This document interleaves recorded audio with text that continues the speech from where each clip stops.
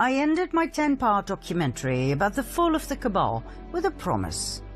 A promise to dive deeper into the story behind the darkness in this world we live in. What happened? How did we get to this point? Who is the Cabal? And what is their exact agenda? Are you ready to go further down the rabbit hole? Well, fasten your seatbelts, for this is going to be one heck of a ride. Those who rule the world, those truly in command, are referred to as the Illuminati or Cabal. Not many people are aware of their presence, let alone their identity. We have grown to believe that our countries are ruled by presidents, by kings and queens and governments. But the truth is, these are mere puppets on a string. Who pull the strings?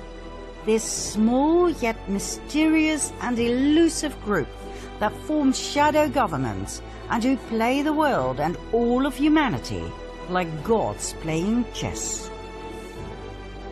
Is the Cabal for real?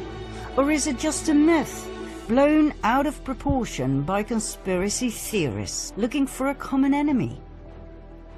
The Cabal is very real. The evidence can be found throughout history, abundantly.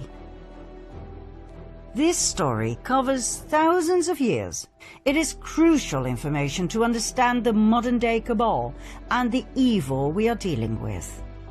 Not only that, it is the only way I can possibly reveal to you the best kept and most shocking secret in the history of mankind. Let's go all the way back in history to the most ancient civilization on Earth, Sumer. Ancient Sumer, 7 millennia ago. What we know stems back from the early writings on clay tablets, written down in cuneiform script.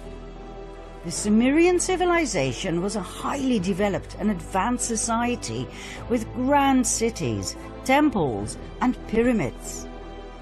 Archaeological findings tell us the cities had amazing mosaics, elaborate streets, housing blocks, indoor plumbing, toilets with water flushing systems, and much more. The temple of Inanna at the ancient city of Uruk still baffles us today with its splendor, its vibrant colors and depictions of strange animal creatures. Inanna was the ancient Sumerian goddess associated with love, beauty, sex, war, and political power. She was later worshipped by the Akkadians, Babylonians, and Assyrians under the name of Ishtar or Asherah. Many researchers now believe she was Isis of the Egyptians, Diana of the Greeks, and Venus of the Romans. She was the consort of Baal, the deity who demanded child sacrifice. We shall later see whether this is true or not. The ancient culture of Sumer and its polytheistic religion expanded towards the northwest into Babylonia, then even further west. It went to what we now know as Canaan and Phoenicia. More about this group later. There was a second group.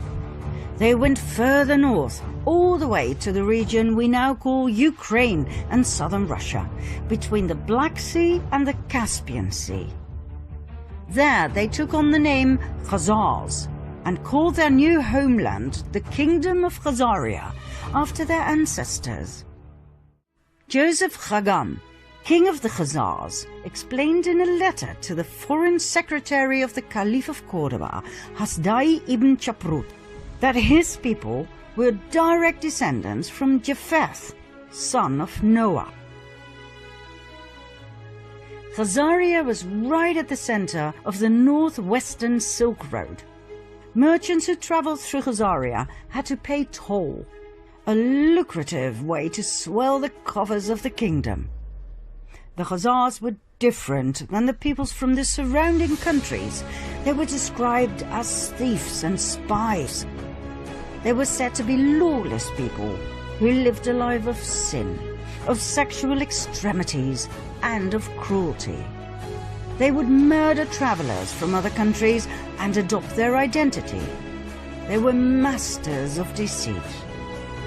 And, last but not least, they were said to worship Baal, also referred to as Moloch, a representation of Lucifer that demanded child sacrifice. In return, Baal was said to reward them with riches, with fame and fortune. The neighboring countries despised them. They hated their sacrificial rituals in which they threw babies into the flames or cut them open to drink their blood and eat their flesh, claiming it gave them incredible power and energy and eternal youth. Urged by these surrounding peoples, the Russian ruler knew he had to do something. In the year 600, he warned their king, Bulan, that their Luciferian practices had to end. He told him they had to convert to either Judaism, Christianity, or Islam. The choice was his. Bulan chose Judaism. But he did not really convert. He merely took elements from Judaism and forged them into his own Luciferian belief. King Bulan and his people lived on and prospered. Nothing much had changed, except for the fact that for outsiders they now called themselves Judeans, which they were not. Mind you, the name Jew wasn't invented until the 18th century. 4 centuries went by.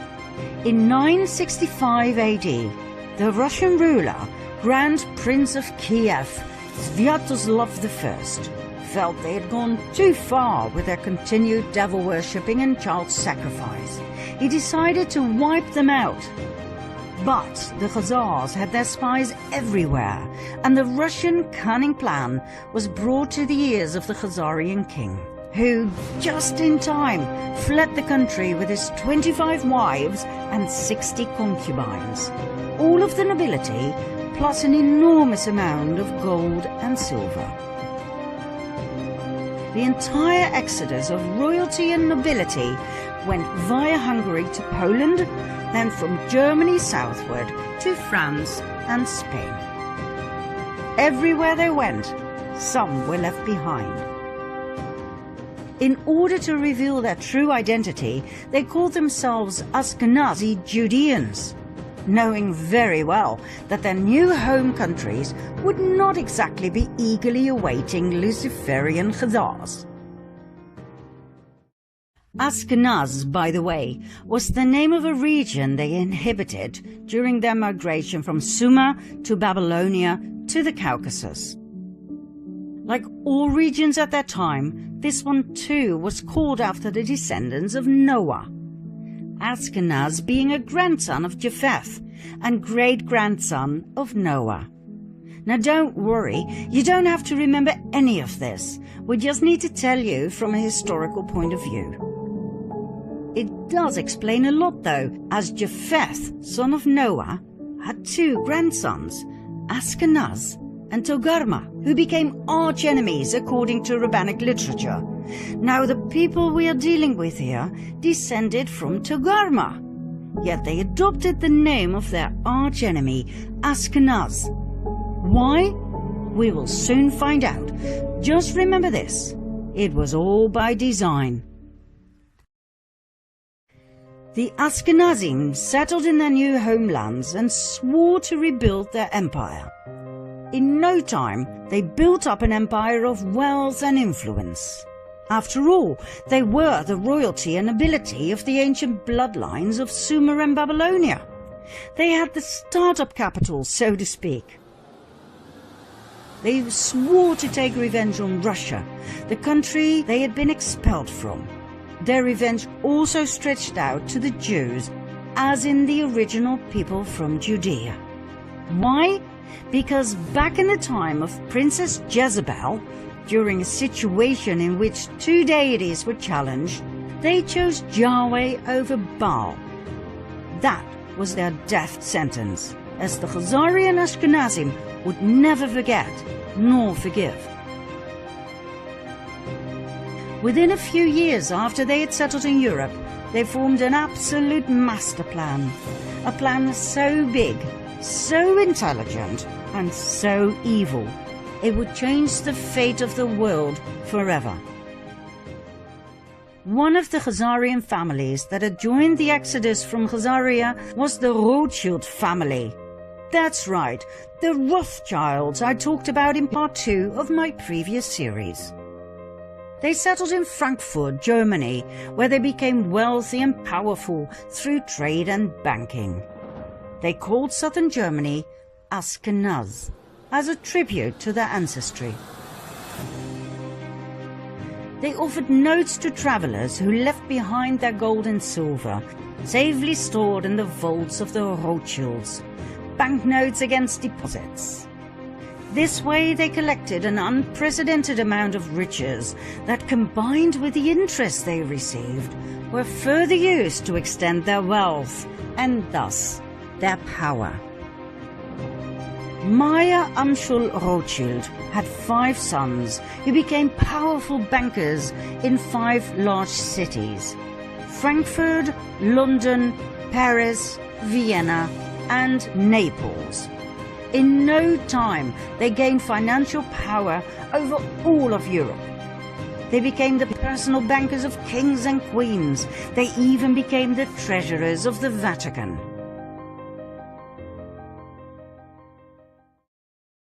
Before we continue with an event in the 18th century that has been deliberately erased from our history books, we have to pause this storyline and go back to the early Middle Ages for a second storyline. The two will meet during this 18th century event. And when they do, things will fall into place, I promise. We'll start in the age of the Crusades. In 1048 AD, an organization was founded that we refer to as the Order of Malta. They were founded in Jerusalem. Their goal was dual. One arm of the order ran a hospital in the Holy Land to tend to Christian pilgrims. The other arm was military, tasked by Rome to protect Christians against the local Muslim population. Their symbol? The equal-armed Maltese cross. During the first 50 years of their existence, Jerusalem was Muslim territory. The amount of Christian pilgrims who went to Jerusalem was limited, even by Islamic law. In 1096 AD, the first of 9 wars broke out. They became known as the First Crusade. The Crusades were religious wars initiated and supported by the Roman Catholic Church. Their goal was to recover the Holy Land from Islamic rule. 3 years after the Crusaders had left for the Holy Land, this goal was achieved. Godfrey de Bouillon and his brother Baldwin, leaders of the First Crusade, became rulers of Jerusalem. The Crusades may have been romanticized in literature and movies, but the truth is, they were insane religious wars focused on nothing but death, destruction, and forced conversion. An estimate of nearly 2 million people died. In 1118, a French knight by the name of Hugh de Payan founded a military order together with 8 relatives and friends. They called the order the Poor Knights of the Temple of King Solomon, later known as the Knights Templar. This order sprang forth from a secret society called the Prieuré de Sion, the Priory of Zion, an order that, by the way, is still alive and active today.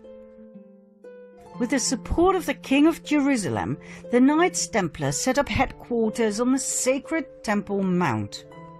Their official goal was to protect pilgrims on their way from Europe to Jerusalem. In and of itself, this is fascinating. 9 knights were officially appointed to protect Christian pilgrims over a distance of 4,000 to 5,000 kilometers. God only knows how they did it.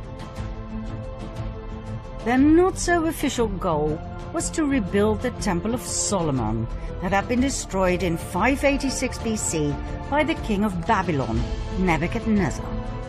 Why this was so important to them, we will show later on. In 1129, the Order of the Knights Templar received the official support of the Roman Catholic Church.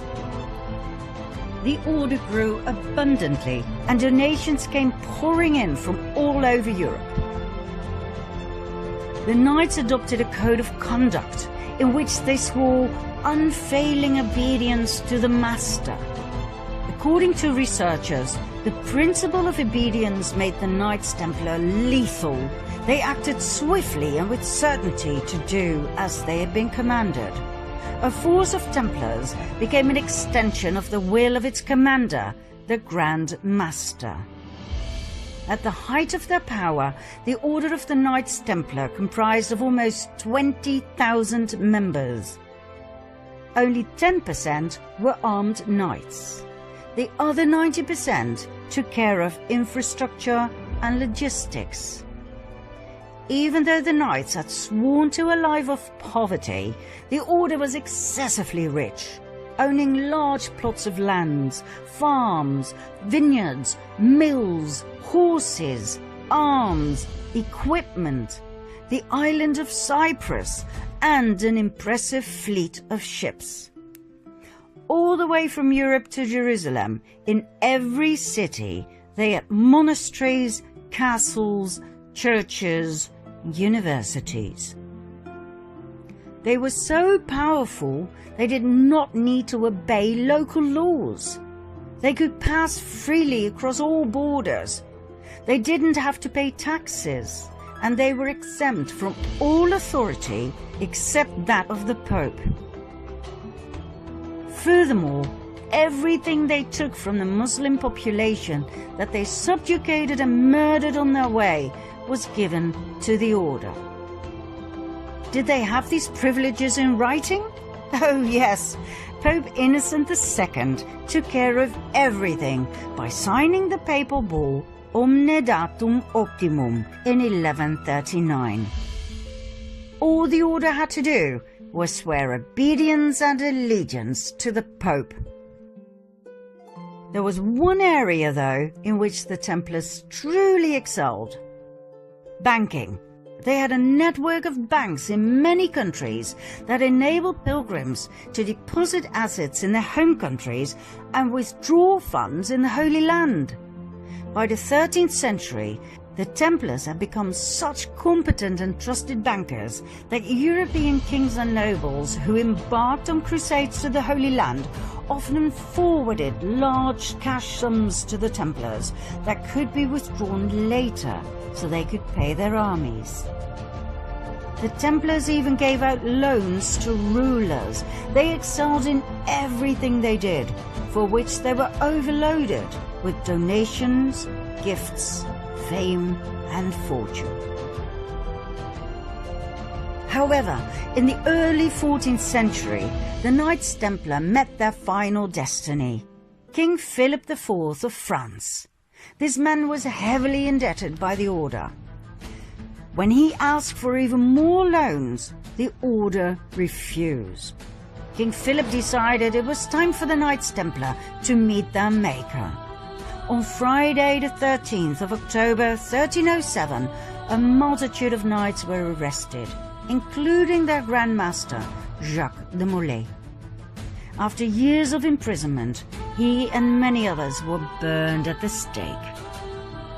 Medieval documents state that Molay called out a curse over the king and the Pope, Clement V, who had failed to protect them against the wrath of the king, and who had even dissolved the order through his papal bull, Vox in Excelso.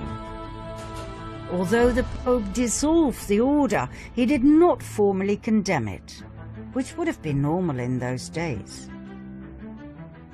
1 month later, Pope Clement died.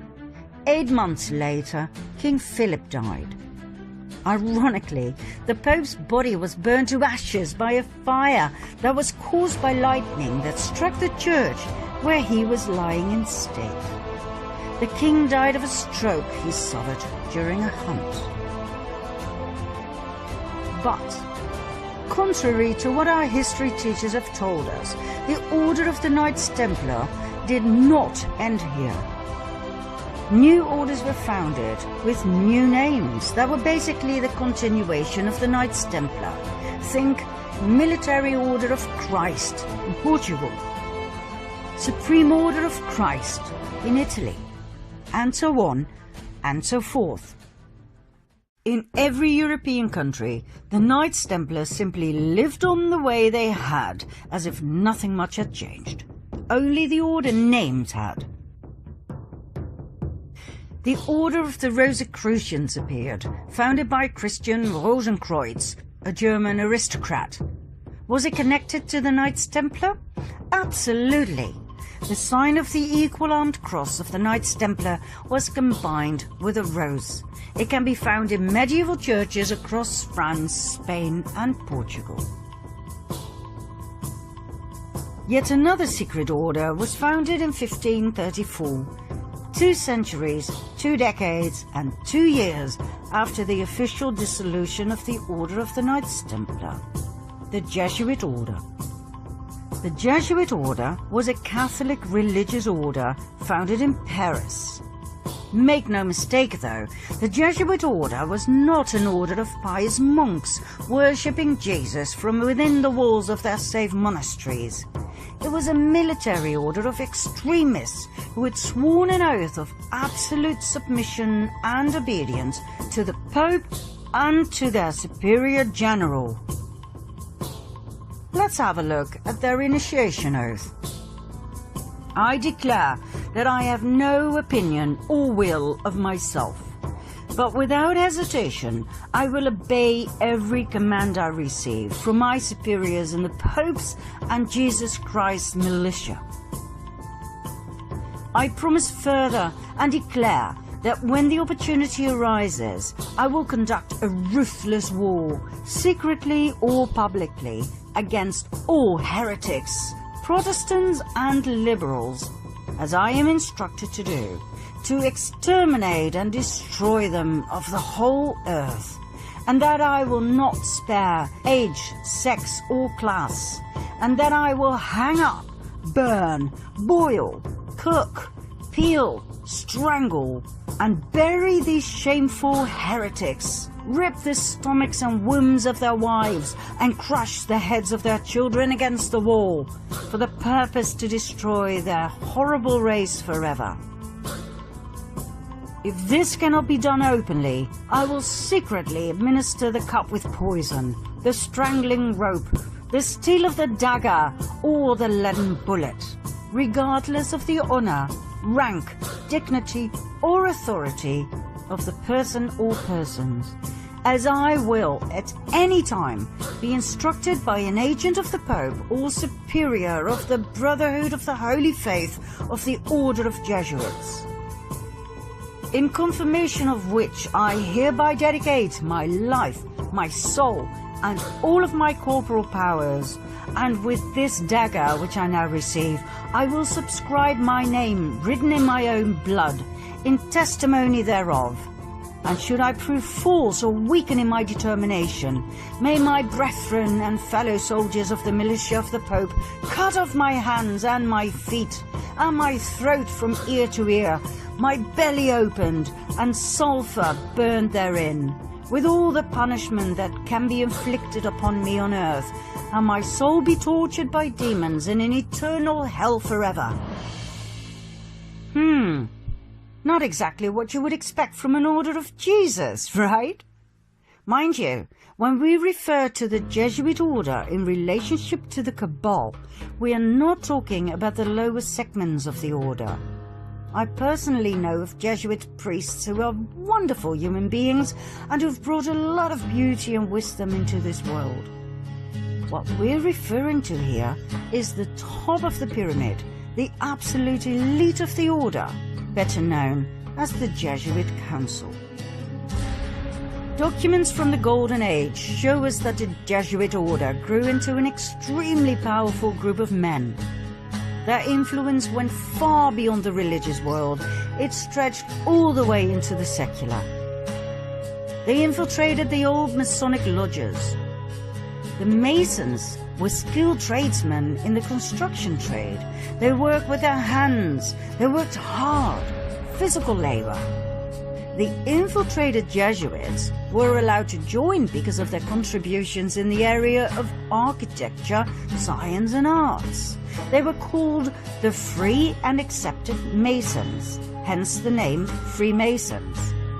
The Freemasons were wealthy men with a special knowledge of architecture. It is known that they were especially interested in the Temple of Solomon, just like the Knights Templar. Furthermore, they were focused on the preservation of esoteric knowledge, for instance about the Kabbalah. The fascination with the Temple of Solomon is not the only link between the Freemasons and the Knights Templar. Even today, the York Rite administers 3 orders of Masonry, one of which is the Knights Templar.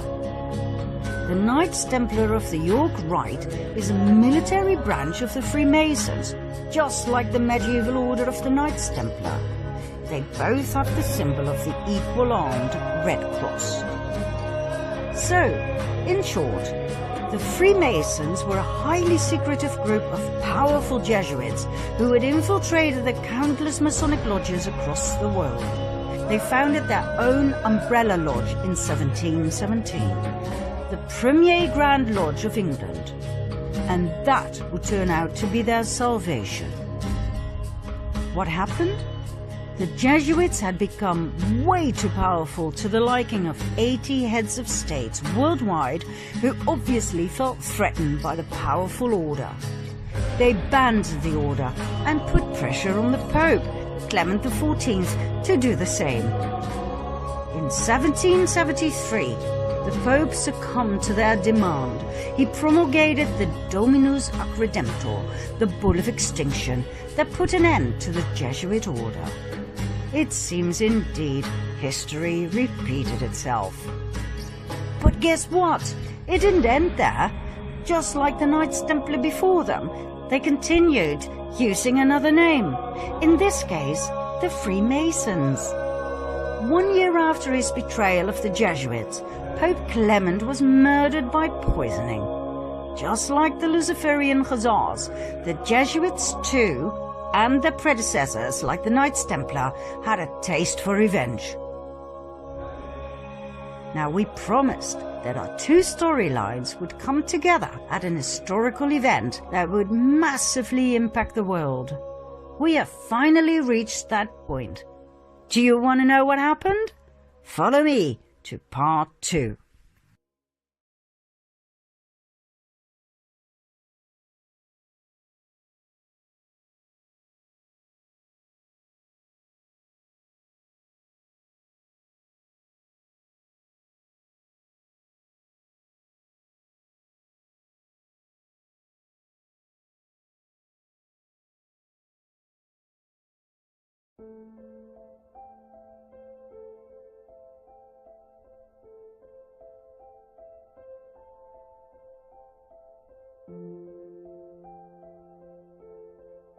You might ask yourself why the orders we showed in part 1 are so important for our fall of the Cabal. Well, you know the expression, know thy enemy? In order to understand the magnificence of their elite plan and the magnitude of their evil intent, we must first identify whom we are dealing with here. There is so much misinformation going around, not only on the internet, but also in our history books. That, by the way, were never written by neutral observers, but always by the winners. If you don't understand where the Cabal comes from, how far back they go in history, if you don't know how we were led to believe that all of these orders and movements were separate entities that came and went in history, independently and rather harmlessly, then you will most certainly not understand nor believe the true identity of the Cabal. you will miss the fact that we find ourselves at the final stage of their master plan. And if you don't fully comprehend in which danger we find ourselves, you will not know what to do at the moment suprême. That is why we make this documentary, so you can wake up, see through all the lies, and take action to claim your sovereignty back. That's when you'll understand what we said in the previous series. History books will have to be rewritten. Okay, let's see where and when our two storylines meet, shall we? It was in 1748 in southern Germany, Bavaria, in a small town called Ingolstadt. A boy was born. His name was Johann Adam Weishaupt. At the age of 5, his father died. The Jesuits took him under their wings and groomed Adam, who turned out to be a highly intelligent and strong-minded individual, to become a professor in canon law at the Jesuit University of Ingolstadt. He rewrote ancient historical documents in which the ideology of Lucifer would eventually lead to the complete control of the world. In 1773, a secret meeting took place between Meyer Amschel Rothschild and a select group of 12 elite Khazarian bankers and businessmen. Remember Rothschild, key player in our first storyline? The excessively wealthy and powerful Ashkenazi Khazarian banker from Frankfurt? Well, Rothschild proposed to join forces and riches with the purpose of world dominance. He had set his eye on Adam Weishaupt, who would be perfect to implement their plans in practice and run their organization. And so, on May the 1st, 1776, Adam Weishaupt founded the Bund der Perfektibilisten, the Order of the Perfectionists, later to be called the Order of the Illuminati. It was the fusion of the financial empire of the Rothschilds and the wealth and power of the military order of the Jesuits. Their goal? The creation of a world government and world dominance. Although Weishaupt's name is commonly known among those who study this material, not many people are aware of the fact that he based his Order of the Illuminati on ancient documents, one of which was a letter that was given to him by Rothschild. This letter, referred to as the Constantinople letter, was old and of extreme value to the Ashkenazim. It was 287 years old, written in 1489 by the Nazi, the chairman of the Jewish High Council in Constantinople, as a response to an outcry for help by the head of the Ashkenazi Jews in France.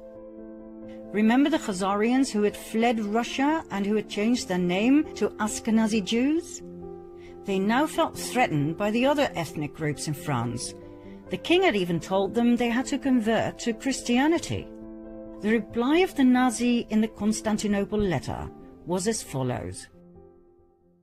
As for what you say that the King of France obliges you to become Christians, do it, since you cannot do otherwise, but let the law of Moses be kept in your hearts. As for what you say about the demand to despoil you of your goods, make your sons merchants, that little by little they may despoil the Christians of theirs. As for what you say about their making attempts on your lives, make your sons doctors and apothecaries, that they may take away Christian lives. As for what you say about their destroying your synagogues, make your sons canons and clerics, in order that they may destroy their churches.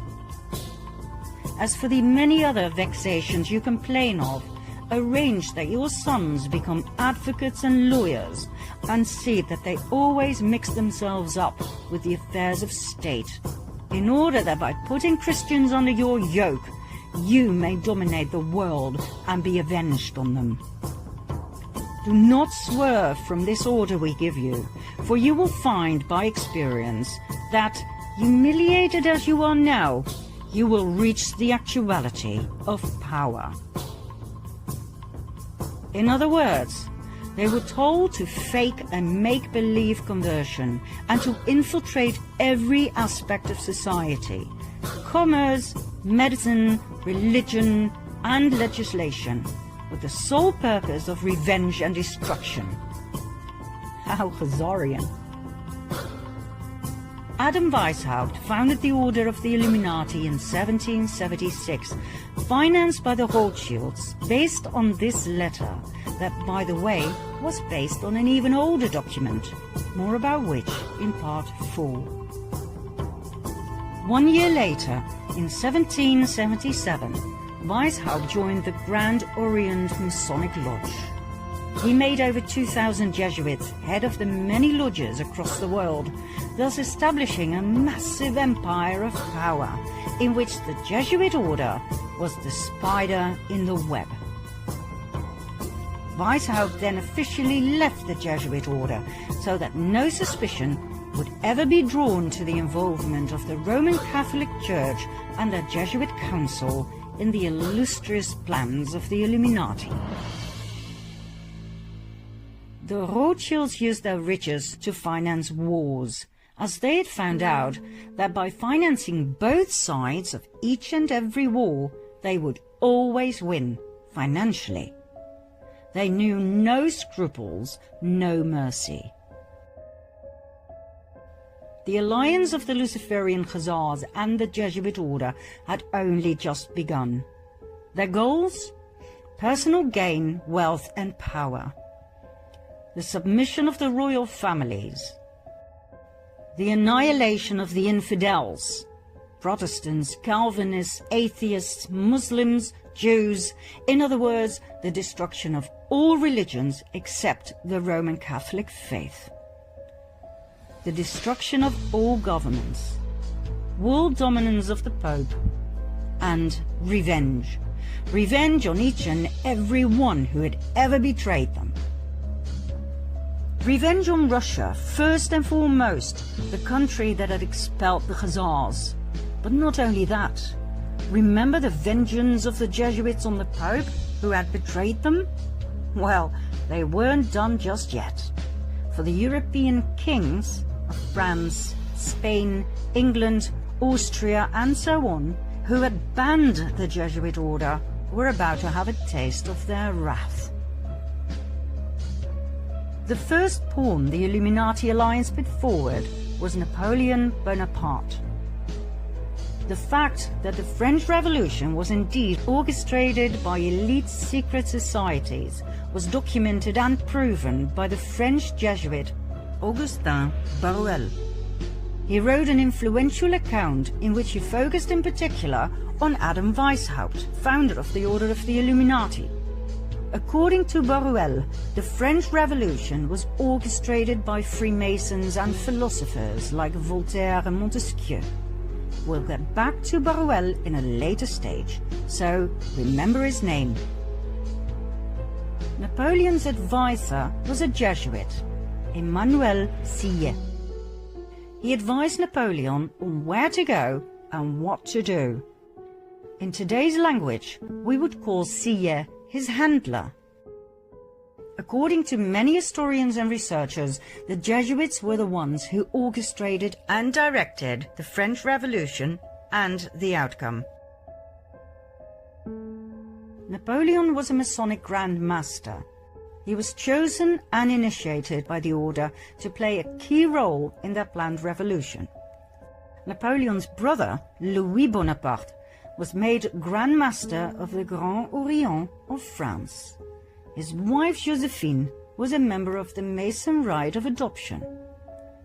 Under Napoleon's rule, the number of lodges in France grew from 300 to 1,220. Napoleon was a puppet of the Cabal.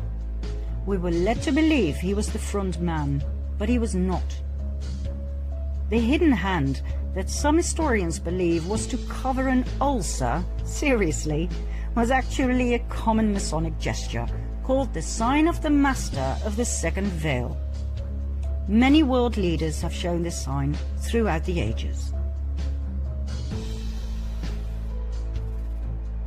The French Revolution started in 1789 and lasted for 10 long and bloody years of absolute terror.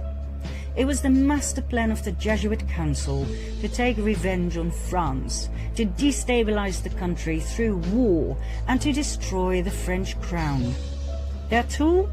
The Jacobins, an extremist political movement founded by none other than Napoleon's advisor, the Jesuit Sieyes. The Jacobins caused mayhem across France, rioting, plundering, murdering everyone who stood in their way.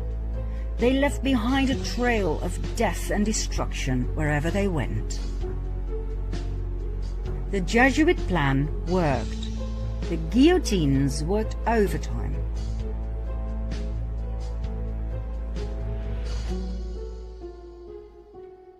The Jesuit order is the most dangerous of all orders. It has caused more harm than all other orders.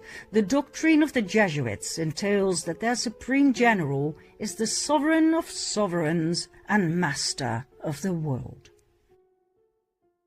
After the French Revolution had ended, the Napoleonic Wars started.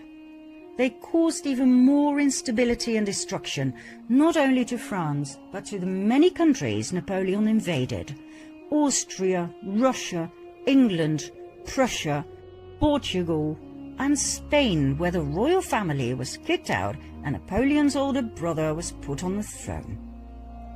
Each and every country that had once banned the Jesuit order and the Khazarian Ashkenazi Jews was now in ruins. This was one of the order's most dominant passions: revenge. During the Napoleonic Wars, the Illuminati alliance deployed their most successful strategy. They financed both the French and the English army. It simply didn't matter who won. War was an absolute revenue model. It was the Duke of Wellington who fought Napoleon and who defeated him at the Battle of Waterloo in 1815. Nathan Rothschild, a brilliant and ruthless businessman, had his spies at Waterloo, and he had a private courier system, as he knew that fast communication was vital in business. When it was clear that Napoleon had been defeated, the message was immediately sent to Rothschild, who received the news 2 days prior to anyone else. He then made a brilliant move at the London Stock Exchange. Instead of buying English bonds, the gilts, he sold those he had. The other traders noticed and drew the erroneous conclusion that Napoleon must have won the war. They immediately sold their bonds as well, causing the gilt price to drop dramatically. That was the moment Rothschild made his move. He bought all the gilts he could lay his hands on at a very low price. By the time the others had noticed and frantically started buying again, Nathan Rothschild was excessively rich. The King of England, George III, was now heavily indebted to Nathan Rothschild, who had financed his wars. Not only had the king to pay back his debts, he had to pay interest on top of it. He was now in the pocket of the Rothschilds. I care not what puppet is placed on the throne of England to rule the empire. The man who controls Britain's money supply controls the British Empire, and I control the money supply. Next, 1914. The Illuminati alliance, that we shall refer to as the Cabal from now on, simply because it's short and to the point, caused World War I, a war initially solely between Austro-Hungary, a dual empire of Austria and Hungary on the one side, and Serbia on the other. What happened? The ruler of Austro-Hungary, Emperor Franz Joseph I, had no successor to the throne, as his only son had committed suicide. His nephew, Franz Ferdinand, became heir to the throne. But his ideas about politics were very different from his uncle's. Franz Ferdinand wanted to decentralize. He wanted autonomy for the various ethnic groups. He wanted to incorporate Serbia into the Dual Empire as a political entity equal to Hungary and Austria. He was a thorn in the eye of his uncle, the Emperor. Although raised in the Jesuit image of his father and uncle, he had a mind of his own. He refused to adopt his uncle's political vision, and he married the woman he loved, which was so not done within the elite. At the time of extreme internal unrest, the emperor sent his nephew to the border with Serbia, where he and his wife Sophie were murdered. According to the official narrative, it was the Serbian Gavrilo Princip who pulled the trigger, and so Austro-Hungary declared war on Serbia. Germany joined forces with Austro-Hungary. England, France, Russia, and later Italy, Romania, Bulgaria, and former Turkey, the Ottoman Empire, came to the aid of Serbia. We all know the results. 4 horror years in trenches, 9 million killed. Germany was in ruins, and that was precisely what the Jesuits had aimed for, as Germany was mostly Protestant. You may remember what it said in the Jesuit oath about Protestants. They would do absolutely anything to destroy their horrible race forever. Some historians may question or even deny the Jesuit background of the rulers of Austro-Hungary, which is odd, as they were prominent members of several Jesuit suborders, such as the Supreme Order of Christ. Emperor Franz Joseph was so high up in the Jesuit council that he was authorized to grant titles such as Prince and Grand Master. In 1880, for instance, he granted this title of Prince of the Holy Roman Empire to the Grand Masters of the Order of Malta. He even founded his own order, the Imperial Austrian Order of Franz Joseph. I promise to go deeper into these orders, plus the evidence of their Jesuit connection, in a later episode. For now, we'll leave it here, as we don't want to get lost in history. After all, we still have to cover the Russian Revolution and World War II in a way it wasn't brought to you in school, I promise.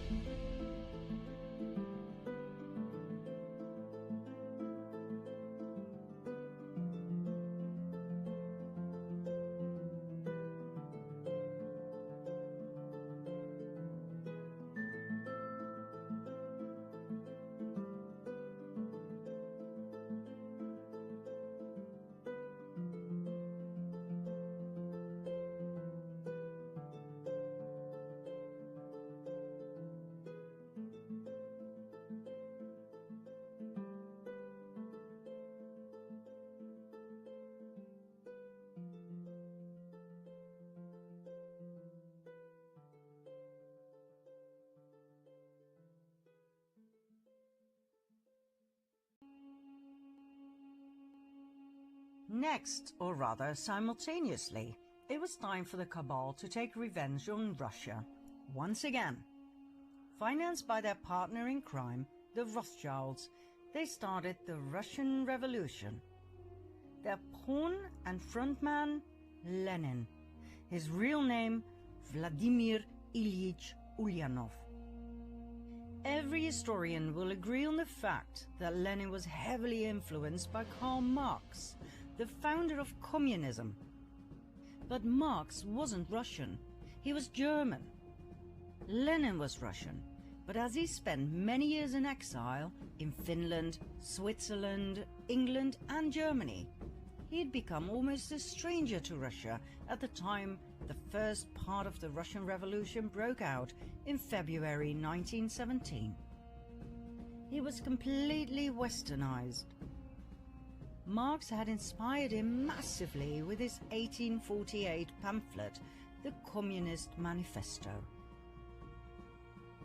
Lenin wasn't just inspired by Marxist communism, but also by his Jesuit background.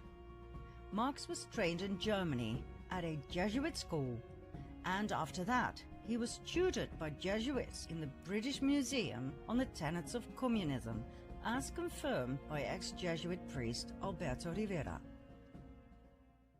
Another source of Marx being a Jesuit coadjutor, an assistant bishop, is Otto von Bismarck, who wrote in the North German Gazette that Marx was under control of the Jesuit priest Peter Becks, then Superior General of the Society of Jesus. And there was more Jesuit influence on Lenin. His right-hand man, Felix Dzerzhinsky, who was the head of the Soviet secret police, was a great admirer of the Jesuits.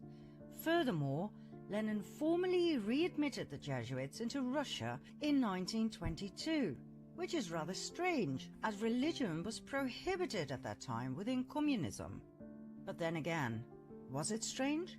The origin of communism lies in the Jesuit ideology, as confirmed by many historians.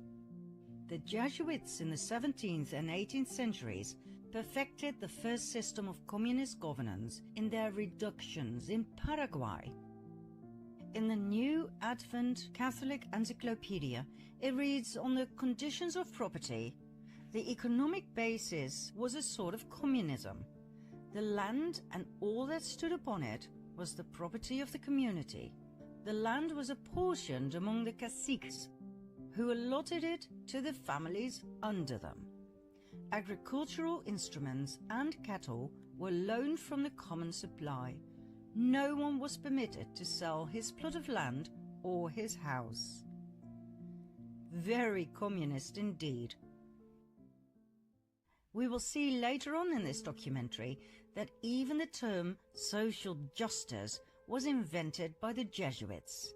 The first man to name it and write about it was the Jesuit Luigi Tabarelli d'Azeglio. Lenin was a Jesuit puppet who was pushed forward by the Cabal to destabilize and destroy the country. He hated Russia and the Russians. Some of his most famous quotes are, "I spit on Russia. While the state exists, there can be no freedom. When there is freedom, there will be no state." And, "May 90% of the Russians die and let the other 10% live under communism." The Russian Revolution was a Jesuit attack on the country. Their motive? Revenge. Their pawn? Lenin. Their tool? The Bolshevists.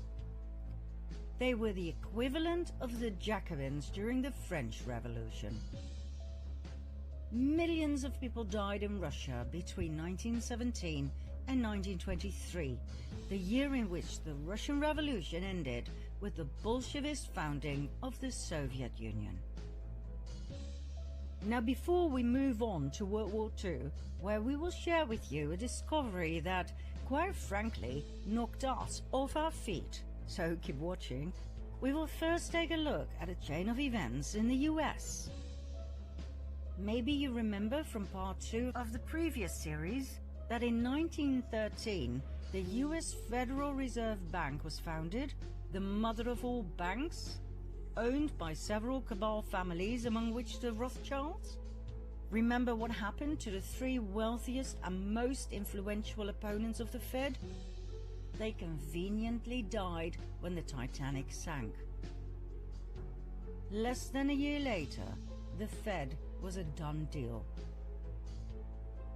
In the US at that time, about 21,000 banks did not yet fall under the jurisdiction of the Fed. That was, and still is, an absolute lethal thing to do. One might as well commit suicide, as history has proven over and over again, worldwide. In 1914, World War I started, 1 year after the establishment of the Federal Reserve. Between 1914 and 1919, the Fed doubled the money supply, causing a nationwide increase in lending. In 1920, it shrank the money supply and 5,500 competitor banks went bankrupt. They were bought by the Fed for next to nothing. Between 1921 and 1929, the Fed increased the money supply again. Loans were everywhere. But on October 23, 1929, 2.6 million shares were sold in a frenzy. By whom? Not that hard to guess. The next day, on October 24 at 9 a.m., Wall Street was closed, and the moneymakers who had gathered outside slowly started to realize in a state of shock what had happened. Loans were called in. Investors were forced to sell their shares. This event became known in history as the Wall Street crash.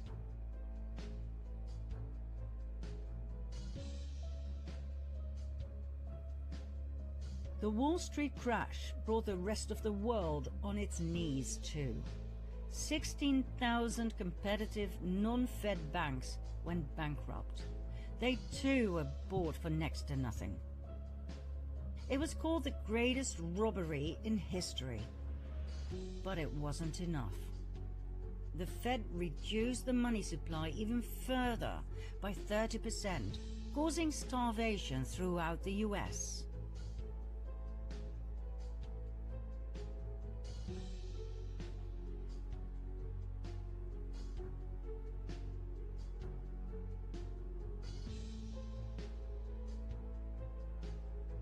The Rothschilds had done what they had successfully been doing since the French Revolution, manipulating the stock market at the expense of the people to further increase their wealth and power.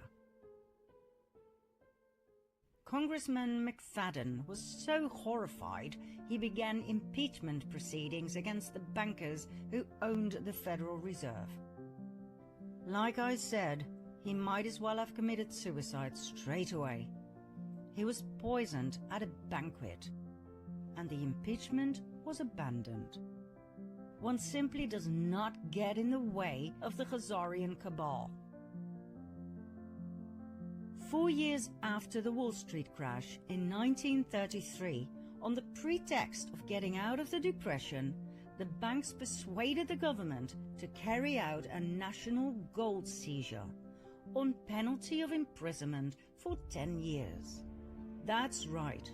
Under pressure of the Fed, President Roosevelt signed Executive Order 6102 to make the impoverished American people give up their gold.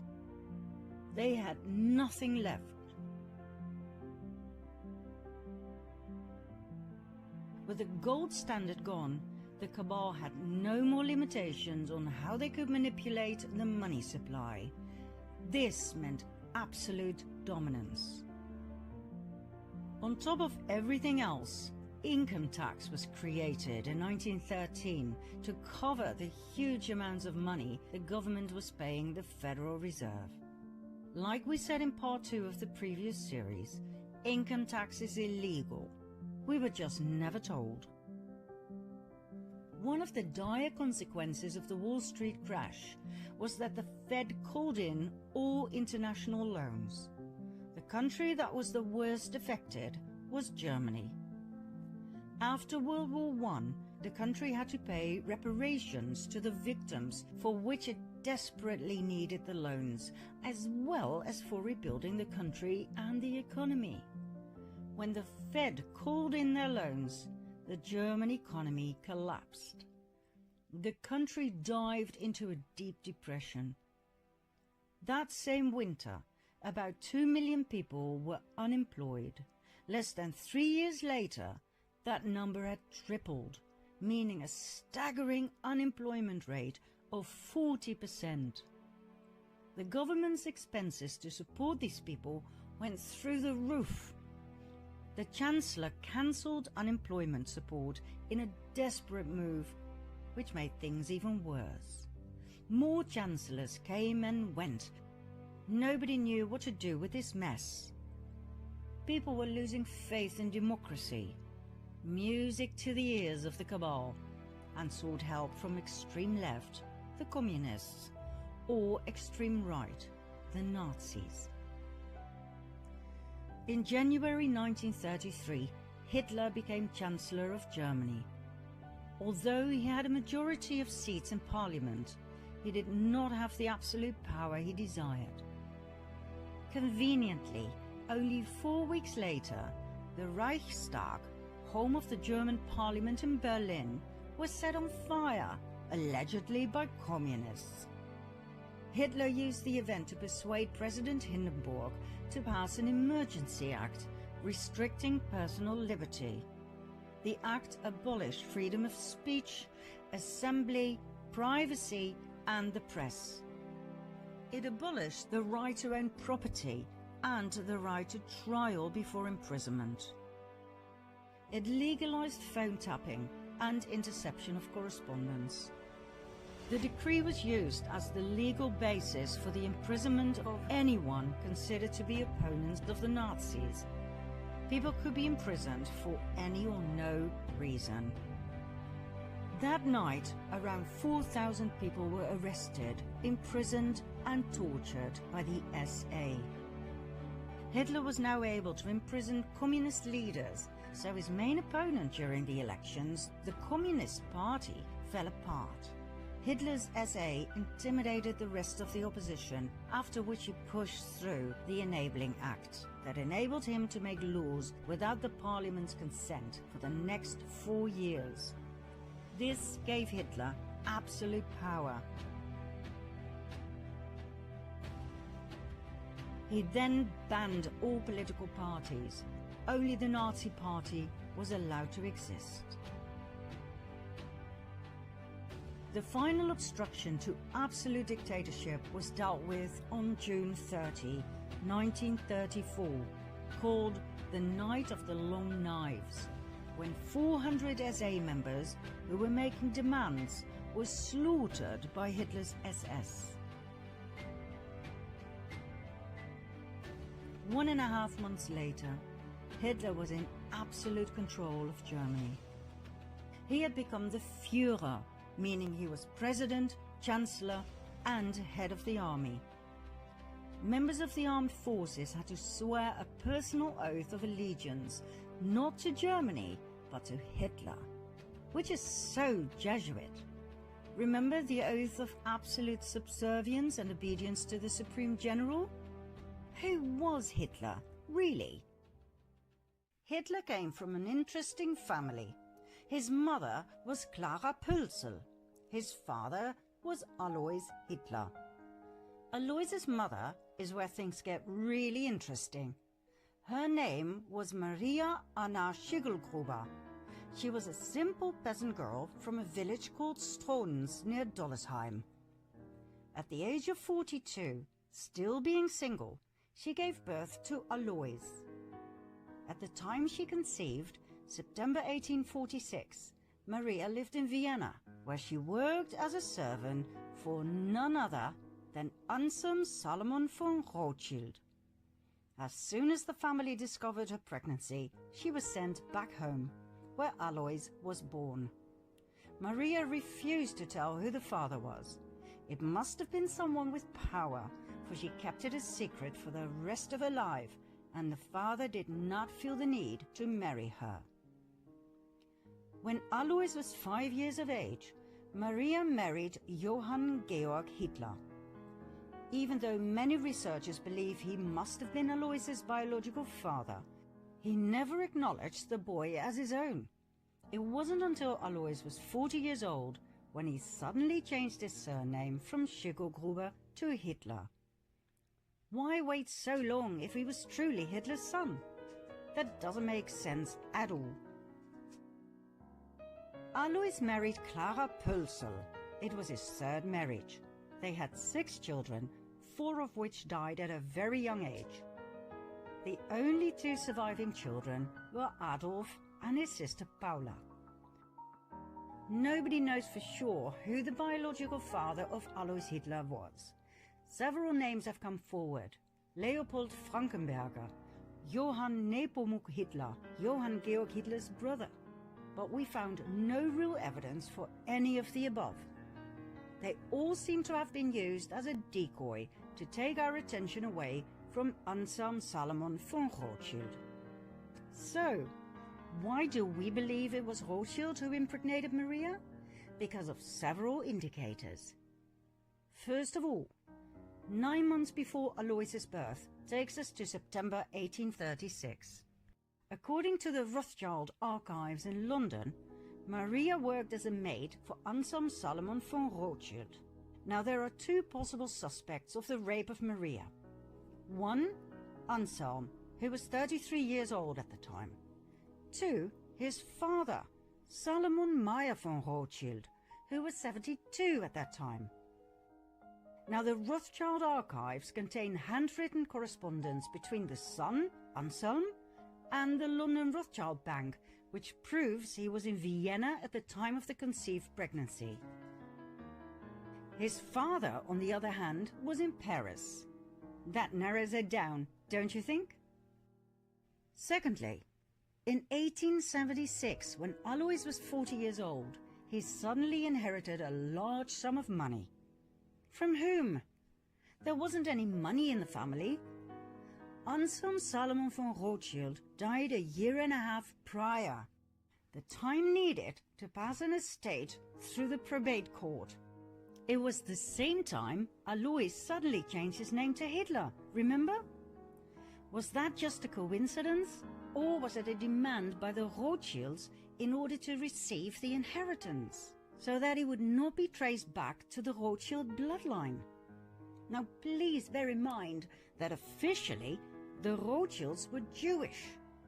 They were the Babylonian Khazars who converted to the Jewish faith under pressure of the Russian king.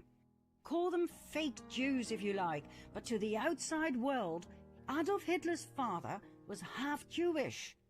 If this ever came to light, it would be one hell of a scandal.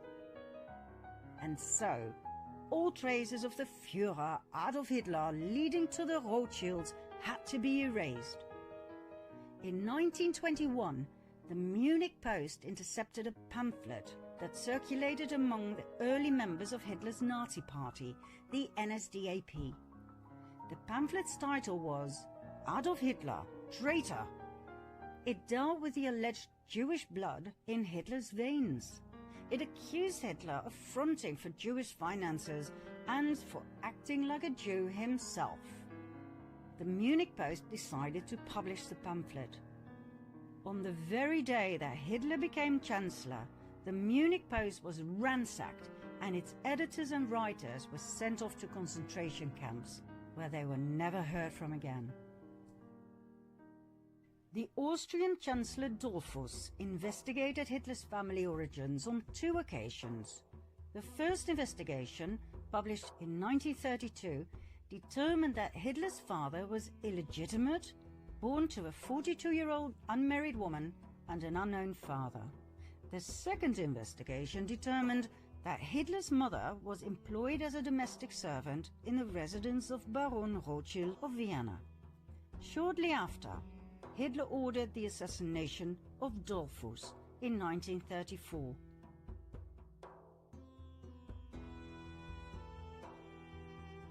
Adolf Hitler once told his nephew, William Patrick Hitler, "These people must not know who I am. You must not know where I come from and which family I'm from." In an effort to erase any evidence that would lead Hitler back to the Rothschilds, not only were people murdered, but the entire village of Dollersheim, where Hitler's grandmother had come from, was completely destroyed on Hitler's orders. Adolf Hitler, the Führer, did not come out of nowhere. We believe he was a Rothschild, maybe an illegitimate one, but still. We saw in the previous series, in part 5, how the illegitimate James Alefantis Rothschild was pushed forward by the family to play a very important part in the US elite and their Pizzagate. Well, Adolf Hitler too was pushed forward the same way to influence the outcome of yet another Cabal war. Hitler was a great admirer of the founder of the Jesuits, Ignatius of Loyola. He said, I learned much from the order of the Jesuits. Until now, there has never been anything more grandiose on the earth than the hierarchical organization of the Catholic Church. I transferred much of this organization into my own party.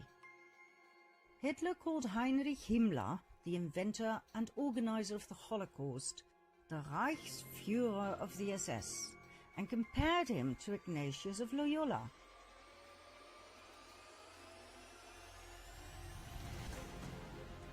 The SS organization has been constituted by Himmler according to the principles of the Jesuit order.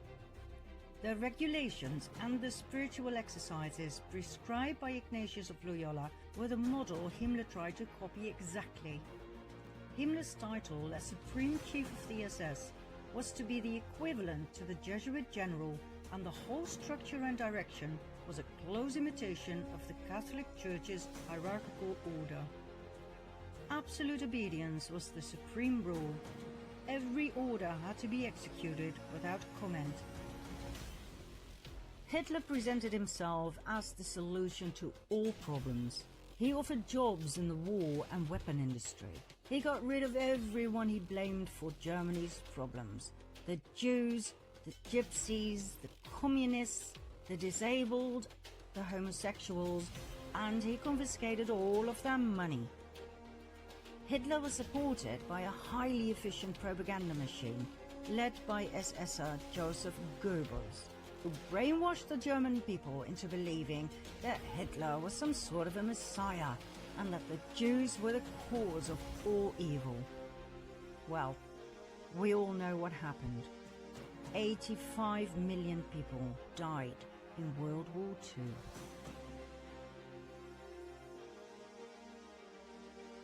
But the Cabal wasn't done just yet.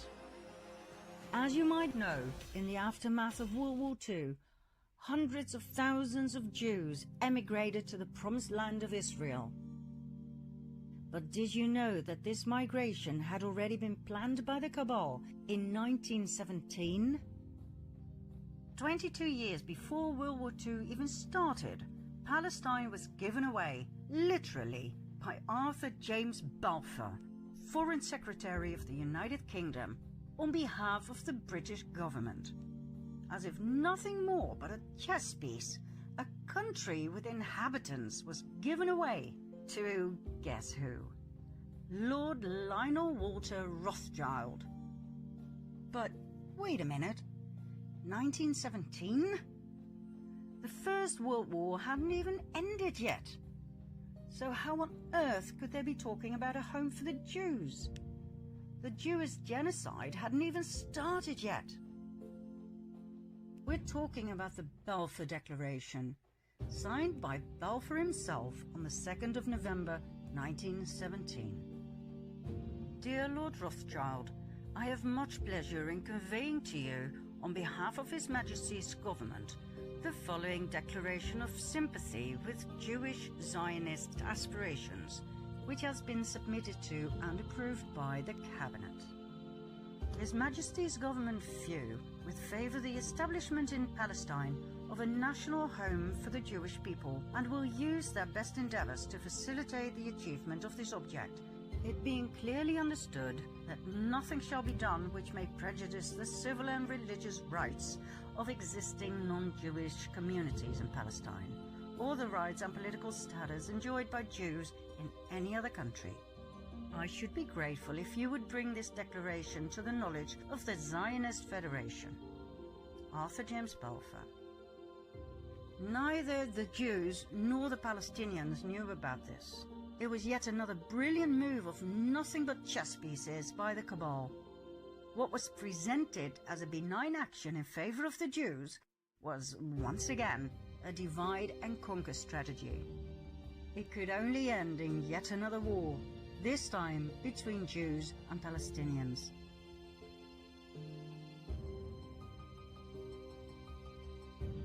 The Jewish people were willingly and knowingly murdered 22 years after the Balfour Declaration was signed. Why? Because the Rothschilds and the other Cabal families had but one focus: Jerusalem. It's not by chance that so many family members have Solomon in their name. The Temple of Solomon, Temple Mount, and therefore the land of Israel was their main priority. We will soon tell you why and expose their deepest and darkest secret.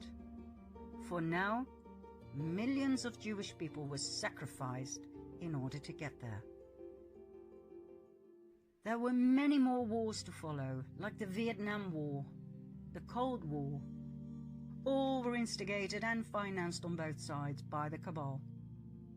That's how people across the world were kept in fear, paralyzed and poor, divided and subservient.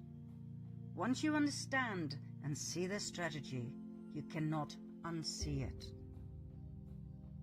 But the worst was yet to come, for times were changing and the Cabal adapted their strategy as time went along. Key words in their everlasting plan to conquer the world: hatred, revenge, disdain. These three words were perfectly combined in one document, the Protocols of the Learned Elders of Zion.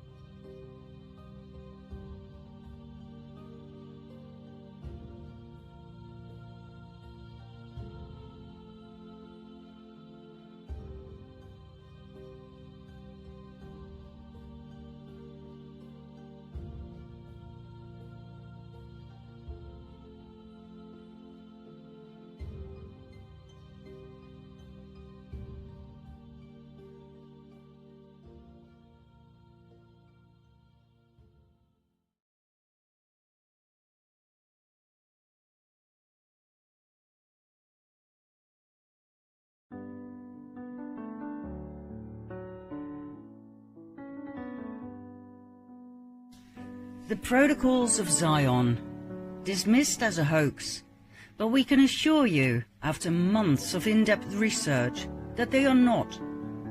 They were slightly altered, yes, but they are not a hoax. In 24 protocols, the Elders of Zion described their vision of the world, its population, and their ultimate goal: absolute world dominance and a one-world government. A new world order in which their king, the King of Kings, will be crowned on the throne of Zion to rule the world forevermore. Some people believe the protocols were copied from a 19th century book, The Dialogue in Hell between Machiavelli and Montesquieu by Maurice Joly, in which Napoleon was ordered to Jew and France was ordered to the world.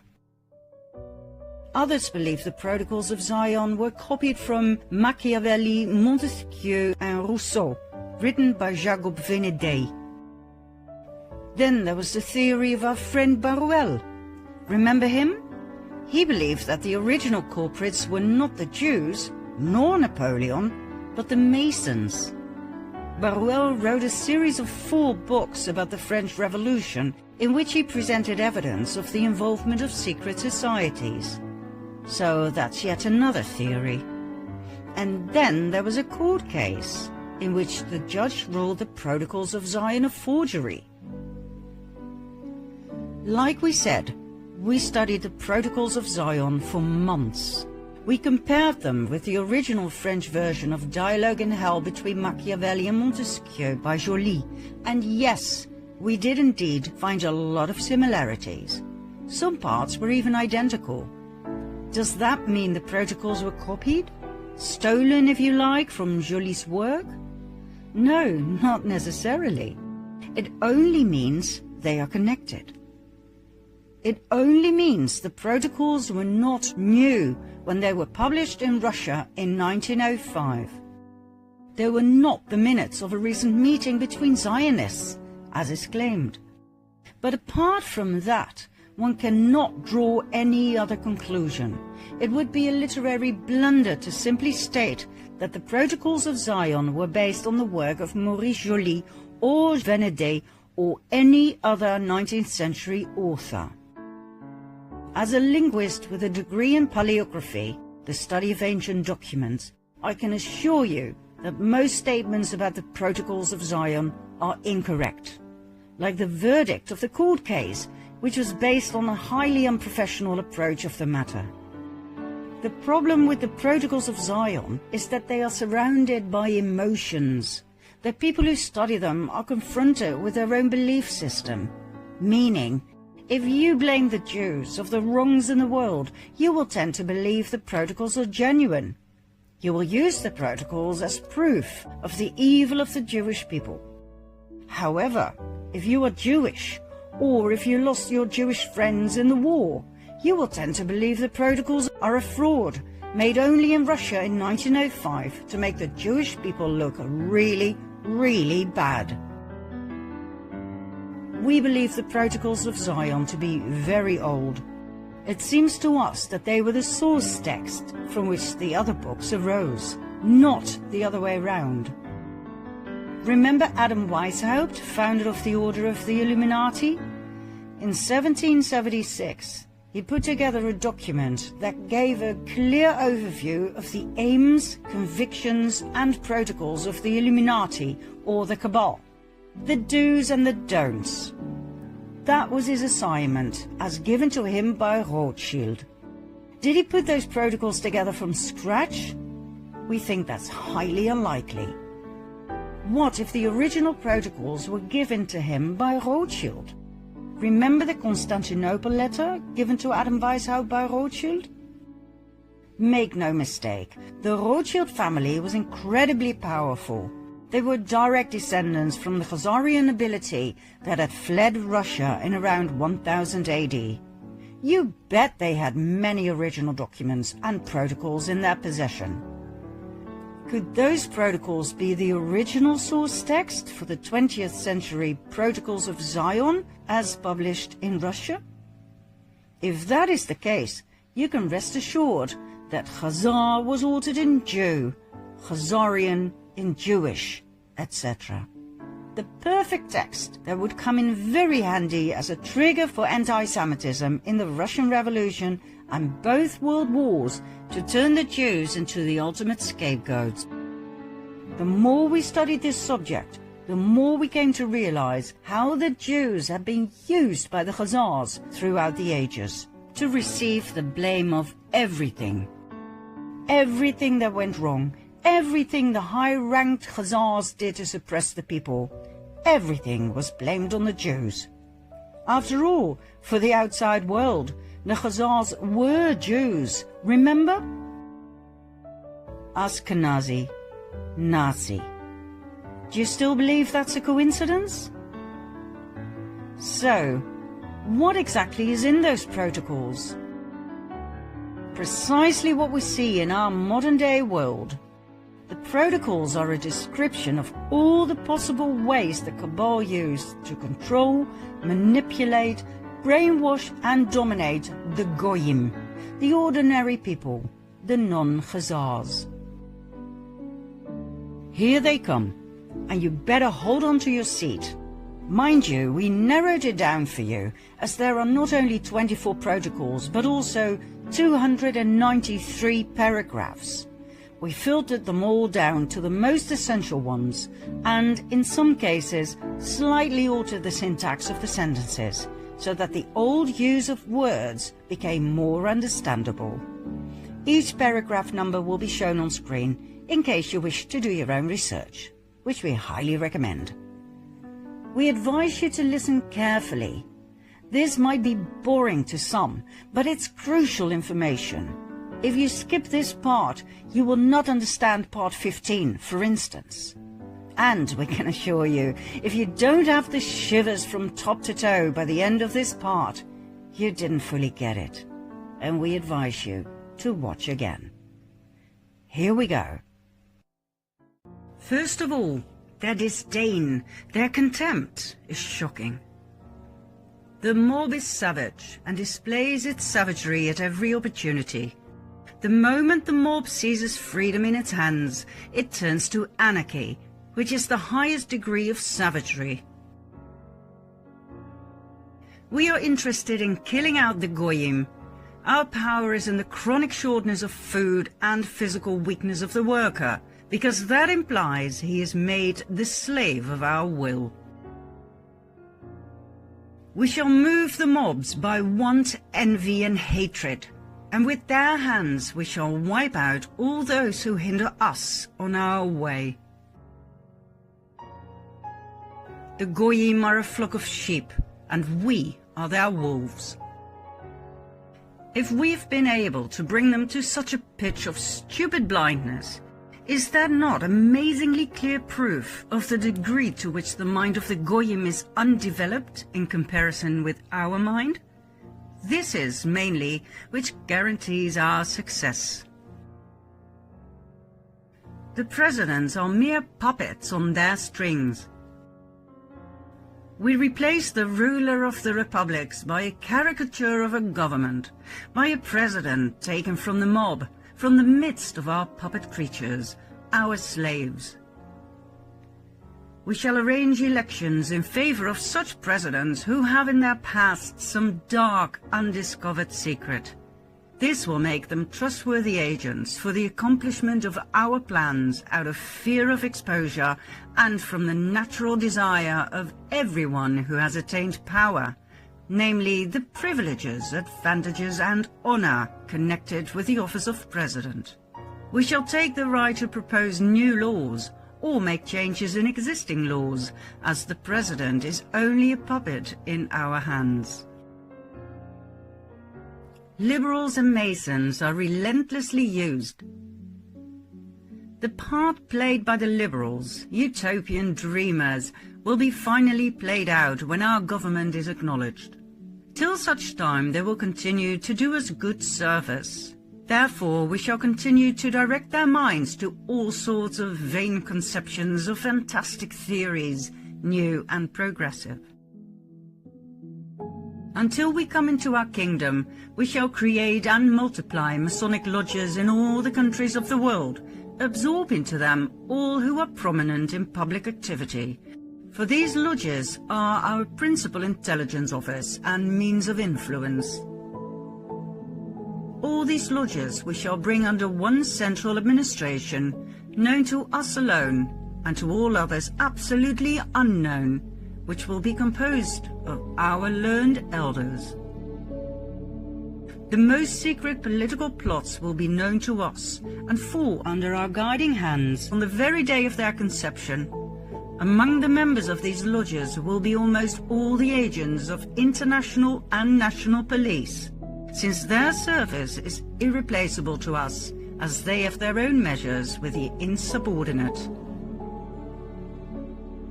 The class of people who willingly enter into secret societies are those who live by their reason, careerists, mostly light-minded people, with whom we shall have no difficulty in dealing and in using. But if there should arise in its midst a plot, then at the head of that plot will be no other than one of our most trusted servants.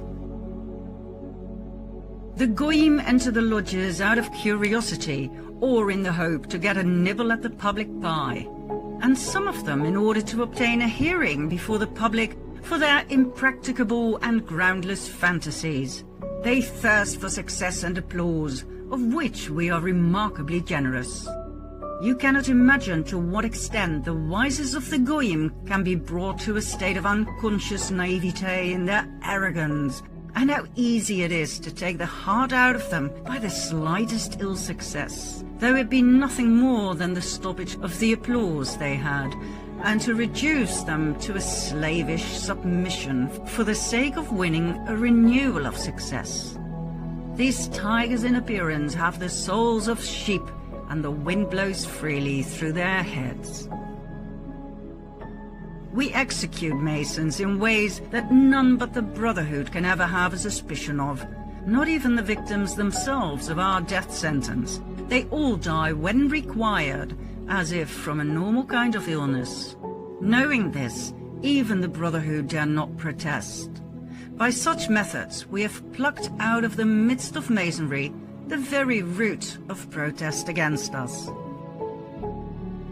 The press will be their golden tool to steer the mob. Through the press we have gained the power to influence while remaining ourselves in the shade. Not a single announcement will reach the public without our control. All news items are received by a few agencies. These agencies will be entirely ours and will give publicity only to what we dictate to them. All our newspapers will be of all possible complexions: aristocratic, republican, revolutionary, even anarchical. Those fools who will think they are repeating the opinion of a newspaper of their own camp will be repeating our opinion, or any opinion that seems desirable for us. The people shall be distracted with empty words and broken promises. We shall raise the rate of wages, which, however, will not bring any advantage to the workers, for at the same time we shall produce a rise in prices of the basic necessities of life, claiming that it arises from the decline of agriculture and cattle breeding. There is another reason why they will close their eyes, for we shall keep promising them to give back all the liberties we've taken away as soon as we have quelled the enemies of peace and tamed all parties. We shall distract them with amusements, games, pastimes, fashions, people's palaces. Through the press we shall propose competitions in art, in sport, in all kinds. These interests will finally distract their minds. All layers of society will be infiltrated. It is from us that the all-engulfing terror proceeds. We have in our service persons of all opinions, of all doctrines, restorating monarchists, demagogues, socialists, communists, and utopian dreamers. We have harnessed them all to the task of drilling away the last remnants of authority. By these acts, all states are in torture and ready to sacrifice everything for peace and tranquility. But we will not give them peace until they openly acknowledge our international supergovernment, and with submissiveness. We have got our hands into the administration of the law, into the conduct of elections, into the press, into liberty of the person, but principally into education and training as being the cornerstones of a free existence. The administrators whom we shall choose from among the public, with strict regard to their capacity for obedience, will not be persons trained in the arts of government, and will therefore easily become pawns in our game, in the hands of men of learning and genius, who will be their advisers, specialists bred and reared from early childhood to rule the affairs of the whole world. We shall surround our government with a whole world of economists. Around us will be a constellation of bankers, industrialists, capitalists, and the main thing, millionaires, because everything will be settled by the question of figures. Who will ever suspect that all these people were stage managed by us, according to a political plan which no one has so much as guessed at in the course of many centuries? The ultimate threat. You may say that the Goyim will rise upon us, arms in hand, if they guess what is going on before the time comes. But in the West we have against this a maneuver of such appalling terror that the very stoutest hearts quail. The undergrounds, metropolitans, those subterranean corridors, which, before the time comes, will be driven under all the capitals, and from where the capitals will be blown into the air with all their organizations and archives. They will cause mayhem. We have stirred up every form of enterprise. We have armed all parties. We have set up authority as a target for every ambition. Of states, we have made gladiatorial arenas where a lot of confused issues contend. A little more, and disorders and bankruptcy will be universal. This hatred will be further magnified by the effects of economic crises, which will stop dealing on the exchanges and bring industry to a standstill. Universal economic crises whereby we shall throw upon the streets whole mobs of workers simultaneously in all the countries of Europe. These mobs will rush to shed the blood of those whom they have envied from their cradles in the simplicity of their ignorance, and whose property they will then be able to loot. Remember the French Revolution? The secrets of its preparations are well known to us, for it was wholly the work of our hands. There will be a transition period. In order to put public opinion into our hands, we must bring it into a state of bewilderment by giving so many contradictory opinions that the Goyim will lose their heads in the labyrinth and come to see that the best thing is to have no opinion of any kind in political matters. In order for the people to become accustomed to obedience, it is necessary to give lessons of humility and therefore to reduce the production of articles of luxury. We shall re-establish small master production, which will mean laying a mine under the private capital of manufacturers. In the resulting chaos, people will fail to understand one another. It will discourage any kind of personal initiative, which might hinder our affair in any degree. There is nothing more dangerous than personal initiative. If it has genius behind it, such initiative can do more harm to us than can be done by millions of people among whom we have sown discord. We must so direct the education of the Goyim communities that whenever they come upon a matter requiring initiative, they may drop their hands in despairing impotence. We shall so wear down the Goyim that they will offer us international power that will enable us without any violence gradually to absorb all the state forces of the world and to form a super government. In place of the rulers of today, we shall set up a super government administration. Its hands will reach out in all directions, and its organization will be of such colossal dimensions that it cannot fail to subdue all the nations of the world. The moment of the recognition of our despot will come when the peoples, utterly wearied by the incompetence of their rulers, a matter which we shall arrange for, will cry out, "Away with them, and give us one king over all the earth who will unite us and annihilate the causes of disorders, who will give us peace and quiet, which we cannot find under our rulers and representatives." Then will the mob exalt us and bear us up in their hands in a unanimous triumph of hopes and expectations. Voting, which we have made the instrument which will set us on the throne of the world, will then have served its purpose and will play its part for the last time. The new kingdom will be blood-curdling. We shall create an intensified centralization of government in order to grip in our hands all the forces of the community. We shall regulate all the actions of the political life of our subjects by new laws. These laws will withdraw one by one all liberties of the Goyim, and our kingdom will be distinguished by a despotism of such magnificent proportions that we can wipe out any Goyim who oppose us by deed or word. The word freedom brings out the communities of men to fight against every kind of force, every kind of authority, even against God and the laws of nature. For this reason, when we come into our kingdom, we shall have to erase this word, freedom, from the lexicon of life, as implying a principle of brute force which turns mobs into bloodthirsty beasts.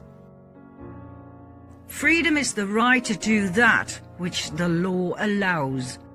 All freedom will thus be in our hands. In our programs, 1/3 of our subjects will keep the rest under observation from a sense of duty, on the principle of volunteer service to the state. It will then be no disgrace to be a spy and informer, but a merit. When we at last definitely come into our kingdom by the aid of coup d'etat, prepared everywhere for one and the same day, we shall make it our task to see that plots against us shall no longer exist. With this purpose we shall slay without mercy all who take arms to oppose our coming into our kingdom. Every kind of new institution of anything like a secret society will be punished with death. Those now in existence are known to us, serve us, and have served us. But we shall disband them and send them into exile to continents far removed from Europe. In this way we shall proceed with those Goy Masons who know too much. Those we may spare will be kept in constant fear of exile from Europe as the center of our rule. One authority will be glorious because it will be all-powerful. Our authority will be the crown of order, and in that is included the whole happiness of man. We, the lawgivers, shall execute judgment and sentence. We shall slay and we shall spare. We rule by force of will, and the weapons in our hands are limitless ambitions, burning greediness, merciless vengeance, hatred and malice. Resolutions of our government will be final, without appeal. Judges decide as we dictate them. When the time of our overt rule comes, all our laws will be brief, plain, stable, without any kind of interpretations, so that anyone will be in a position to know them perfectly. The main feature is submission to orders, and this principle will be carried to a grandiose height. Criminals will be arrested at the first, more or less, well-grounded suspicion. It cannot be allowed that out of fear of a possible mistake, an opportunity should be given to escape to persons suspected of a crime, for in these matters we shall be literally merciless. We shall re-educate the universities in a new direction. Their officials and professors will be prepared by detailed secret programs of action and will be so placed as to be wholly dependent upon the government. We shall replace the study of ancient history with a study of the program of the future. We shall erase from the memory of men all facts of previous centuries which are undesirable to us, and leave only those which depict all the errors of the government of the Goyim. We shall abolish every kind of freedom of instruction. It is indispensable for us to undermine all faith, to tear out of the mind of the Goyim the very principle of God and Spirit, and to replace them with arithmetical calculations and material needs. When we come into our kingdom, it will be undesirable for us that there should exist any other religion than ours of the one God with whom our destiny is bound up by our position as the chosen. We must therefore sweep away all other forms of belief. Our preaching of the religion of Moses has brought all the peoples of the world into subjection to us. Our philosophers will discuss all the shortcomings of the various beliefs of the Goyim, but no one will ever bring under discussion our faith from its true point of view, since this will be fully learned by none save ours, who will never dare to betray its secrets. Freedom of the press, the right of association, freedom of conscience, the voting principle must disappear forever from the memory of man, and undergo a radical alteration the day after the promulgation of the new constitution. What we want is that from the first moment of its promulgation, while the peoples of the world are still stunned by the accomplished fact of the revolution, still in a condition of terror and uncertainty, They should recognize once and for all that we are so strong, so superabundantly filled with power, that in no case shall we take any account of them, and so far from paying any attention to their opinions or wishes, we are ready and able to crush with irresistible power all expression or manifestation thereof at every moment and in every place, that we have seized at once everything we wanted, and shall in no case divide our power with them. Then in fear and trembling they will close their eyes to everything, and be content to await what will be the end of it all. We've been leading the peoples from one disenchantment to another, so that in the end they will turn also from us in favor of that King Despot of the blood of Zion, whom we are preparing for the world. The new king, the chosen one. This chosen one of God is chosen from above, to demolish the senseless forces moved by instinct and not reason, by brutishness and not humaneness. These forces now triumph in manifestations of robbery and every kind of violence under the mask of principles of freedom and rights. They have overthrown all forms of social order to erect on the ruins the throne of the King of the Jews. But their part will be played out the moment he enters into his kingdom. Then it will be necessary to sweep them away from his path. When the King of Israel sets upon his sacred head the crown offered to him by Europe, he will become patriarch of the world. This king will be the real Pope of the universe, the patriarch of the international church.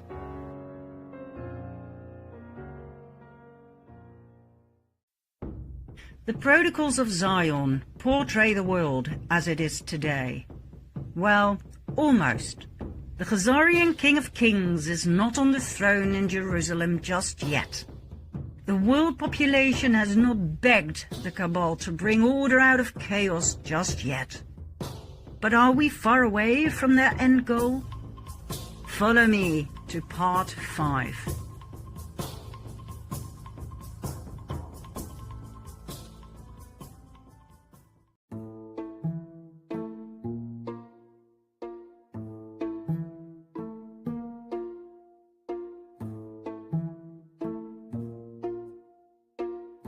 Let me take you on a field trip to Georgia, US.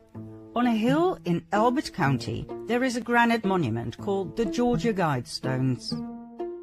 Built in 1980, the monument is veiled in mystery. It was commissioned by a man who used the pseudonym R.C. Christian. He paid a handsome price, but insisted on remaining anonymous. The monument consists of 4 massive standing stones, 1 slab stone at the top, carried by a pillar stone, plus 1 explanatory stone. 2 things are captivating. First of all, the monument is an astronomical clock and calendar, focused on the sun, the moon, the equinoxes and the solstices. A hole was drilled in one of the stones, through which one can see the North Star. Secondly, the stones contain text, information about the future Earth and the era of reason. It is written in 8 modern languages. The shorter message is inscribed all around the top stone in 4 ancient languages: Babylonian, Classical Greek, Sanskrit, and Ancient Egyptian. This is the message. Maintain humanity under 500 million in perpetual balance with nature. Guide reproduction wisely, improving fitness and diversity. Unite humanity with a living new language. Rule passion, faith, tradition, and all things with tempered reason. Protect people and nations with fair laws and just courts. Let all nations rule internally, resolving external disputes in a world court. Avoid petty laws and useless officials. Balance personal rights with social duties. Prize truth, beauty, love, seeking harmony with the infinite. Be not a cancer on the earth. Leave room for nature. Leave room for nature. In short, population control, the annihilation of a large part of the population, pacific reproduction through eugenics, one language, one world court, social duties over personal rights, reason over passion, prize truth, whose truth, and nature over the human race, the cancer of the earth. And not to forget what they call the age of reason, not the age of love, or the age of compassion, or the age of abundance for all. Obviously, this monument cannot be accused of being a hoax. After all, it simply stands there. So, what are we looking at? Who on earth was the mysterious Mr. Christian who was willing to pay so much money for something so intricate and controversial? It seems to us that the Georgia Guidestones perfectly demonstrate the goal of the Cabal, the protocols of Zion, and the way they've been trying to hide their true intentions, by means of the eagerly gullible term sustainability. So, what do we see in our world today that is a reflection of these guidelines, these goals? Enter the United Nations. Believed by the majority of the people to be a wonderful institution, the UN was founded right after World War II in October 1945. Officially, the UN was set up to maintain worldwide peace and security and to develop relations and cooperation among nations. Their blue helmets are associated by many with the protection of the people. They are called the peacekeepers. Well, that's one side of the coin. The other side shows quite a different picture. A picture in which the UN's goal is a new world order, a one-world government as promoted by the learned elders of Zion. Is that a proven fact? Yes.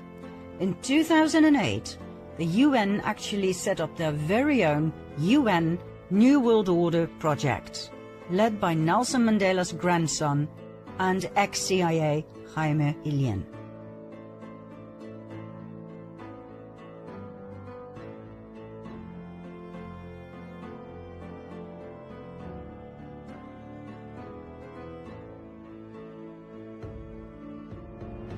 According to highly influential people like the presidents Bush Sr. and Bush Jr. and Gorbachev, the New World Order must be founded on the principle of collective security. And that is precisely where the UN comes in. The UN Blue Helmets can lawfully intervene whenever the UN believes a country is a danger to collective security. They can lawfully send an army and attack that country, like they did in the Korean War in 1950 and again in the Persian Gulf in 1990. Or they can lawfully send military missions to a country like in Sierra Leone from 1999 till 2006. The UN Army comprises of 70,000 soldiers from various countries. Is this a good thing or a bad thing? Well, let's put it this way. Assuming that the intent was good, the outcome was often bad, terrible as a matter of fact, even shockingly horrific. Now we understand that many people will have a very hard time realizing that organizations such as the UN and its WHO are not the benign entities they claim to be. We understand the level of cognitive dissonance, of denial that we may trigger. But it is imperative to realize that both the UN and the WHO are cabal machines to the core. They hide behind a facade of beauty, but make no mistake, behind their mask, these entities are monsters.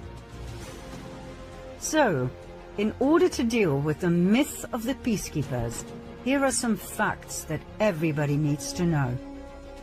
The UN has been involved with sexual exploitation and abuse for decades. There have been countless reports of sexual abuse, rape, women and child trafficking. When UN peacekeepers were stationed in Cambodia in 1993, the number of prostitutes rose from 6,000 to more than 25,000 in that year alone. The widespread use of prostitutes involved violent sexual abuse of girls.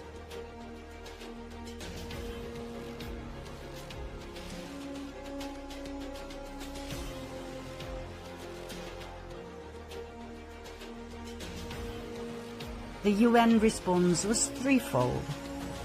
The head of mission declared it wasn't important enough to follow up on, and that boys will be boys. Mission leadership advised peacekeepers not to wear uniforms when visiting prostitutes or park UN vehicles directly outside. And an additional 800,000 condoms were shipped to Cambodia to prevent the spread of HIV. Ah well, 1993, that's a long time ago. Okay, 2 years later, in 1995, in Bosnia and Herzegovina, evidence emerged that women and girls were being trafficked to work as sex slaves for UN personnel, and later that interveners were complicit in sex trafficking. However, it took 6 years before the UN came forward with a statement, and only because of rising public attention.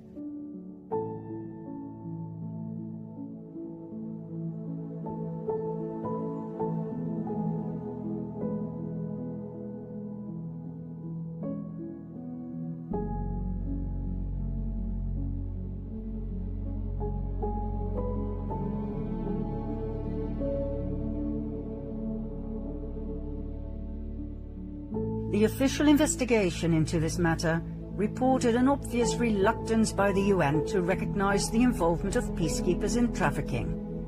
The result? Did the UN prosecute any of the abusers or traffickers? No, it did not. It rewrote the definition of trafficking, making it less severe a crime under international law, and failed to provide adequate victim protection. Shortly thereafter, independent consultants raised the alarm that UN and NGO staff were abusing and exploiting local women and girls in refugee camps in Guinea, Liberia and Sierra Leone. According to an OIOS investigation in 2001, sexual exploitation and abuse was most common. Examples? The sexual relationship between a UN civilian staff member and a 17-year-old refugee in exchange for school fees. The violent rape of girls by NGO staff. The rape of boys by Blue Helmets in Sierra Leone. The exchange of sex for food provided by NGO staff.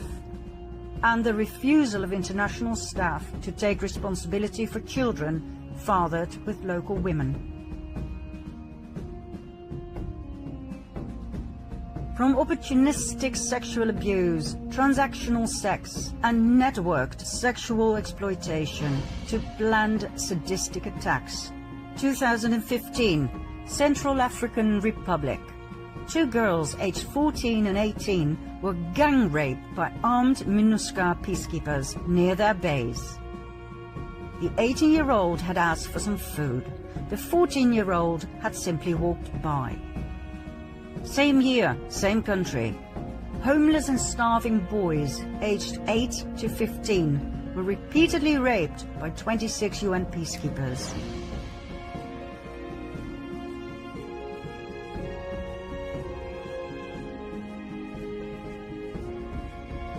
And UN peacekeepers randomly shot and killed a 16-year-old boy and his father and raped a 12-year-old girl. 2016, more than 108 additional cases were investigated, including the sexual abuse of 98 girls by international peacekeepers.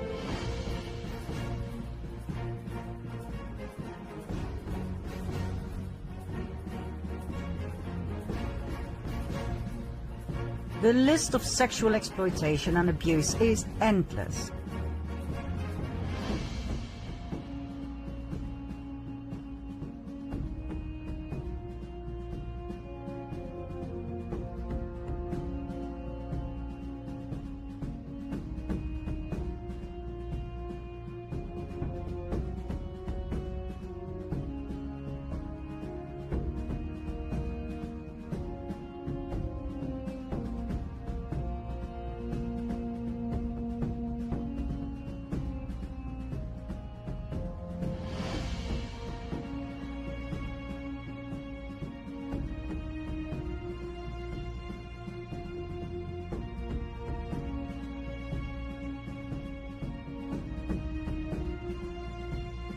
In every single country, from Haiti to Somalia, to Rwanda and Liberia, where 58,000 women and girls were raped in the first 9 years of UN MIL, more of 75% by UN personnel.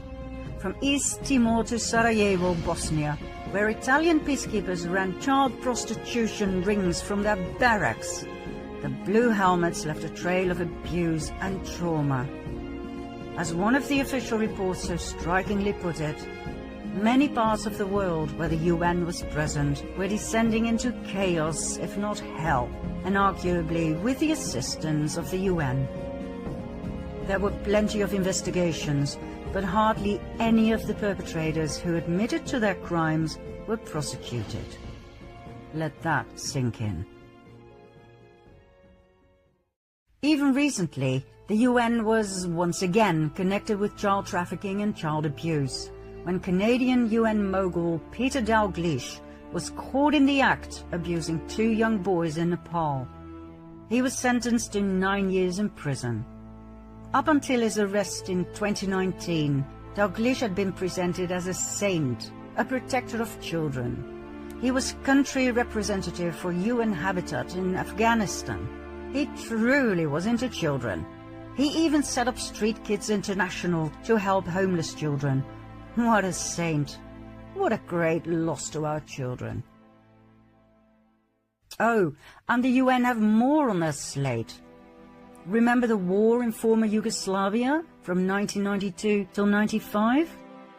In July 95, the UN failed to protect the so-called safe area in the enclave of Srebrenica. Instead of protecting the Bosnian people who had fled there, the UN Dutch bat turned away. There was nothing they could do. They too had been betrayed at the highest level.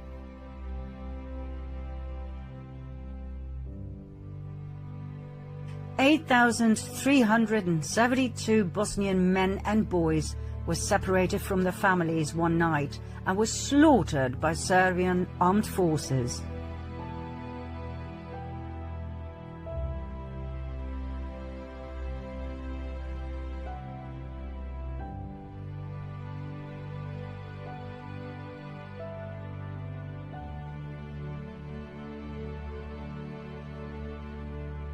More than 100,000 people were massacred in this useless war, mostly Bosnians.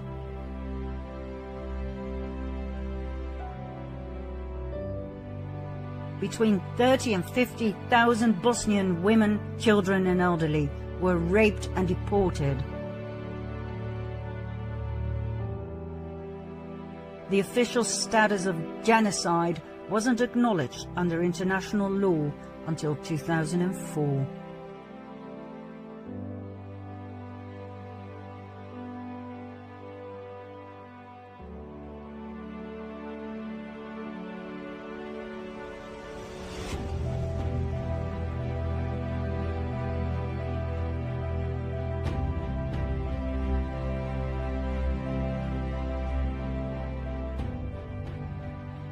Back to the official mission of the UN, to turn this world into a better place.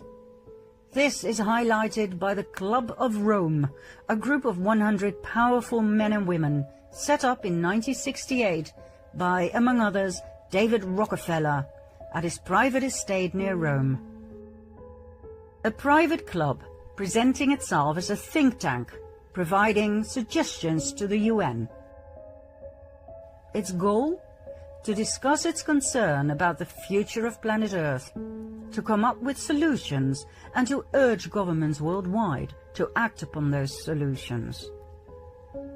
In 1972, The Limits to Growth was published, the Club of Rome's first paper on the problems of humanity, followed by the First Global Revolution in 1991, in which humanity was outed as the root problem of all the misery in the world. In need of a common enemy against whom we can unite, we have decided that pollution, global warming, water shortages, famine, etc. are perfect. These are threats we need to confront together. But we should not fall into the trap of mistaking symptoms for causes. All these dangers are caused by human intervention in natural processes, and it is only through changed attitudes and behavior that they can be overcome. The real enemy is humanity itself. This, my friends, was the foundation of everything that was about to unfold. Humanity as the cause of all problems. The UN was delighted by the Club of Rome. It had founded the World Commission on Environment and Development in 1983. And the parallels with the conclusions of the First Global Revolution research paper were obvious. From now on, sustainability was the Cabal's magic word. And so, in 1992, the first United Nations Conference on Environment and Development, or Earth Summit, was held in Rio de Janeiro, Brazil, where the first Agenda for Environment and Development, also known as Agenda 21, was developed and adopted. 21 was a reference to the 21st century, when all of the set goals would have to be met. 178 governments agreed with and signed the agreement. At the UN Sustainable Development Summit of 2015, Agenda 2030 was presented, an extended version of Agenda 21. 11 more goals were added to the original agenda, all aimed at the future of our planet and the human race, all aimed at sustainability. By now, 193 countries were participating. Do you know how many countries there are in the world? Only 2 more, 195. The only 2 that are called observer states are the Vatican and Palestine. Agenda 2030 contains 91 paragraphs. Paragraph 59 outlines 17 Sustainable Development Goals. There are 169 targets and 232 indicators. This makes it a rather dry document to digest. But we read it, and we were impressed. Impressed by the level of cleverness and cunningness with which something so evil was put together so seemingly benign. Using complex phrases in which words like peace, equality, safety and security are repeated frequently, the reader is actually left with a good, positive feeling. We'll show you the 17 Sustainable Development Goals in the following slide. Feel free to pause the video and have a proper look.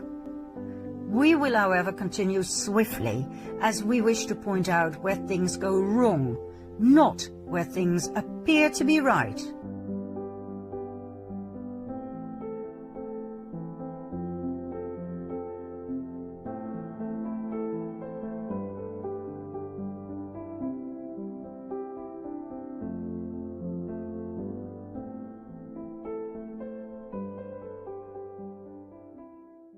Let's face it, these goals are not feasible.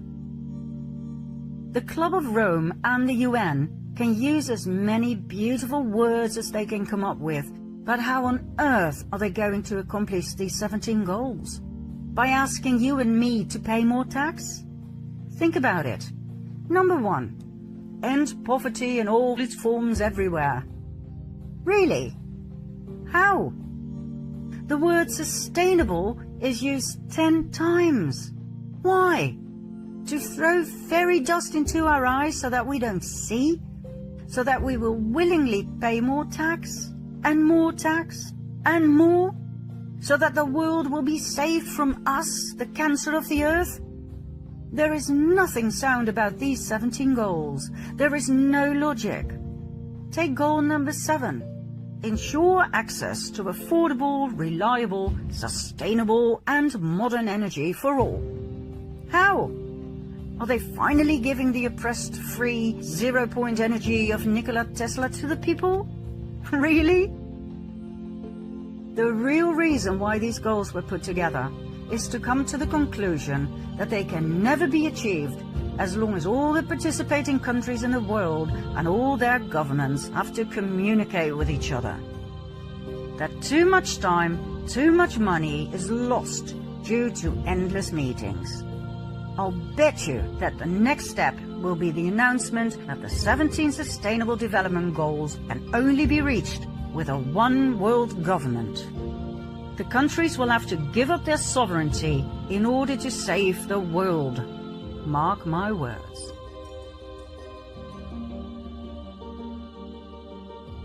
The essence of the entire Agenda 2030 is socialist communistic. It describes equal distribution of goods and money, which sounds great, but which in fact means that the rich countries are to share their wealth with the poor countries. These poor countries are generally run by highly corrupted usurpers, dictators, such as Kenyatta of Kenya and Obiang of Papua New Guinea, or Xi Jinping of China. Are they going to share their wealth, their blood money, with their people? That sounds like a wonderful idea to get rid of poverty once and for all. Everybody would be rich in a split second. Let's take all the money from these corrupted governments, add to it the immense wealth of the Rothschilds, the Rockefellers, both the British and the Dutch royal families, and of course the Vatican. Let's redistribute that wealth among the world population. My, what a marvelous idea to end poverty once and for all. Well, no. The people will share with the people. So, in my case, the Dutch taxpayer will have to pay and share with the poor people of, in this example, New Guinea. Now don't get me wrong, I am for sharing, absolutely, but not according to the plans of the UN, where corrupt, malign governments remain unaffected. Read the paragraphs, the targets and indicators of Agenda 2030. Read them well, and you will see that the people will bleed, not the governments. Whenever governments talk about equality, you can rest assured that communism is involved, and they don't even hide it. Top globalists such as former NATO chief Javier Solana, a socialist, openly celebrate the plan as the next great leap forward. That's right, the old campaign slogan of the Chinese Communist Party.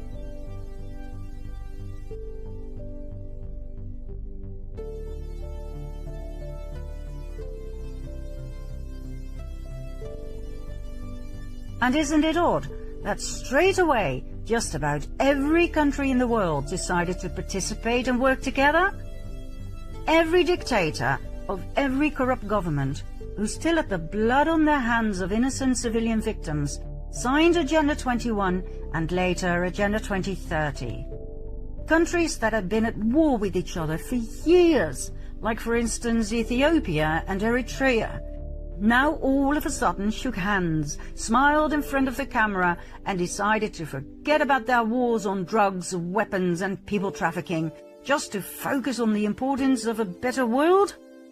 On sustainability? Are you kidding me? What on earth were we looking at here? How much will the implementation of Agenda 2030 cost anyway?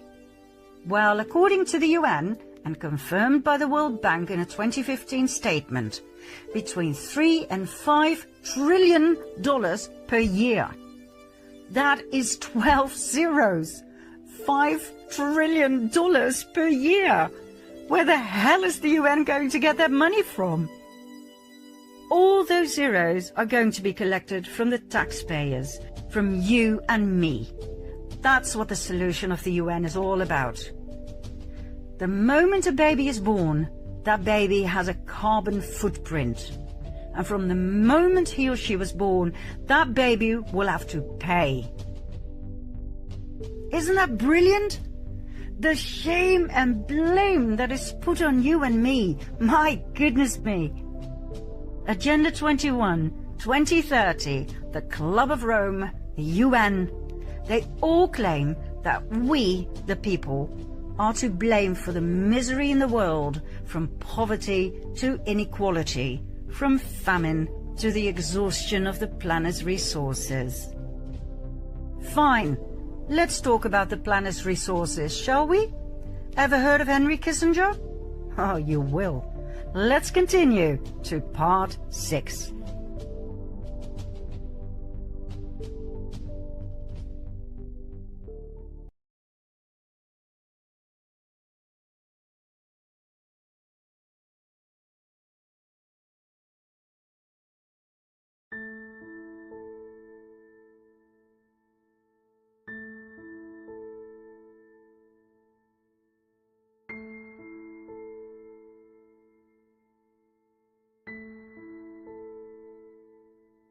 Henry Kissinger, world famous as US Secretary of State and National Security Advisor under Nixon and Ford.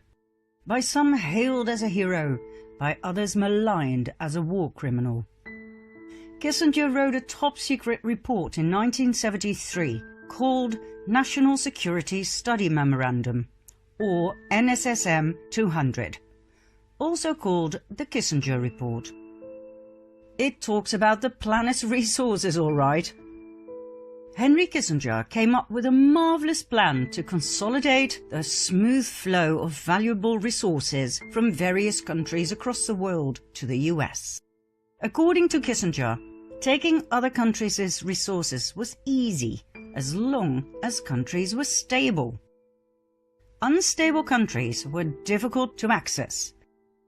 So the question he posed was, how do we stabilize less developed countries? Because for some reason, the planet's most valuable resources such as oil, natural gas, gold and minerals were all in less developed countries. In his infamous report, he wrote, "Wherever a lessening of population pressures through reduced birth rates can increase the prospects for such stability, population policy becomes relevant to resource supplies and to the economic interest of the United States."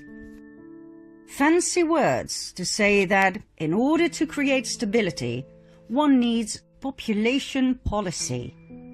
What does that mean? Legalizing abortion, giving families money if they use contraception, if they accept sterilization and/or abortion. And if that isn't sufficient, population policy means forced birth control, forced sterilization, and forced abortions. Furthermore, Kissinger advised withholding aid, disaster aid and food aid, if a less developed country refused to implement the US population control programs. That was the way to pillage a country of its resources, create stability by reducing the population, and, most importantly, by getting rid of the anti-imperialist youth, the youngsters who tend to ask critical questions. They had to disappear. The result? A massacre worldwide, documented thoroughly in various excellent and courageous research papers that, for some reason, were ignored by the mainstream media and by the UN itself. We will give you 2 examples, 2 of many: China and Peru. We all know about China's one-child policy that started in 1979. In 2015, this policy was changed into a 2-child policy if the first baby is a girl. How does that work in practice? With the financial help of the United Nations Population Fund, formerly known as the United Nations Fund for Population Activities, the UNFPA, China developed state-of-the-art tracking systems and computer surveillance programs to keep track of women's monthly cycles. And if a woman is pregnant, the program will know immediately whether the unborn baby is her first, or, if it's her second, whether her first child was indeed a girl. If the system shows the baby in her belly is not allowed by the government to be there, she will be arrested and have a forced abortion. That, my dear viewer, is China's policy as approved of and stimulated by the UN. As soon as I was taken out of the van, I saw hundreds of pregnant moms there, all of them just like pigs in the slaughterhouse. The room was full of mums who had just gone through a forced abortion. Some mums were crying, some mums were screaming, and one was rolling on the floor in unbearable pain. Then it was my turn. It was the end of the world for me. When the surgery was finished, the nurse showed me part of my baby's bloody foot with her tweezers. After the forced abortion, the fetus or baby is left with its mother, either in bed or in a bucket. This insane sadistic cruelty is topped up with the absence of any kind of support system for the traumatized parents. As we want people to know what is happening in the world with the support of the UN, we will show some shocking pictures. If you don't want to watch, that's understandable and we fully respect that. Simply close your eyes for 16 seconds, starting from the moment the music changes. Now.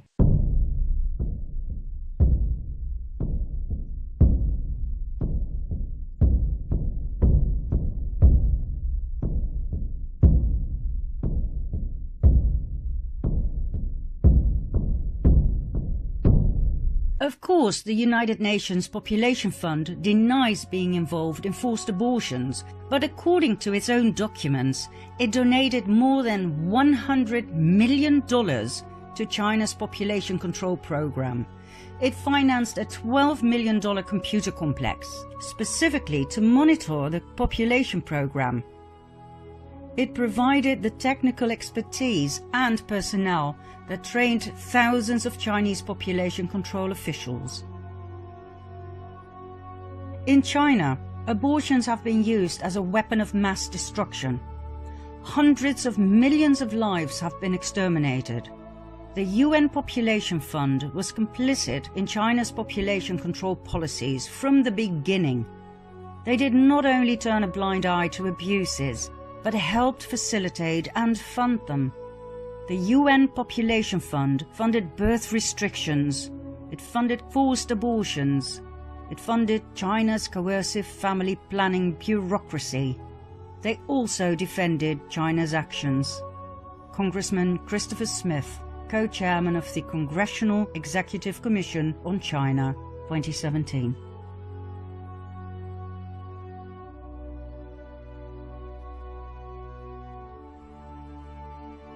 One result of the one-child policy that we never hear the UN about is the surge in female infanticide that has now resulted in a disastrous sex ratio of 115 boys to every 100 girls. Female infanticide means that parents actually kill their baby girls. China has a cultural preference for boys, so the baby girls are killed. Do you know what that does to a parent? If you do, it will not surprise you that China has the highest female suicide rate in the world, and it is the only country listed where the number of suicides among women surpasses that of men. Any sympathy from the UN? No.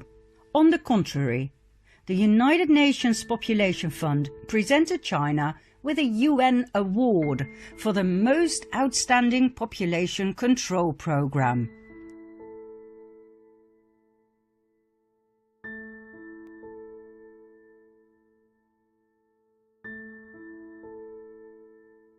Oh, and let's not forget their official mission: to deliver a world where every pregnancy is wanted, every childbirth is safe, and every young person's potential is fulfilled.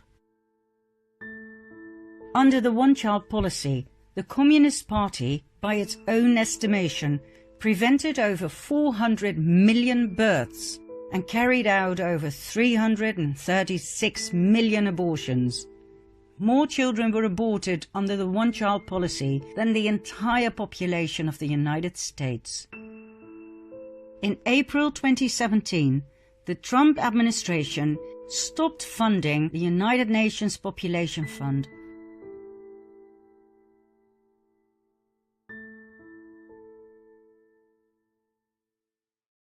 Peru.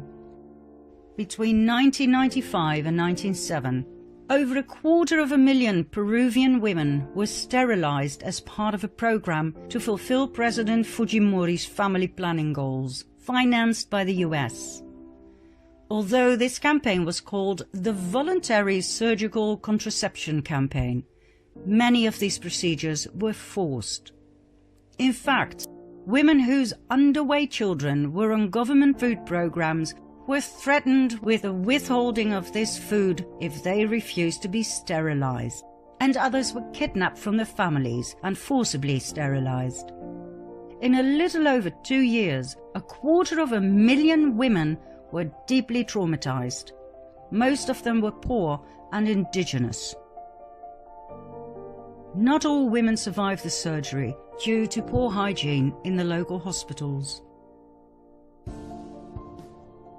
At least 100 women from my area went to the clinic that day.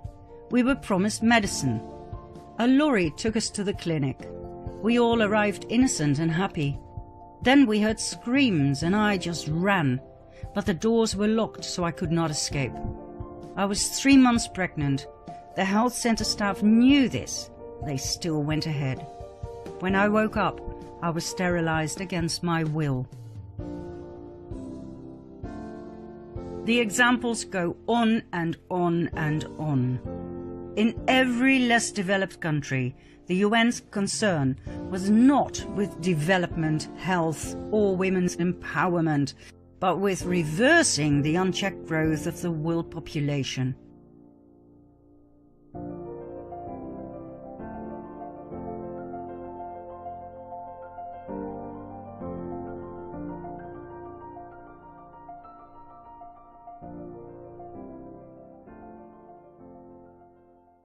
From the very beginning, the concept of a population explosion was a false alarm specifically designed to allow rich nations to pillage the resources of the poorer nations.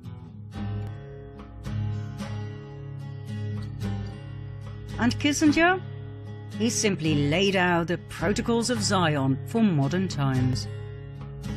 Who is Kissinger really? He was born in 1923 in southern Germany, right at the Cabal center of Bavaria. His full name? Heinz Alfred Kissinger.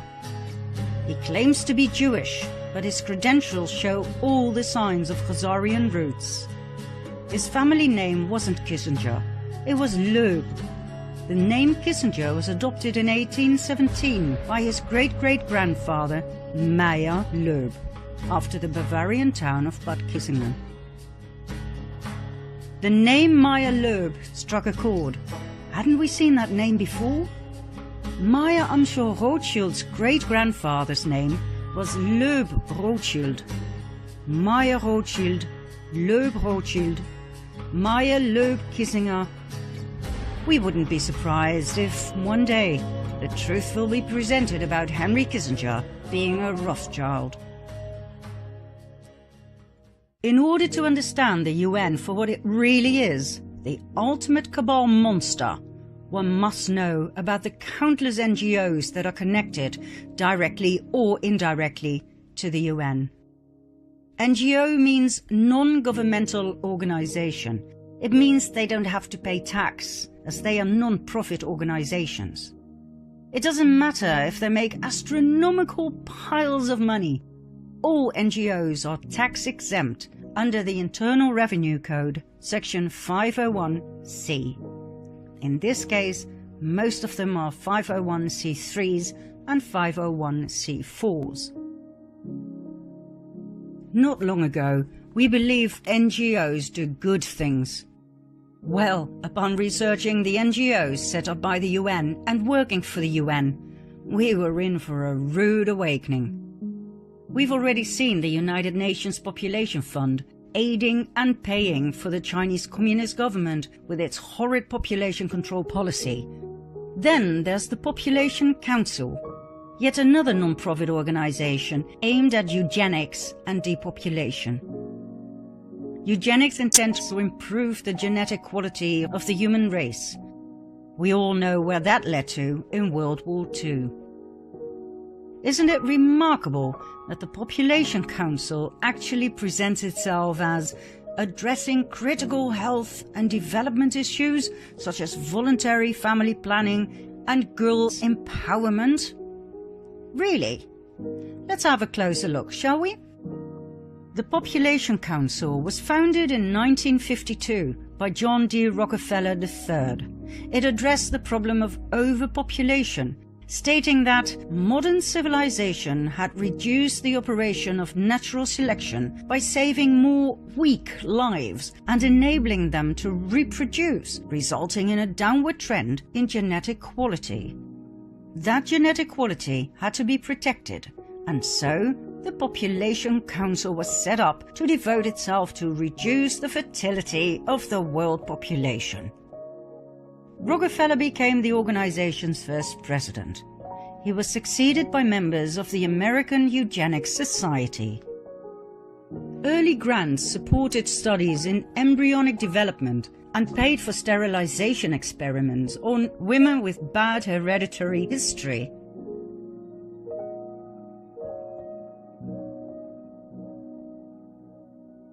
It was clear from the start that the Population Council had nothing to do with protecting women's health and safety.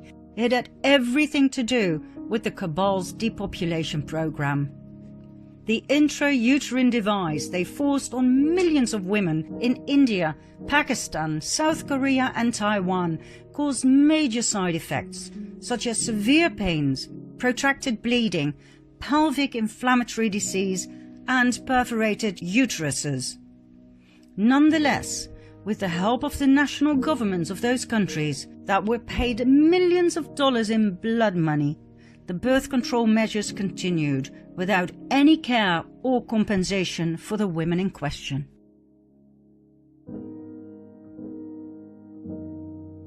In 1969, the Population Council published an article entitled "Beyond Family Planning." The document offered legitimacy to, for instance, adding fertility control agents to water supplies in urban areas, temporary sterilization of all young women via time capsule contraceptives, and compulsory sterilization of men with 3 or more children. Once again, the Population Council actually presents itself as addressing critical health and development issues, such as voluntary family planning. Voluntary? Really?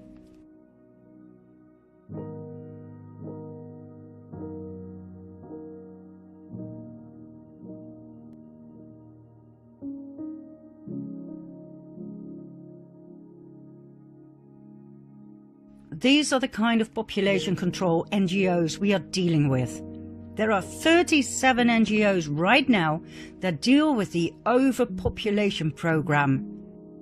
37 NGOs worldwide advocating negative population growth, repeating over and over again the words sustainability, devastating effects, overpopulation, environment.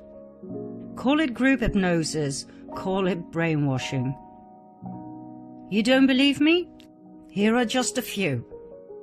Negative Population Growth, a non-profit membership organization that aims to educate the American public and political leaders about the devastating effects of overpopulation on the environment, natural resources, and the overall standard of living.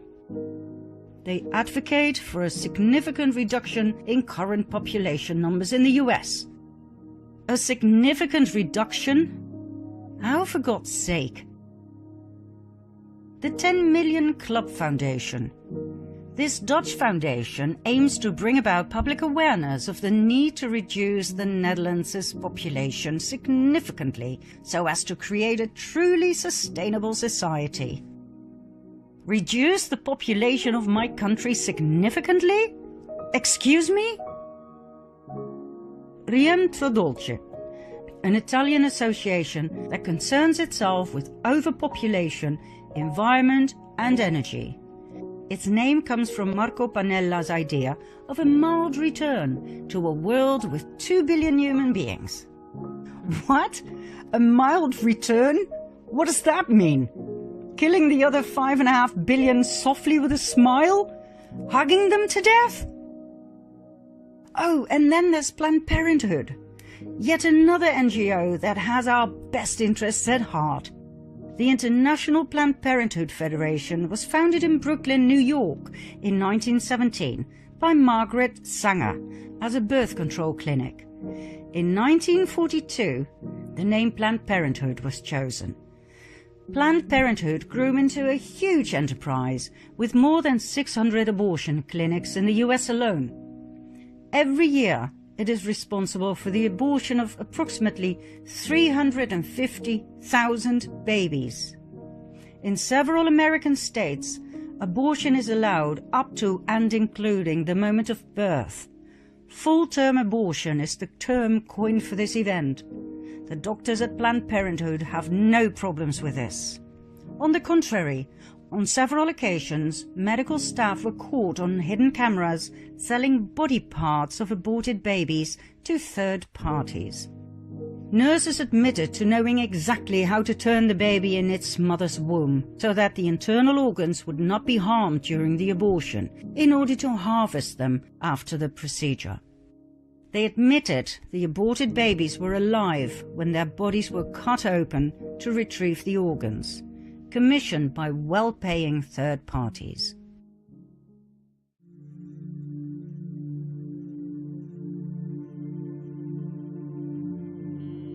A lot of people want intact hearts these days because they're looking for specific nodes.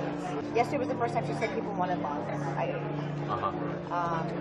And then, like I said, always as many intact livers as possible. People just want livers. People want lower extremities too, which that's simple. I mean, that's easy. I don't know what they're doing with it. I guess they want muscle. But Yeah, a dime a dozen.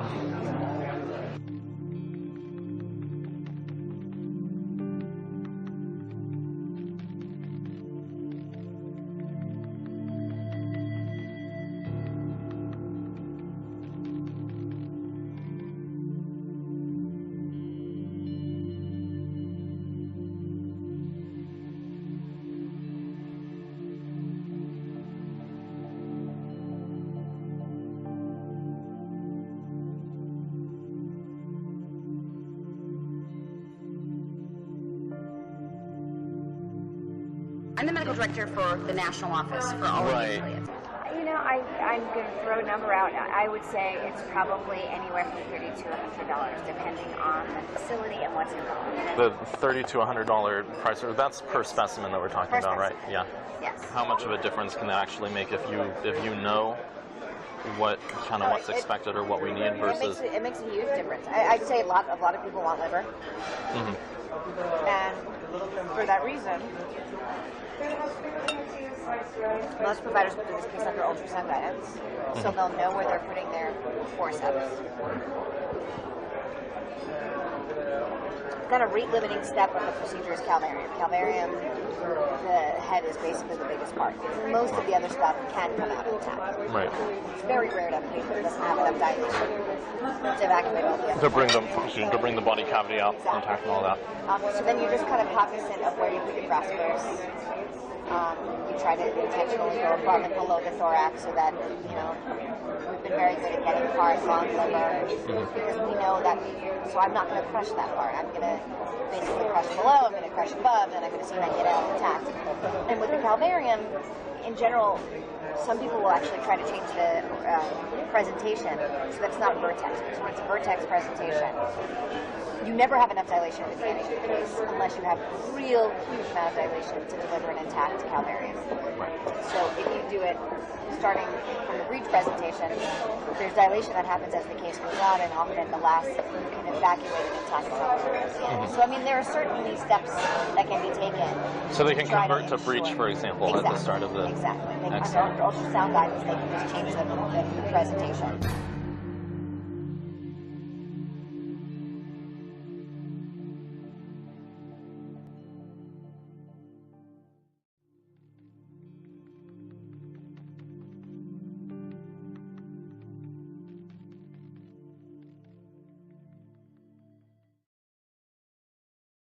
Federal abortion ban is a law, and laws are up to interpretation.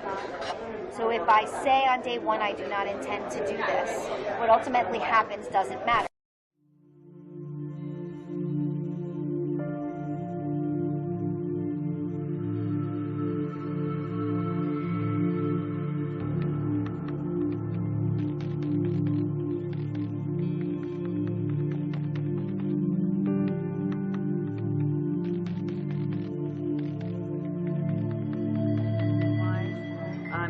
Realistically, if we were to do an agreement with you guys, you know, what do we think you could get? I mean, what do you feel like you could get? Volume-wise? Yeah, okay. on specifically liver tissue, because that's such an area of demand for us. Right, so liver and what about intact specimens? Just Oh yeah, I mean, if you had intact cases, which we've done a lot, so we've sometimes shipped those back to our lab in its entirety.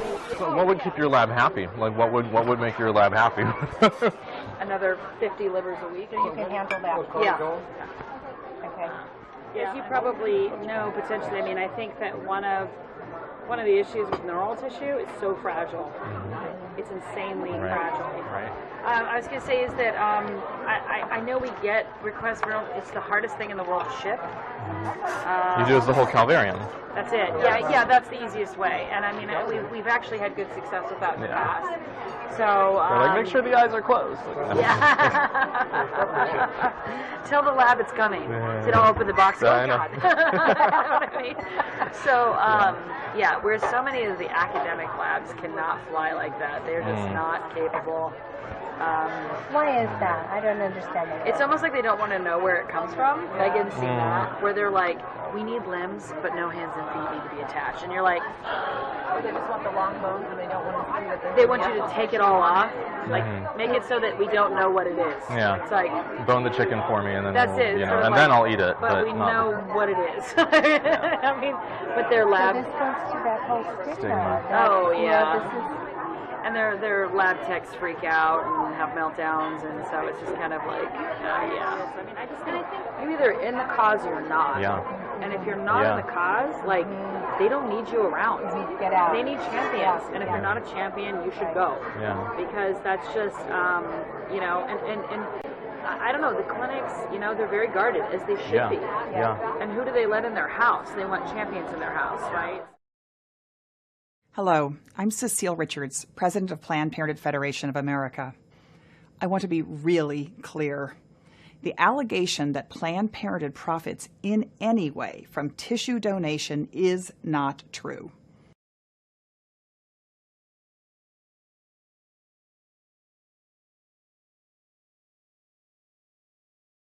What would you expect for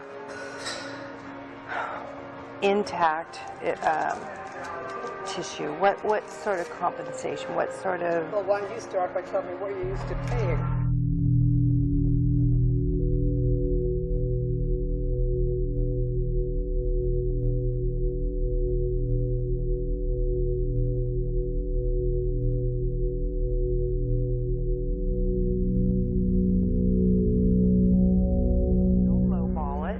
Tell me what you really... $75 a specimen. Oh, that's way too low. And that's really, that's way too low. I want to keep you happy. I've been at places that did 50 too. But see, we're not in it for the money. Now this is for tissue that you actually take, not just the tissue that person volunteers, you can't find anything. Exactly. And here's another thought: is we can talk about specimen as per specimen per case, or per procured tissue sample, which would be so that if we're able to get a liver thymus pair, maybe that is $75 per specimen, and so that's for for liver thymus pair, and that's $150, versus if we can get liver thymus, brain hemisphere, and all that, then and then so that protects us so that we're not paying for what we can't use. I mean, it also. I want a Lamborghini. I said I want a Lamborghini. Don't we all, right? Yeah, exactly. Planned Parenthood has been receiving millions from, for instance, the American government, the Bill and Melinda Gates Foundation, the Buffett Foundation, the Ford Foundation, the Turner Foundation, and many others. The Bill and Melinda Gates Foundation gave no less than $89.5 million to Planned Parenthood. Why? To kill unborn babies? Why the heck do they call this charity?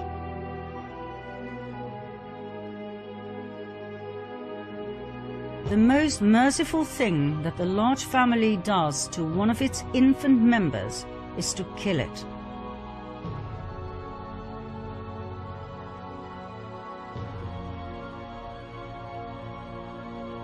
The most urgent problem today is how to limit and discourage the over-fertility of the mentally and physically defective.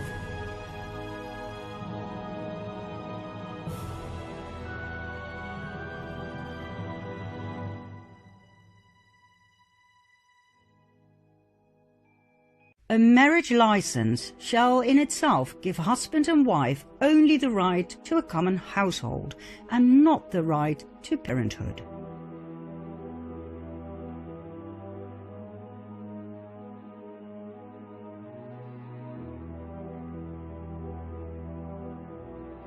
No woman shall have the legal right to bear a child, and no man shall have the right to become a father without a permit for parenthood.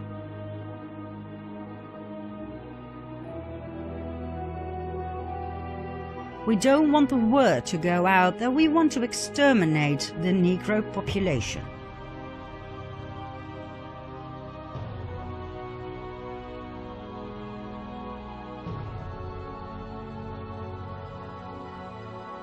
But from my view, I believe that there should be no more babies.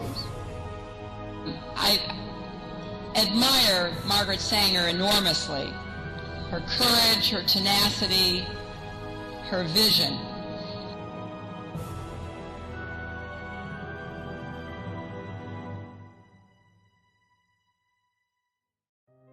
President Trump ended the US funding of Planned Parenthood in 2019. Oh, and just as we started editing this part 6, we received news that Henry Kissinger is one of 11 high-ranked officials who have just been removed from the Pentagon Defense Policy Board, effective immediately. Thank you, President Trump.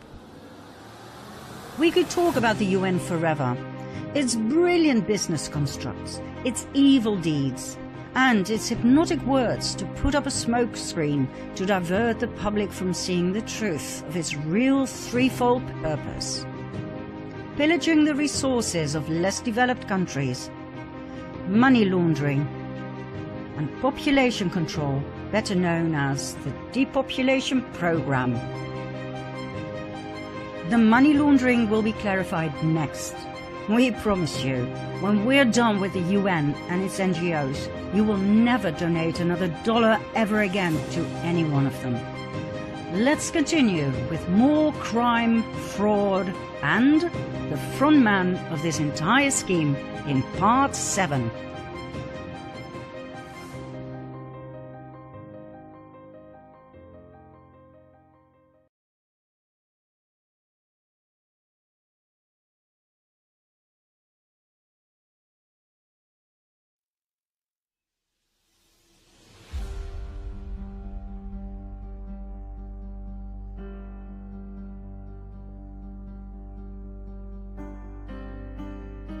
The United Nations, thought of by millions of people to be a benign organization with only our best interest at heart, turns out to be one of the main engines of the cabal.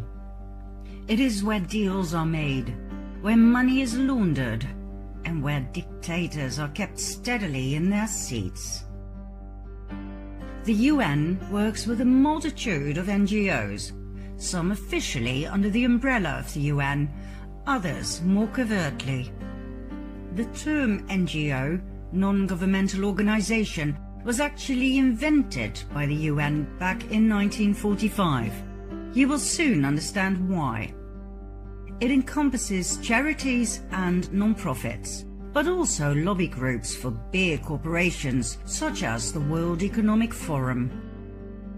At this moment, 5,500 NGOs have consultative status with the United Nations Economic and Social Council. This means they have a formal relationship with the UN and are allowed to participate in the work of the UN. They are all independent from government control and answer to one entity only, the United Nations. Interesting fact in and of itself, don't you think? What we stumbled upon during our research was an enormous cash flow between these NGOs. It seems like they all support each other's work, like one big happy family. Well, that is mostly a sign of money laundering. Mind you, there are big names involved here. The Bill and Melinda Gates Foundation, the Buffett Foundation, the Ford Foundation, the Turner Foundation, the Rockefeller Foundation, the Clinton Foundation. Big names moving around even bigger amounts of money. Their financial reports seem impeccable, of course, but the money flow gets lost in the abundance of NGOs involved, the non-specific destination of the billions of dollars moved around like grants to recipients. What does that mean? And the existence of alliances of NGOs that makes things even less transparent.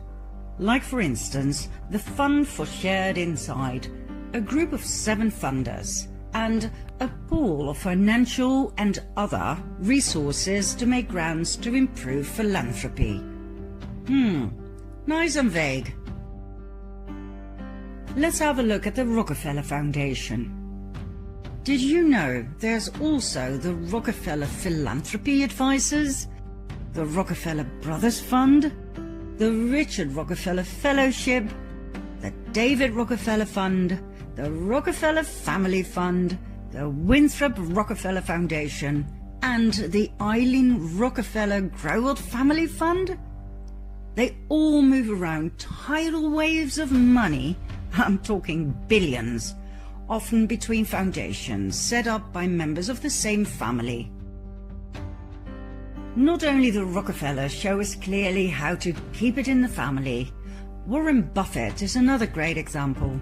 With the Susan Thompson Buffett Foundation, named after Warren's wife, the Sherwood Foundation, set up by their daughter Susan Alice, the Howard G. Buffett Foundation, with their son Howard as chairman and CEO, the Novo Foundation, co-funded by their son Peter and his wife Jennifer, and the Buffett Early Childhood Fund, set up by Warren's daughter again, Susan Alice. In July 2020, Warren Buffett announced that he would, once again, it's sort of an annual thing, be giving 15.9 million Class B shares of his mega company Berkshire Hathaway to 5 charities. Take a wild guess. All of these shares, worth $2.9 billion, went to the very same Susan Thompson Buffett Foundation, the Sherwood Foundation, the Howard G. Buffett Foundation, the Novo Foundation, and the Bill and Melinda Gates Foundation. Now, the latter is not a big surprise, as Warren Buffett had taken Bill Gates under his wings back in 1991. when his mother set up a meeting between her 37-year-old son and the excessively rich and powerful tycoon Warren Buffett. A deal was made, and from that moment on, the destinies of Bill and Warren were intertwined forever. More about which soon. Since 2006, Warren Buffett has moved $37 billion in shares to, well, basically his children, without paying a dime of tax. Why don't you try to donate some money to your children without the tax administration stepping in to claim a big chunk? By the way, the Buffett Foundation is known for its secrecy, often appearing under grand acknowledgements as an anonymous donor, which is rather strange when it concerns donations of many millions or even billions of dollars, simply unaccounted for.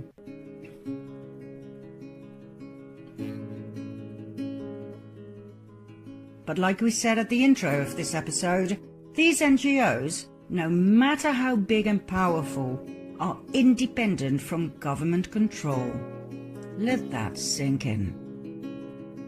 The Buffett Foundation invests heavily in reproductive health and family planning grants across the world, including substantial investments in abortion and contraceptives. In the 1990s, the Buffett Foundation helped finance the development of the abortion drug RU486.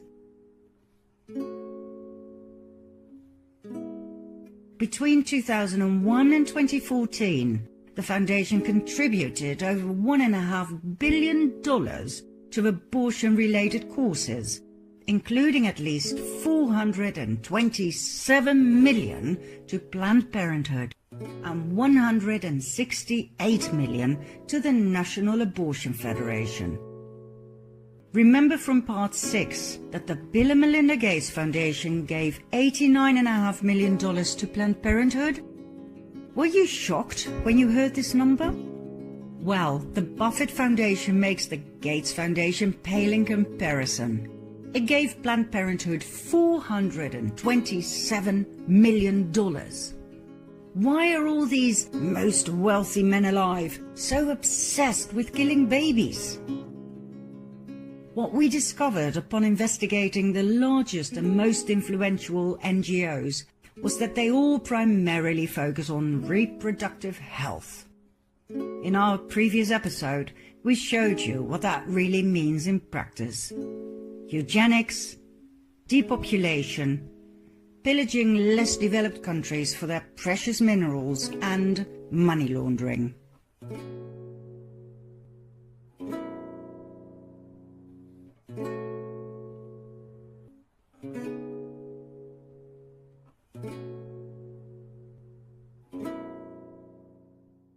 One of the brilliant moves when it comes to money laundering is the transfer to subsidiaries, also known as child companies, to make things even less transparent. Let's have a look at some examples. Ever heard of Arabella Advisors? Probably not. Yet you should. Here's why. Arabella Advisors is a for-profit consulting company founded in 2005 by former Clinton administration appointee Eric Kessler. According to Arabella's own website, they provide strategic guidance for effective philanthropy. Effective philanthropy, huh? Let's see what that means. Arabella claims to have carried out more than 150 projects for clients that are worth more than $100 billion. Not exactly a small fish, right? What else? Arabella manages 4 non-profits. And this is where it gets interesting. The New Venture Fund, the 1630 Fund, the Hopewell Fund, and the Windward Fund. These 4 non-profits serve as accelerators for yet another range of non-profits that, according to several investigative sources, are fake organizations that are little more than a website and a suite address. Now, we dove into Arabella and its 4 minions because we saw them appear time and again in the midst of the giants, such as the Gates Foundation, the Rockefeller Foundation, etc. As we'd never heard of them before, we decided to look into them. It took us many 24/7 weeks. Never before were financial reports so confusing, so non-transparent. Arabella Advisors and its 4 non-profits use tax regulations to the max, moving money from C3s to C4s, which is more profitable when it comes to tax deductions. Thanks to the pass-through arrangements, funding is passed from one organization to another, making it difficult to trace where a donor's money ends up. As we searched for weeks, our astonishment grew. Then we ran into the work of Capital Research Center. Our findings collaborated with those of their researchers like Hayden Ludwig, who described Arabella as a dark money monster and the left's best-kept secret. Arabella is the left's best-kept secret that proves something money and politics reporters have failed to notice. Non-profits, not the parties, drive our politics. Since Arabella's inception, it's sponsored roughly 340 groups. These fake groups rarely disclose their relationship to Arabella Advisors or any of its 4 in-house non-profits. Nevertheless, many of them accept donations from the public, funds which go to Arabella's non-profits. This system also allows these groups to hide their funders, since it's virtually impossible to trace individual grants to Arabella's 4 non-profits to any particular fake group. These 340 pop-up groups are slick websites posing as grassroots activist groups that can appear and vanish in an instant.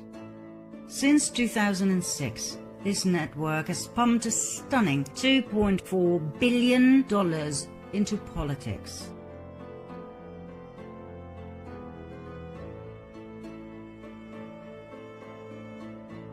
Between 2008 and 2018, Arabella's 4 non-profits paid the company nearly $103 million in contracting and management services fees. Interesting money flow, but it gets more interesting. According to various independent researchers, Arabella and its 4 non-profits equal dark money. Dark money is money raised to influence elections. This money is raised by non-profit organizations that do not have to disclose the identity of their donors. In other words, a complete lack of transparency where it concerns millions and millions of dollars, all aimed at one goal and one goal alone: influencing the outcome of elections, or more concrete, making sure the Democrats win at all cost.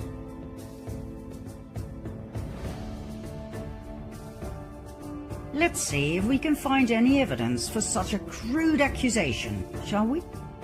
Let's have a look at Arabella's 4 non-profits. Any clues there to such conspiracy theories? First, there is the 1630 Fund. In 2018, it received massive anonymous donations. It later turned out that $26.7 million had come from the New Venture Fund, one of its sister funds. The 1630 Fund, the 501c4 advocacy wing of Arabella's non-profit network, is a massive dark money group that boosted Democrats in the 2018 midterm elections with $140 million. The 1630 Fund's biggest single donation, made anonymously, was for $51.7 million, more than the group had ever raised before in an entire year before President Donald Trump was elected. One of 1613 Fund's projects, or pop-up groups, is Demand Justice, an anti-Trump organization.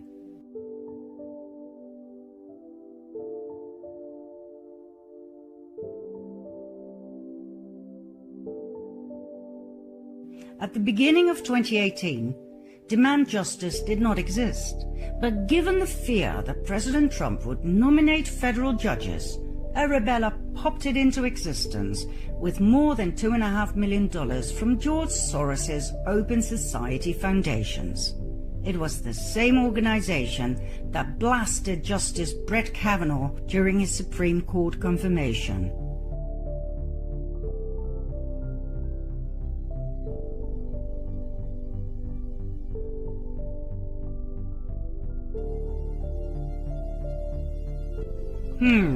Interesting. What about number 2, the Hopewell Fund? The Hopewell Fund is a 501c3 non-profit created in 2015.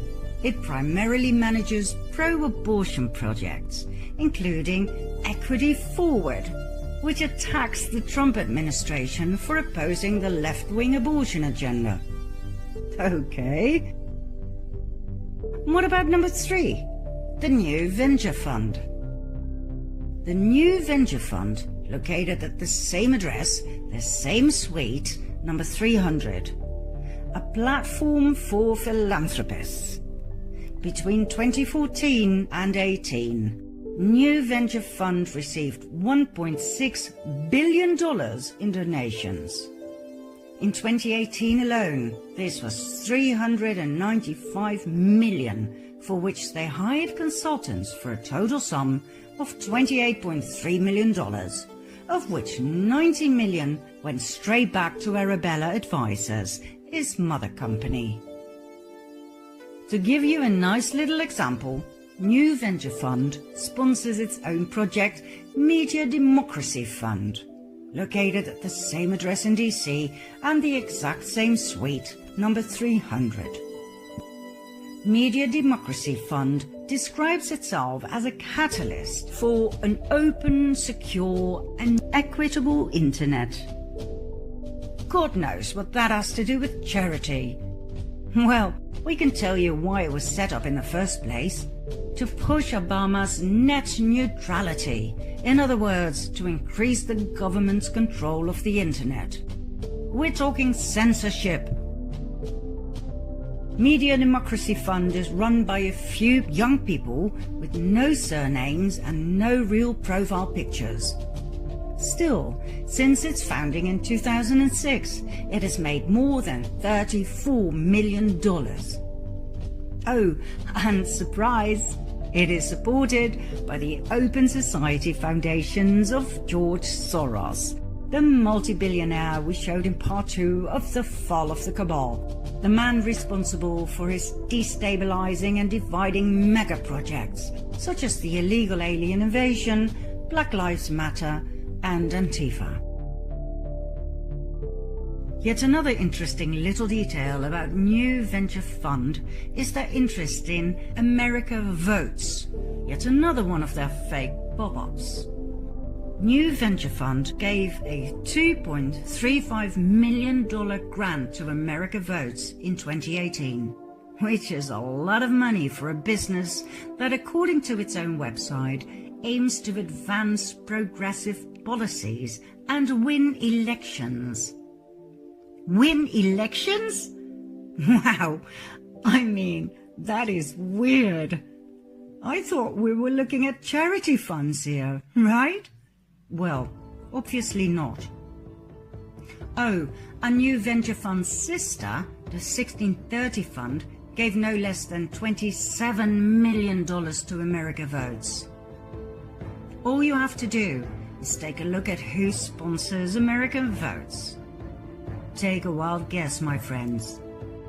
Democratic Attorneys General Association, Democratic Governors Association, Democratic Legislative Campaign Committee, Democrats.com, National Democratic Redistricting Committee.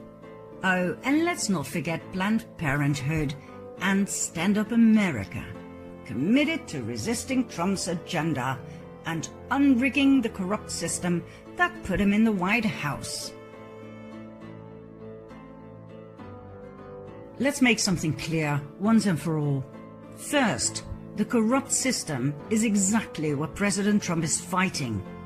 It is the corrupt system that tried to prevent Donald J. Trump from entering the White House. Furthermore, whether you like Trump or not is not relevant. He is your president.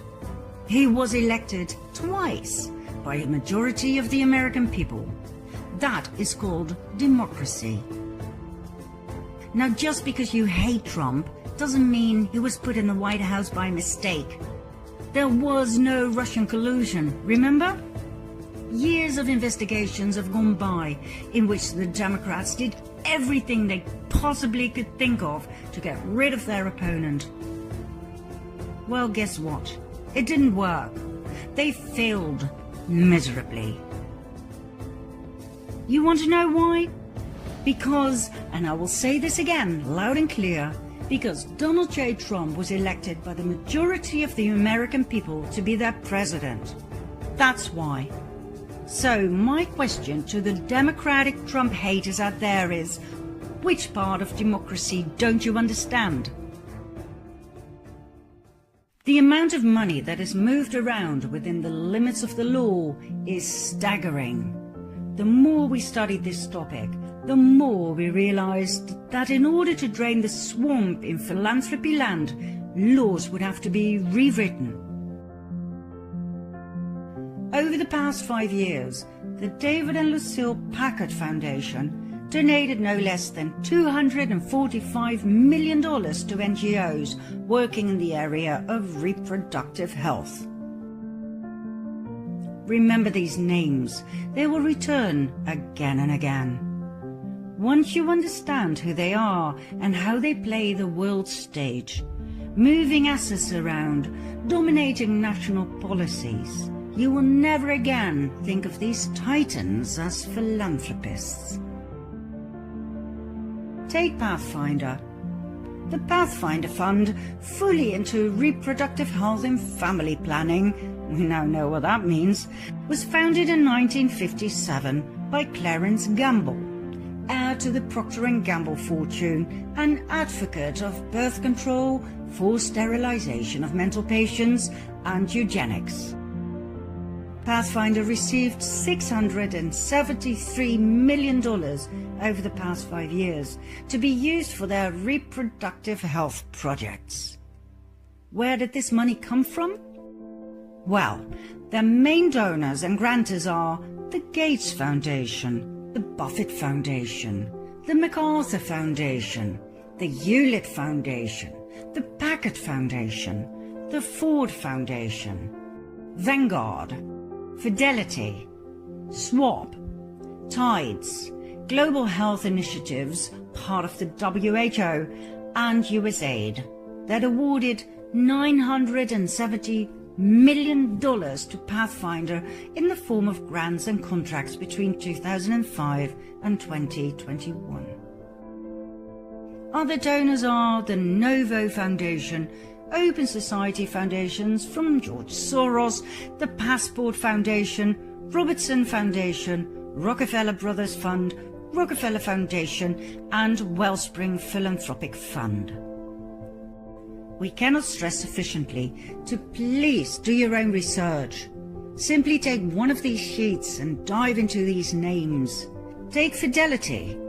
According to its IRS Form 990 for 2018, Fidelity Investments Charitable Gift Fund moved nearly $107 million to two of Arabella's nonprofits.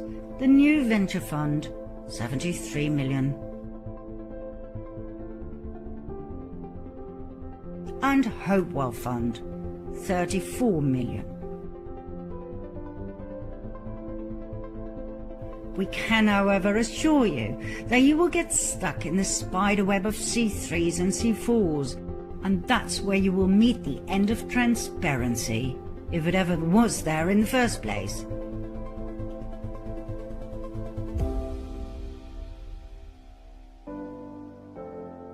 You see, Even though you get some information through the IRS Form 990, the umbrella company Arabella is a for-profit organization, which means they do not have to fill in a 990 form. That's where darkness sets in. As in, indeed, dark money.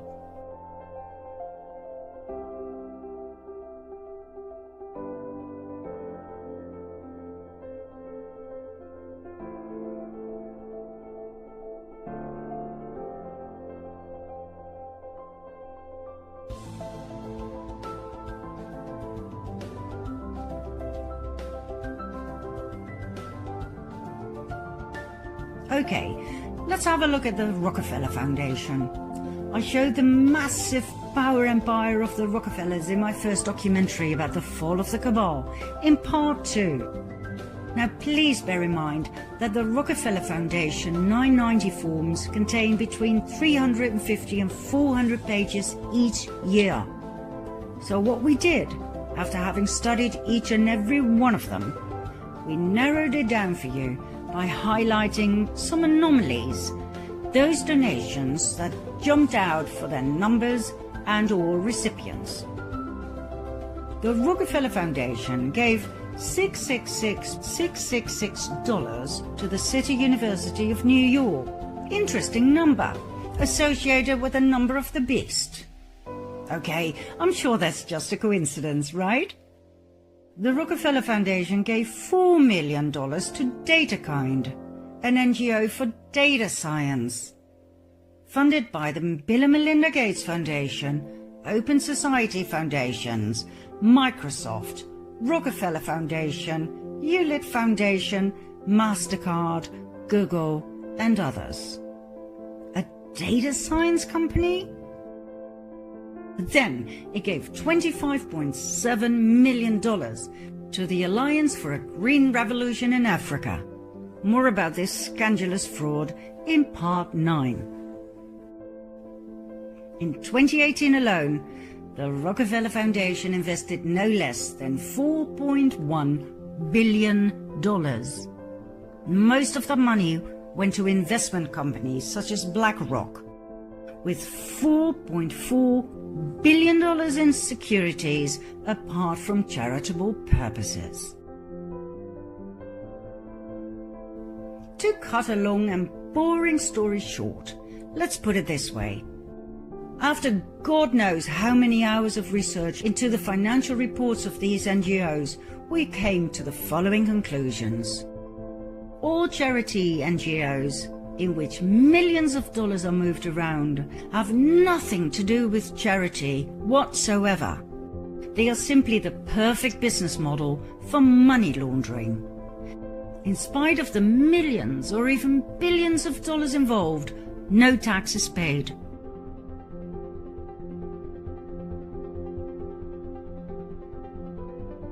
The astronomical amounts of money are, apart from being laundered, transferred to support the Democrats and their agendas. Think abortion facilities and other family planning and population control topics.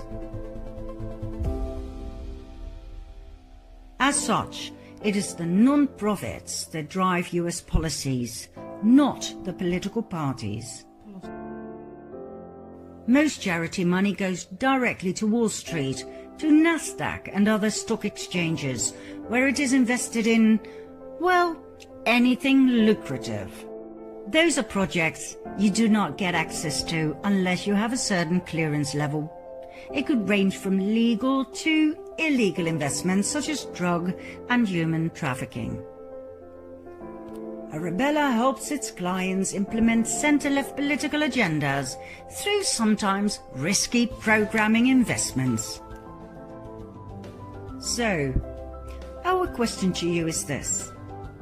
How do you feel about your donation to charity being used to avoid tax, to be invested in risky programming investments, which could be anything, and to go straight to the Democrat Party, either to support a presidential election or to rig one, or to help fund one of their projects such as population control or any other means or method to facilitate the New World Order.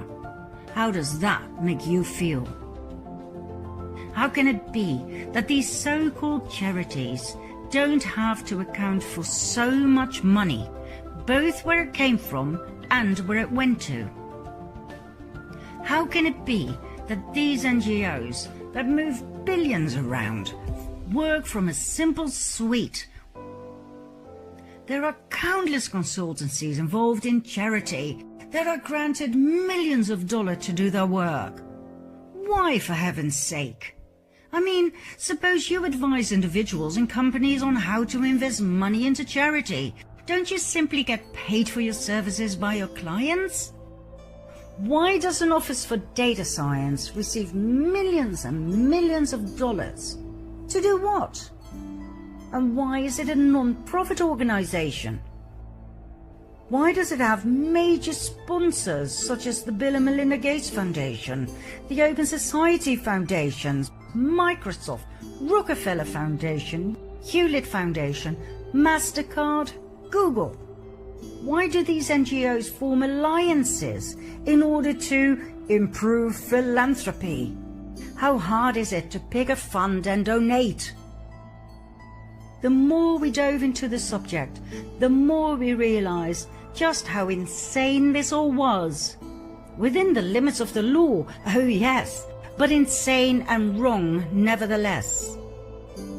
The UN, with all of its NGOs and charity funds, connected either directly or indirectly, moving billions around, hens and forth, laundering money to their heart's content, investing enormous amounts on the stock market, making more money and even more without ever having to pay a dime of tax. And like I said, they are all independent from government control and answer to one entity alone, the United Nations. Does this mean all NGOs are bad news? Probably not. I'm sure the smaller ones and the local ones have not been dragged into the dark swamp. I'm sure they do great work, real charity.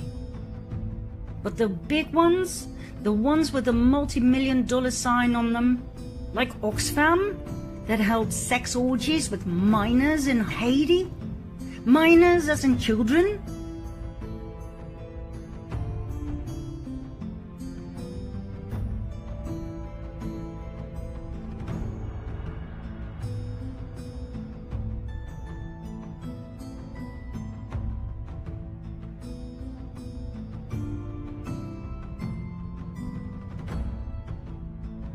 Like the Red Cross, that after a history of discrimination of black and gay people whom they refused to help during times of despair, collected $500 million for Haiti in 2010 after the devastating earthquake and used that money to build 6 houses? When you find out how much the presidents of those NGOs make, will you donate money ever again? So, where does all of the above leave us? In a big, sticky, criminal spider web, with hungry spiders everywhere. One of those spiders is the Bill and Melinda Gates Foundation. Follow me to part 8.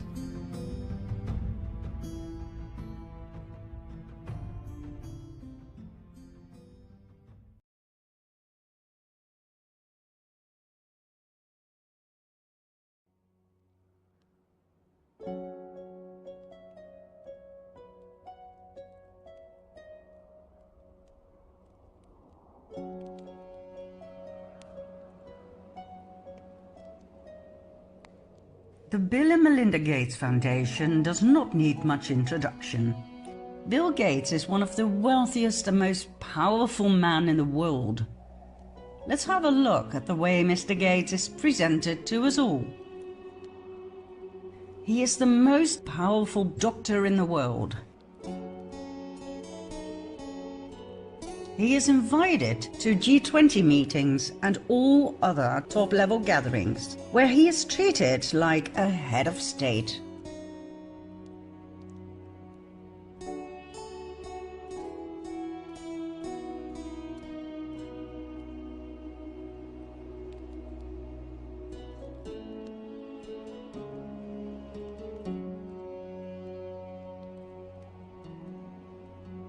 He is the savior of humanity and the earth.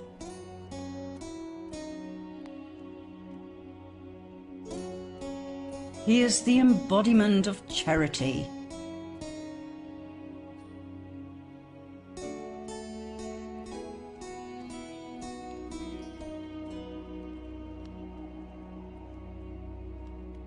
He is a great example of the American dream.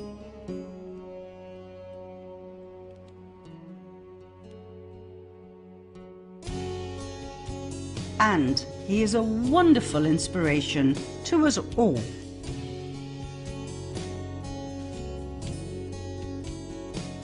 Where did this prodigy come from? Bill was born in a wealthy family, a family of influence. His mother, Mary Maxwell Gates, came from a powerful banking family.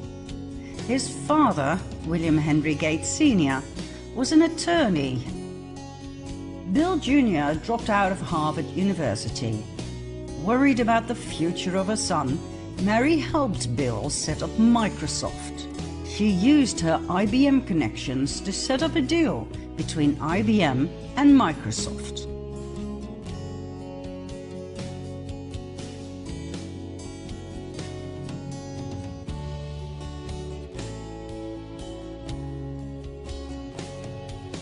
In 1991, she arranged a meeting between her son and Warren Buffett, the multi-billionaire who took Bill under his wings. Both of Bill's parents were heavily involved in family planning and eugenics. His father served on the board of Planned Parenthood. My dad was head of Planned Parenthood, and it was very controversial to be involved with that. Bill openly and proudly talks about these things and how they were discussed over dinner. From an early age, he was spoon-fed with the ideology of eugenics. In his 30s, Warren Buffett added to this with his enthusiasm on the subject.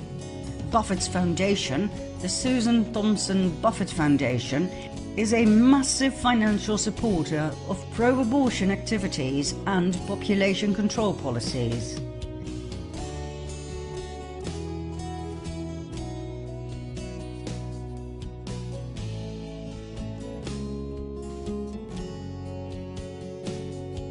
It is the largest funder of reproductive health and family planning in the world. We hope that by now you understand that those are just fancy words for eugenics.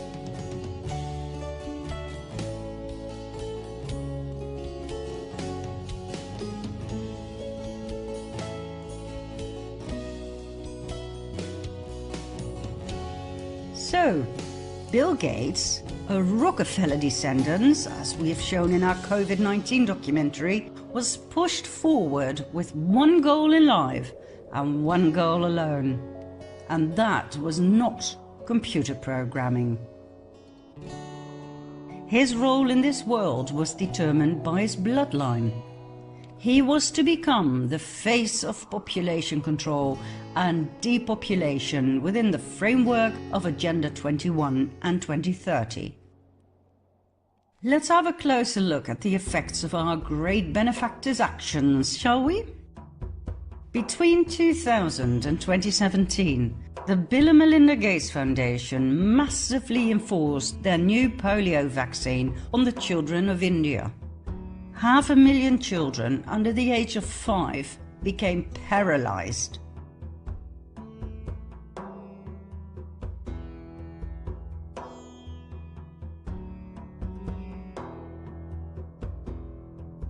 The Indian people were furious, and as a result, the Bill and Melinda Gates Foundation was thrown out of the country in 2017.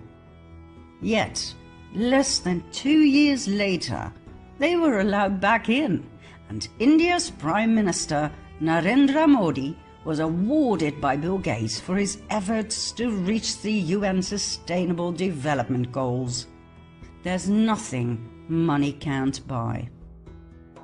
Isn't it weird that Gates got the opportunity in the first place to start his polio vaccination campaign in India, when taken into account that back in 2000 it was already known in the US that the oral polio vaccine frequently caused paralysis?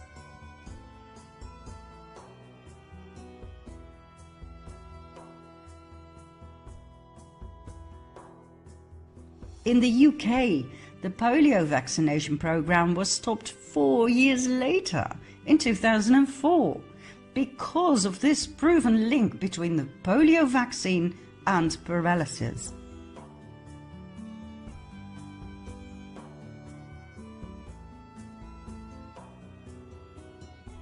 Yet, the vaccination program was continued for 13 more years with devastating effects in India. Nobody said a word, not the UN, nor the WHO, nor the Dutch RIVM that was involved in the development of the vaccine.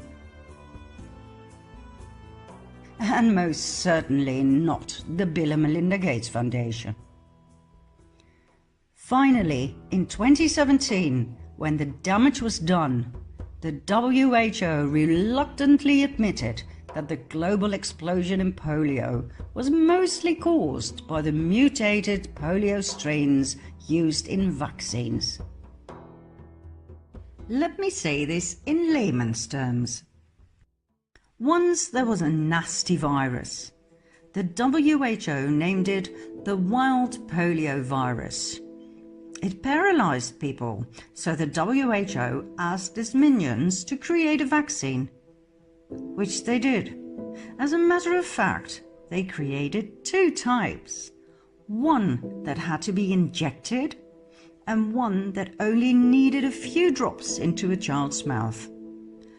The droplets, also called the oral polio vaccine, were much cheaper to fabricate, so the poorest African countries got the droplets, and the not-so-poor countries got the ones with the needle. Business is business, right? All seemed well at first, and after many years, in 2020, the WHO and the CDC proudly presented to the world that the wild polio virus had officially been eradicated, killed, murdered, destroyed. Wonderful! But the droplets started causing major problems. Why? Because, according to the WHO, it contained a live, yet weakened, vaccine virus, activating an immune response in the body. However, the weakened virus did not die after the body had become immune to polio. It became stronger and started causing mayhem in children. Those who'd had the oral polio vaccine, the apparently harmless little droplets, developed identical symptoms to the original wild polio virus. They got paralyzed.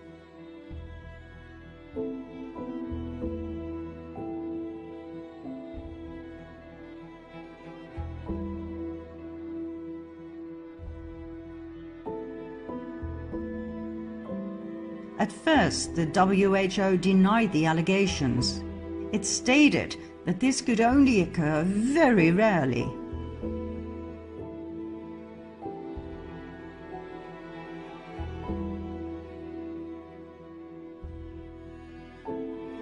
But then, as the numbers of paralyzed children grew and grew and grew, they admitted it was due to what they called mutated polio strains inside the vaccine.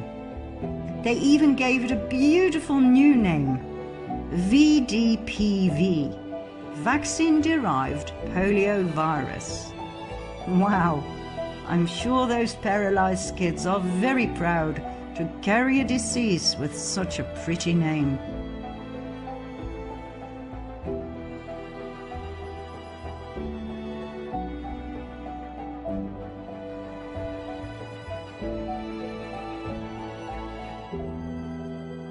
Now please do not despair. As always, the WHO has a solution to everything. As stated on their website, the solution is actually quite simple. Everybody must receive the vaccine. Let's make sure we vaccinate every child and end all polio for good.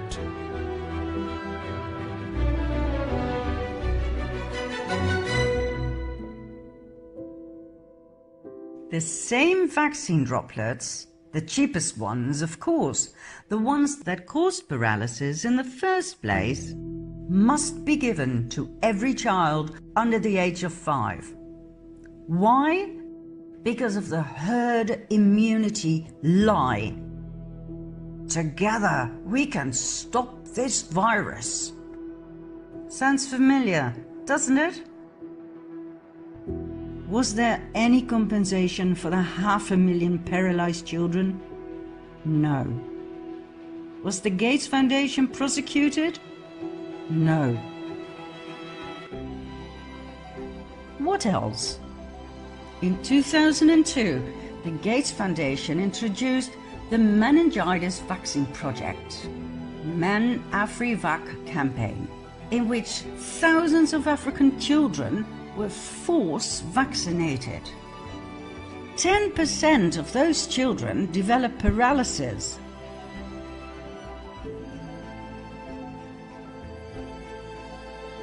Local newspapers printed articles about being nothing but guinea pigs for the pharmaceutical industry. Gates's actions were described as ruthless and immoral. Once again, it was clear how the UN's NGOs and the WHO were all in it together. The Meningitis Vaccine Project was a partnership between PATH and the WHO. It was funded with millions of dollars by the Bill and Melinda Gates Foundation. Then, in 2009, the Gates Foundation used their NGO called PATH to test their HPV vaccine on 23,000 tribal girls in remote villages in India. The HPV vaccine was said to prevent girls from getting cervical cancer. 1,200 girls had severe and chronic side effects, such as fertility disorders and autoimmune problems. 7 girls died. Thousands of girls suffered from severe convulsions directly after being vaccinated. The WHO admitted the vaccine could cause convulsions, but stated it would only affect girls with a certain gene, and so it would be quite rare, which totally contradicts this video footage.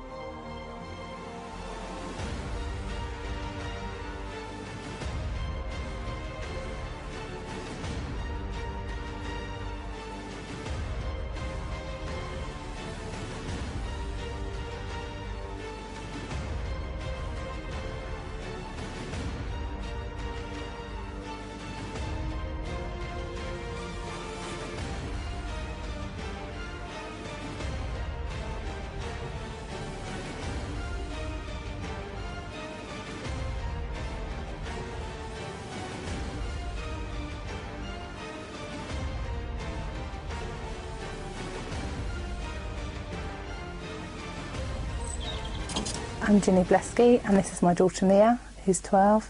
On the 21st of September last year, 2016, she had the first HPV vaccination at school.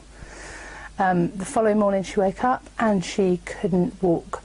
on her legs. She couldn't weight bear, her legs were shaky, and she had burning in either side of her spine all the way up her back.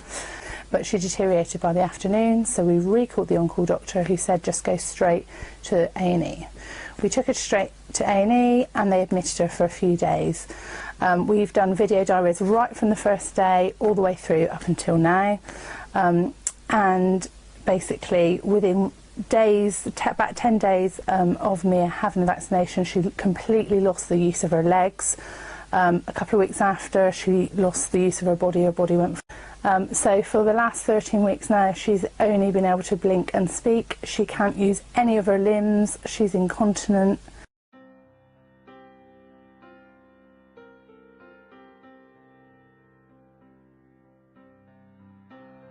We highly recommend you do some research before having your child get the HPV vaccine. There are quite a few excellent documentaries out there on the devastating effects that ruined the lives of many young girls.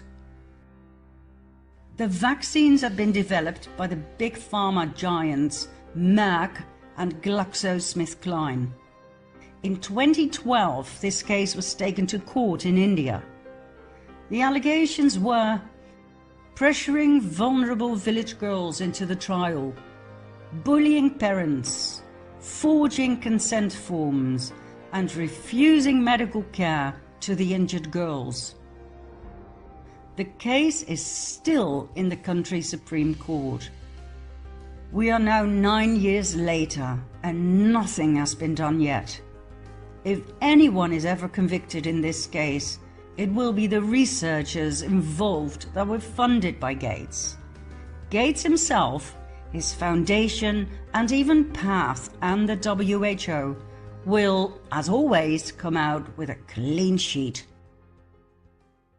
PATH, by the way, is the NGO that is massively funded by the Bill and Melinda Gates Foundation with $3 billion. Its main focus is on family planning. That is population control, eugenics.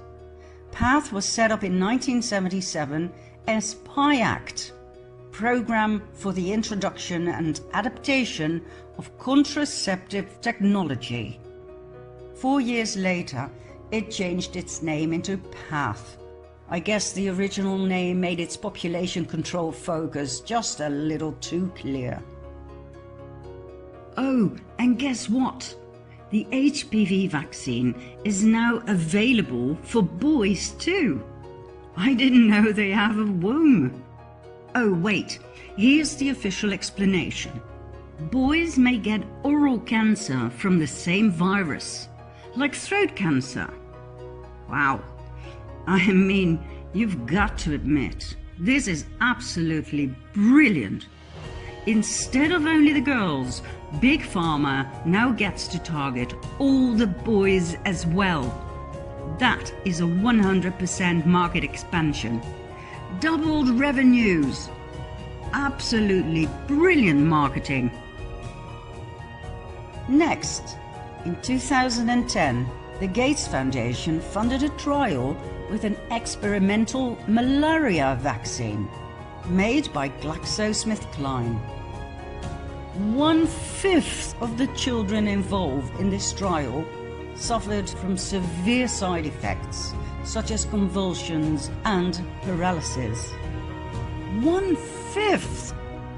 151 African babies died. Did you hear about this in the news? No. Then, in 2014, the Kenya's Catholic Doctors Association accused the WHO of chemically sterilizing millions of women in Kenya against their will by means of a so-called tetanus vaccination program funded by the Bill and Melinda Gates Foundation. Each and every vaccine tested by independent labs contained HCG, a pregnancy hormone that is produced when a woman is pregnant and that causes temporal infertility. After all, when you are pregnant, you don't want to become pregnant again, simultaneously with yet another baby, right? So the production of this hormone is a very intelligent move of the female body to make sure the baby can develop safely in the womb without being hassled by other fetuses. So, HCG causes temporal sterility. Why on earth was it in those tetanus vaccines? What was it doing there? Who put it in there?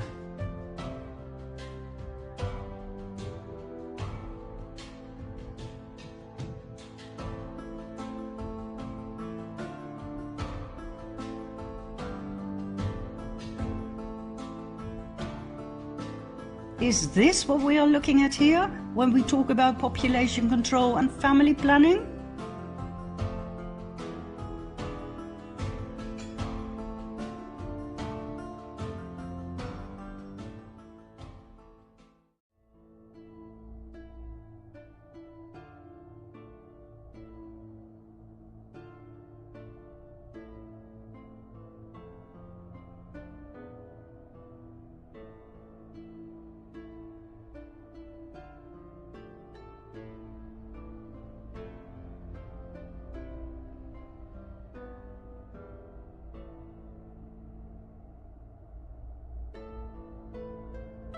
The Kenyan women who were pregnant upon getting the vaccine were told it would protect their unborn babies against tetanus. They were told they had to get 5 shots at 6 monthly intervals. Their babies never saw the light of day. They were spontaneously aborted. Interesting detail about this case is that the Kenyan government fervently denied that the vaccine had caused sterilization. President Uhuru Kenyatta must have followed the money. He does not exactly have a clean sheet. He stood trial in The Hague for crimes against humanity and was involved in several cases of bribery and corruption. A very easy partner in crime for Gates and the WHO, who have spent millions of dollars paying off corrupt governments of less developed countries to get a carte blanche for their vaccination experiments. In this particular case, the mainstream media and the notorious fact-checkers still try their utmost best to ridicule and deny this case, which we fully understand. What do you think will happen to them when all of this gets out into the open? In 2017, a research paper was published in multiple scientific journals, once again putting the vaccination trials in a very bad light. In the early 1980s, the WHO's UNICEF performed what they called a natural experiment in an urban community in Guinea-Bissau, a country in West Africa. Babies between 3 and 5 months of age were given a DTP vaccination. The study showed that vaccinated children had 5-fold higher mortality than unvaccinated children.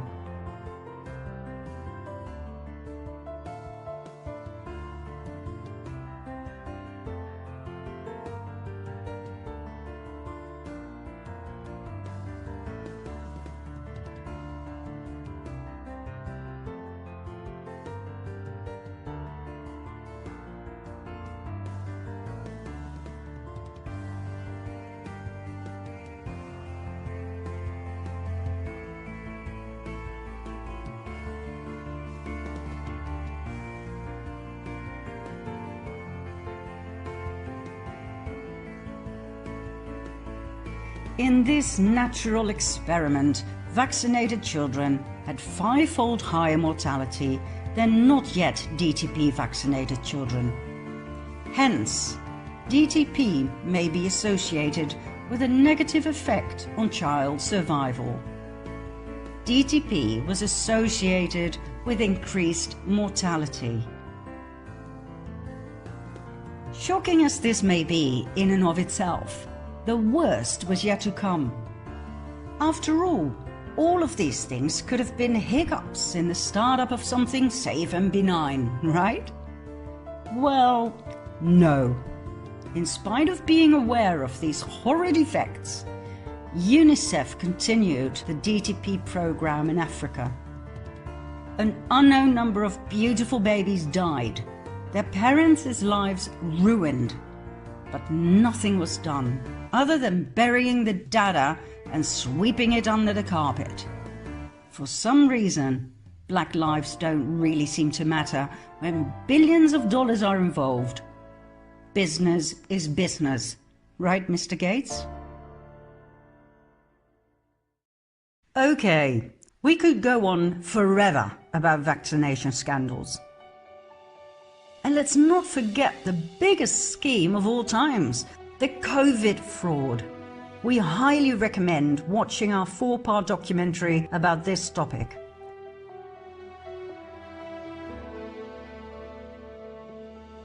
There will be an update soon, but right now, believe it or not, it is even more important to focus on Gates's other activities, many of which are unknown to the public.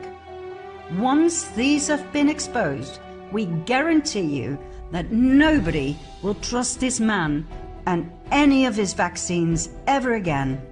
I mean, and we're taking things that are, genetically modified organisms, and we're injecting them in little kids' arms. We just shoot them right into the vein. Do you want to know about Bill's obsession with genetically modifying food, African chickens, and even mosquitoes? Do you want to know more about his top-secret connections with the US Army and their biological warfare plans? Ever heard of the infinite possibilities of the nanotechnological unmanned aerial vehicles? Are you ready to find out just how evil Bill and Melinda Gates, Warren Buffett, the WHO, and the UN really are? Then follow me to part 9.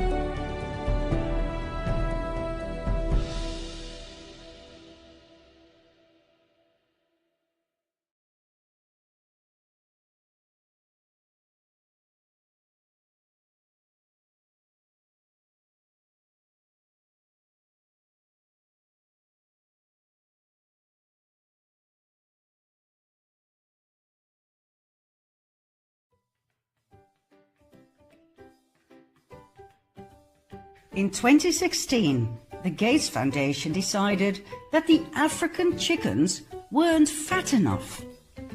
Not only that, their eggs were too tiny. Gates came up with a brilliant plan. Let's genetically modify chickens. The University of Wageningen and Hendrix Genetics, both from the Netherlands, invented a new chicken species made especially for poor African families. What a marvelous idea! And what a great philanthropist! Genetically modified chickens that no African family had asked for. According to Janet Mawio, president of the Kenya Community Development Foundation, the native chickens are great. They may look a little skimpy, but they taste terrific. And they are unvaccinated. Our chickens feed themselves in nature. If we get more of them, who's going to pay for the food? And who will pay for the vaccinations? She asked in an interview. Excuse me? Vaccinations? Are these genetically modified super chickens not perfect when they come rolling out of the lab? Obviously not. They have to be vaccinated. That explains why the Dutch research supervisor, Lisbeth van der Waay, said, "The chickens must come with a clear manual. They need good food and plenty of water. If not, the production will probably be disappointing in practice."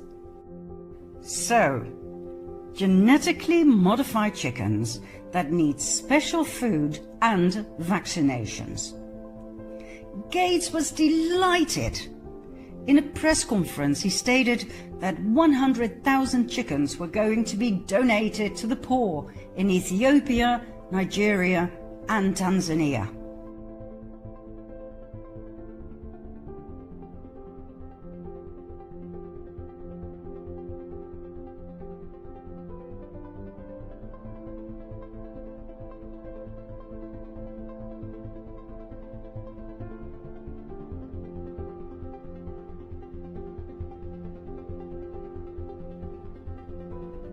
He tried to give them to Bolivia too, but they didn't want them. As a matter of fact, the African people didn't want them either, as Janet Mawillo pointed out. But for some reason, Bill Gates always gets what he wants in Africa. Genetically modified chickens, vaccinations. It seems like he has built up a great relationship with the mostly corrupted leaders of those countries. Oh, and the chicken story had a little tail to it.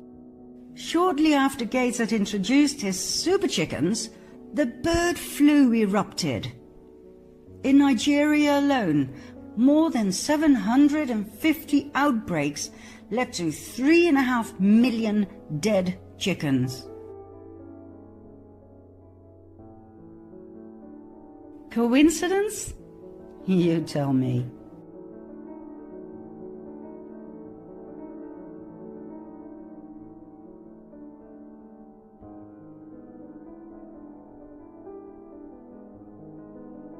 At any rate, all of those lost chickens had to be replaced by Hendrix Genetics from the Netherlands. I sure hope they offered them at a special discount. Oh, and the man in charge of the genetically modified chicken project at Wageningen University, Johan van Arendonk, promoter of the thesis we showed you less than 3 minutes ago, was welcomed by Hendrix Genetics as head of research and development on the 1st of January 2016.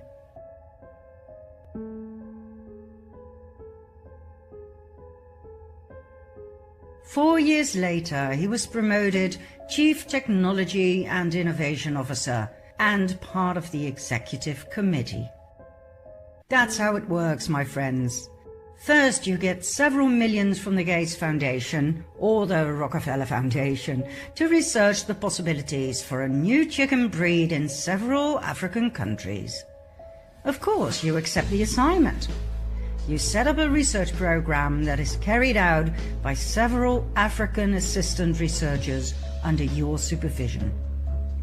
Research papers are published, and Mr. Gates is no doubt satisfied with your research findings and, as such, the business opportunities you offered him. So, what follows is a promotion. Off you go to Hendrix Genetics, where you receive another 9 million from Gates to genetically create a new breed of chicken. The moment you accept the job at Hendrix Genetics, you are in Gates's pocket. You will make whatever he wants you to make. It doesn't matter if your creation can only survive on good food, clean water, and vaccinations. Who cares? Nobody will know. The mainstream media won't say a thing. Who cares about the coincidental outbreak of the bird flu within a month after the delivery of your creation?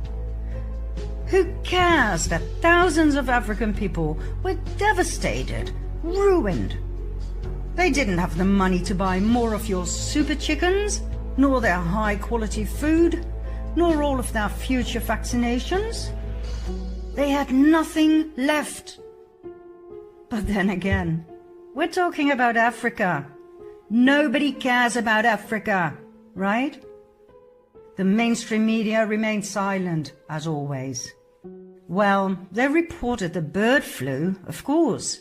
Yet another great opportunity for Bill Gates to develop yet another vaccination project. Because that, dearest viewers, is what Africa needs. It doesn't need clean water, nutritious food, or schools. It needs vaccinations.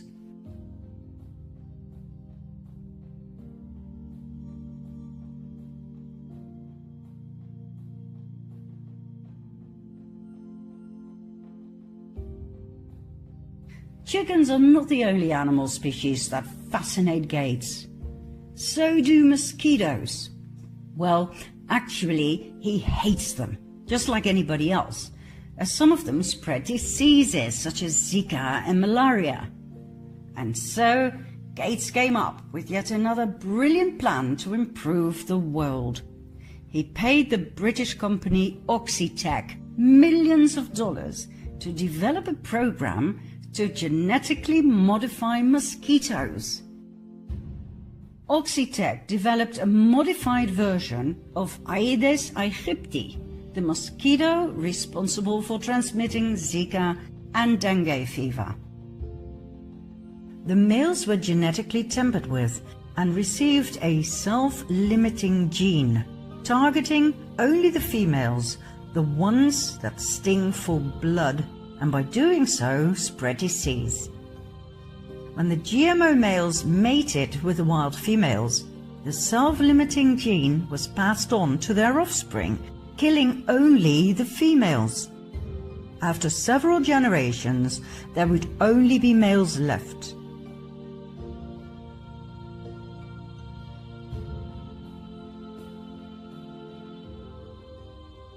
In and of itself, a brilliant plan, and quite a gentle way to wipe out an entire species of mosquitoes. Several trials were held in India and in Panama, after which the first official grand release took place in Brazil in May 2018. Millions of genetically modified mosquitoes were released in a city over a period of 27 weeks. The results seemed promising at first, and the Gates Foundation made sure the press released articles about its immense success.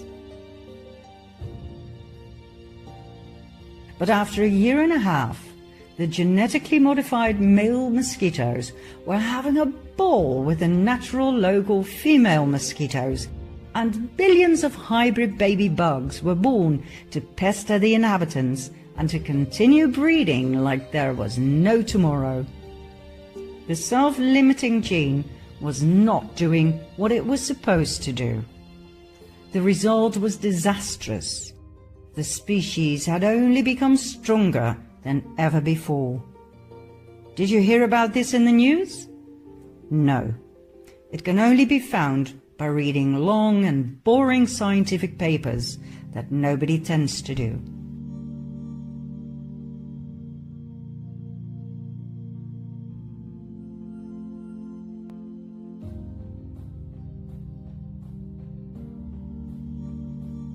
Only a few alternative media reported it, but as always, they were ignored, overruled, and ridiculed as conspiracy theorists.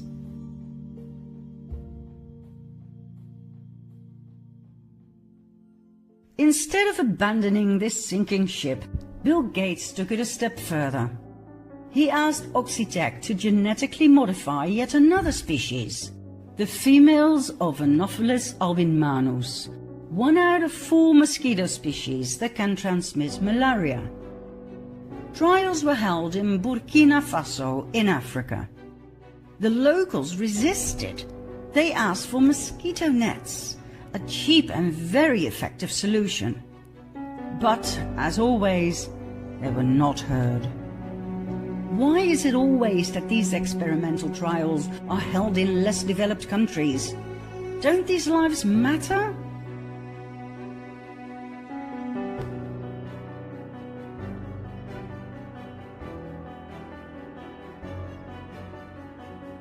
Now, even though the idea of no more mosquitoes may sound appealing to many, everyone who understands anything about ecosystems and the balance of nature knows that this is bad news.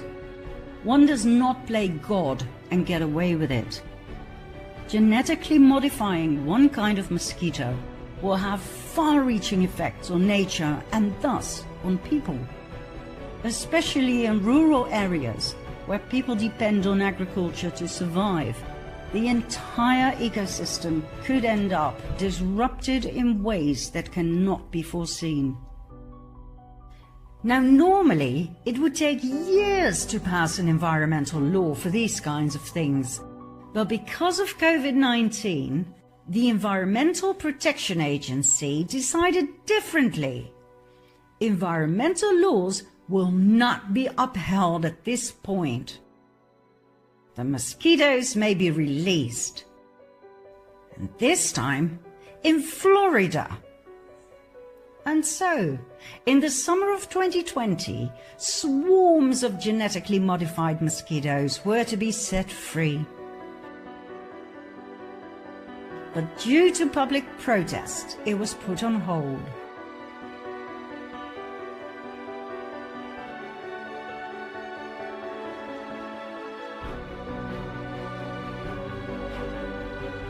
Now I can hear people think, what's the big deal? The annihilation of mosquitoes, isn't that a dream come true? Well, it was and still is presented that way by Gates. But let's have a look at an article in Science from 2010. 11 years ago, a group of Japanese researchers developed a mosquito that spread vaccine instead of disease.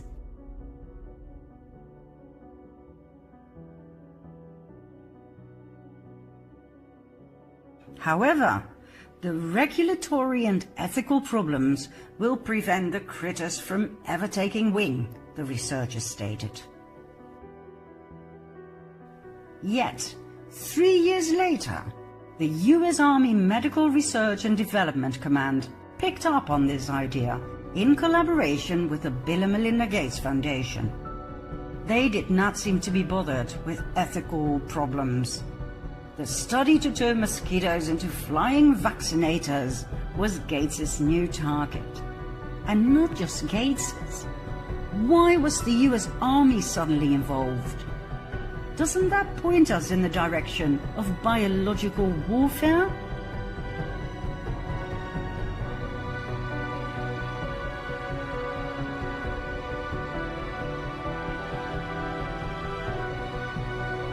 Now, for those viewers who believe that weaponizing mosquitoes is too far-fetched, please dive into the subject and you will find out that as early as 1953, the US initiated its weaponization efforts with disease vectors, as they called it, focused on fleas spreading the plague, mosquitoes causing brain infections by spreading encephalitis, and mosquitoes spreading yellow fever. Experimental trials were held over Florida and Georgia to see if the insects could be used successfully as a bioweapon to kill off urban populations.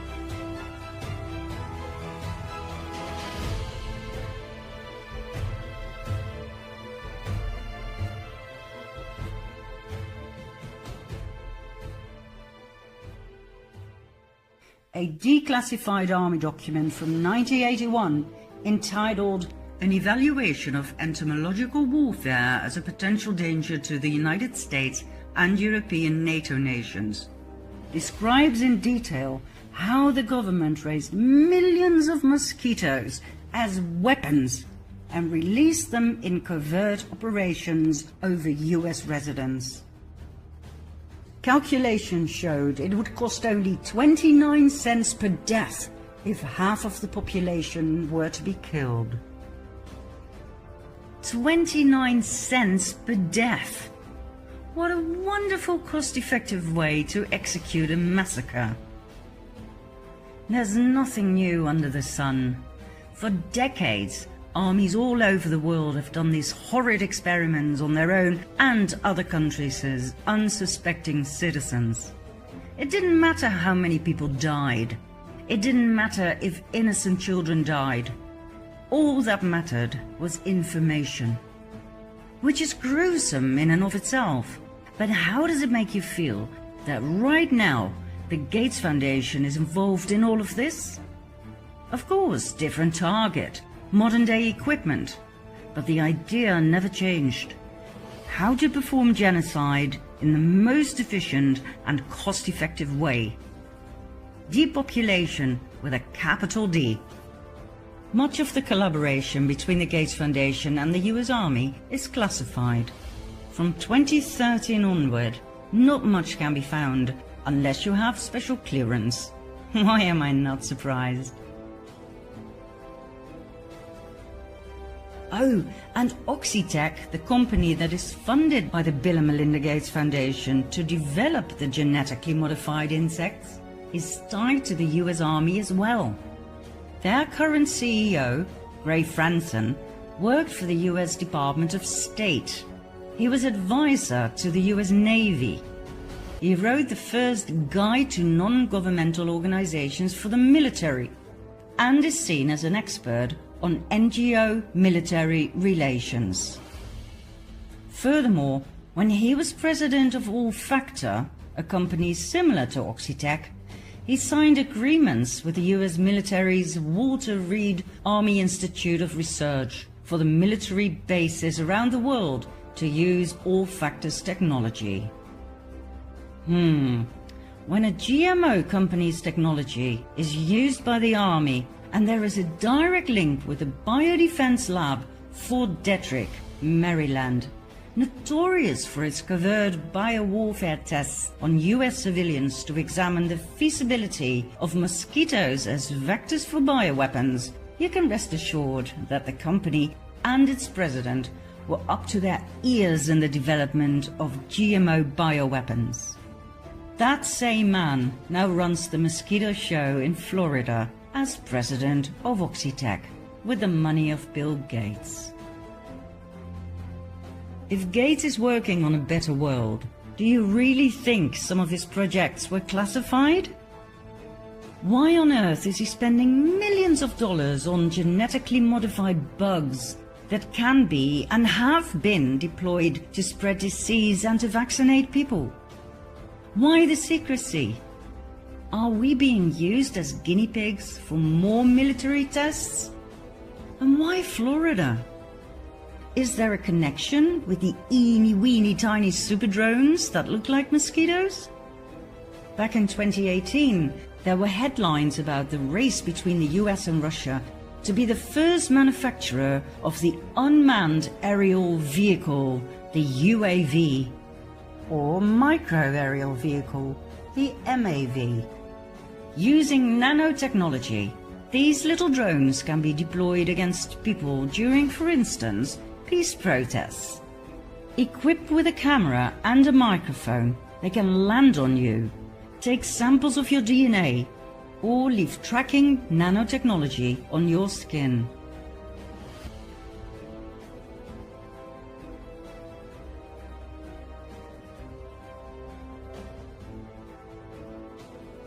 Strategic analyst Paul Buchanan told NBR in July 2018 about the interest in UAVs. The predictions were that the UAV industry could be worth $89 billion by 2022. Somehow, we find it hard to believe that our philanthropist Bill Gates has nothing to do with these insect drones.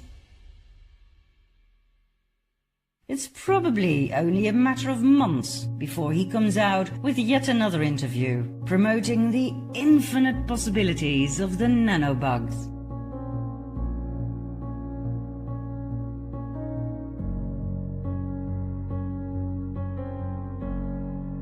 In June 2020, Bill Gates talked about his surprise that so many people don't trust his good intentions, especially when it comes to vaccinations.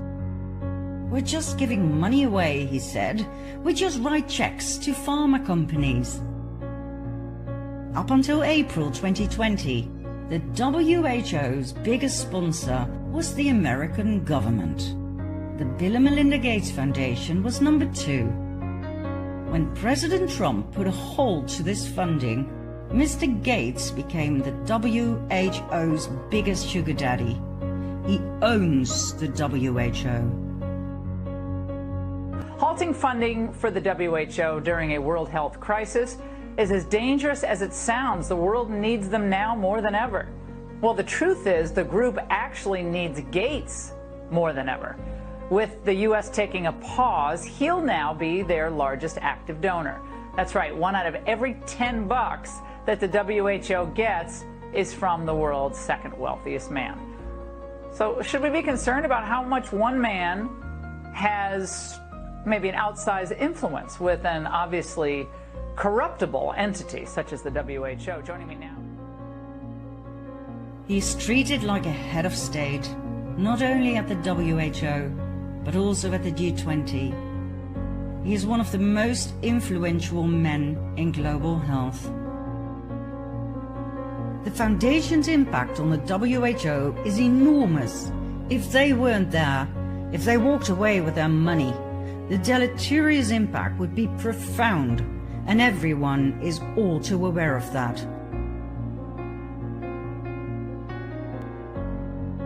The WHO is owned by Bill Gates. Its Director General, Tedros Adhanom Ghebreyesus, is nothing but a puppet. His strings are pulled by Gates and the Clintons.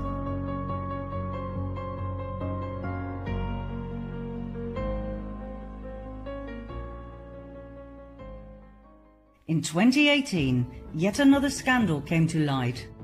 Here's what happened. Before Tedros became Director General of the WHO, he held 2 high-level positions in the government of Ethiopia, Minister of Health and subsequently Minister of Foreign Affairs. He became very friendly with the Clintons and a speaker at the Clinton Global Initiative of the Clinton Foundation. And he was board chair of the Global Fund. The Global Fund presents itself as an independent organization that aims at eradicating AIDS, tuberculosis, and malaria. While Tedros was chair of the Global Fund, the organization was involved in scandals about fraud and misappropriation of funds.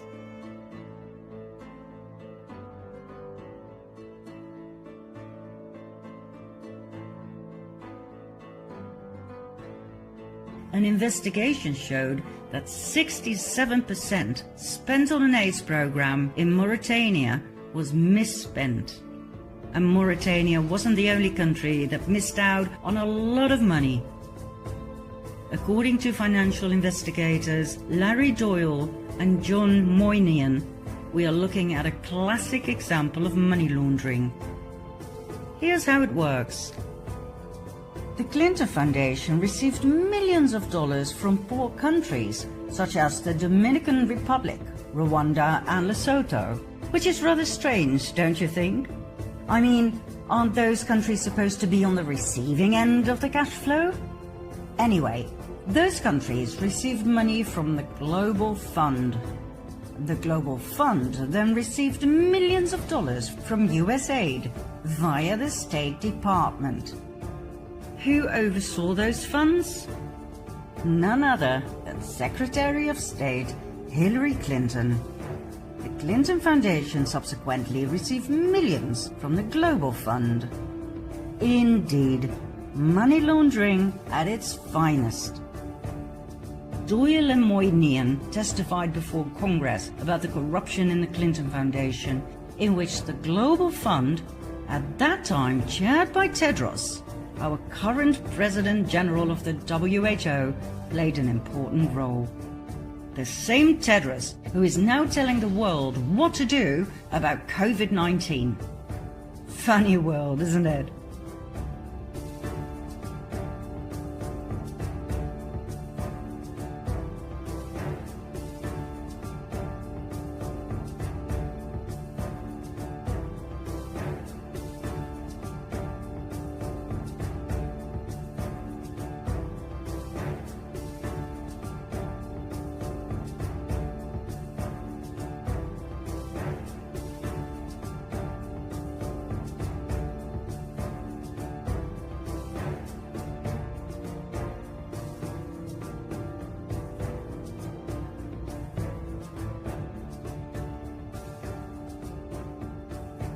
Are you starting to have doubts yet about Mr. Gates' philanthropy? Are you ready for more that will put him behind bars if it comes out into the open? Then follow me to part 10.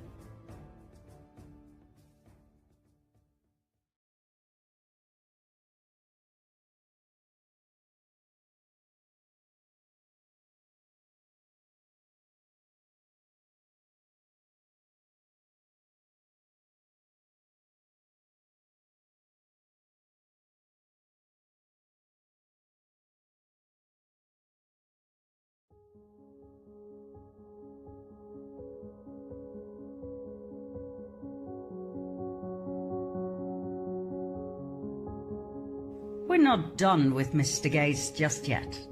As a matter of fact, we've only just started. What else is he up to? He is heavily into buying shares and thus influence in big companies such as Apple, Twitter, Alphabet, Amazon, and Alibaba. Companies that have massive influence in the area of tracking apps, global surveillance, facial recognition, and spyware. His part in Alphabet and Twitter explains the absurd level of censorship we encounter when posting or searching for anything controversial about vaccinations and currently COVID-19.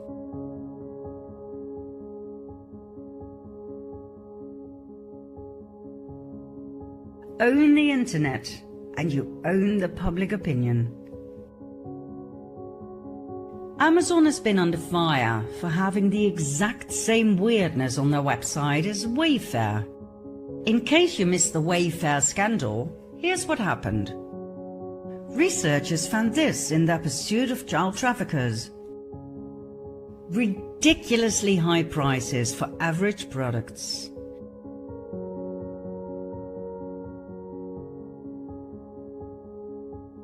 Upon investigation, the names of these products turned out to correspond with missing children.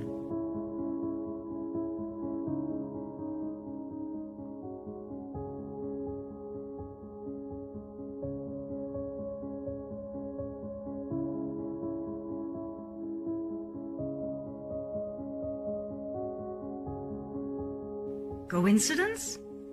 Absolutely, according to the fact-checkers.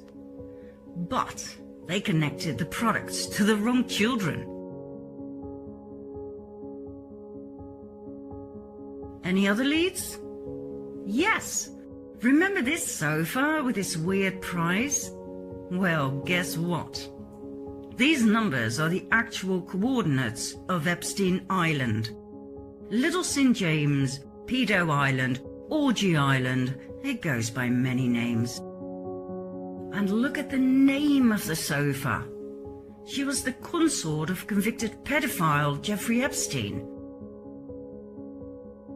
She is now in custody and singing like a canary, meaning she has given the investigators a list with a lot of names belonging to the people who joined her on the Lolita Express, Epstein's private jet, to visit Little St. James, where they collectively raped and murdered children, according to whistleblowers.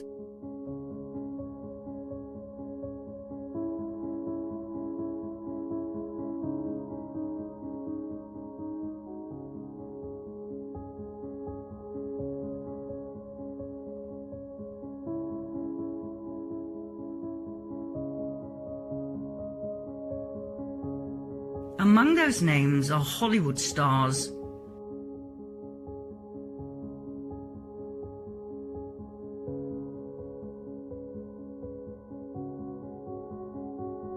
Top-level officials.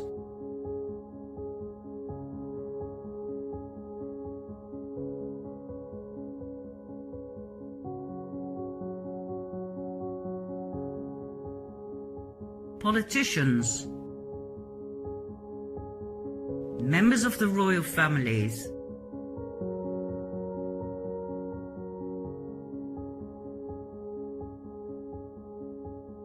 And Bill Gates.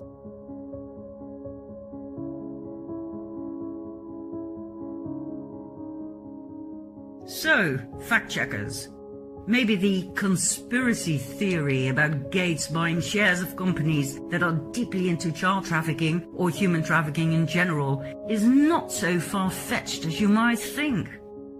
I mean, it is easy to debunk a theory, but can you debunk facts? Ridiculously high prices of some products, and names that correspond with missing children. Fact. A Sophus Prize identical to Epstein Island's coordinates. Fact. Epstein being a convicted pedophile and child molester. Fact. That Sophus name corresponding with Ghislaine Maxwell, Epstein's madam and handler. Fact. Ghislaine Maxwell now in jail, where she provided the investigative authorities with a blacklist. Fact. A blacklist with hundreds of names of members of the elite. Fact. Hidden meaning of the name Wayfair. Wave plus fair. Fact.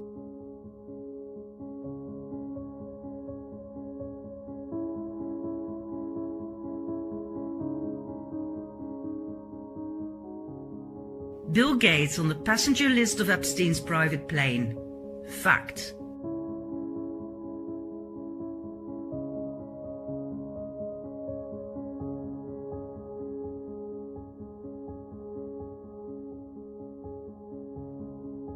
Bill Gates denying being a friend or business associate of Epstein. Fact.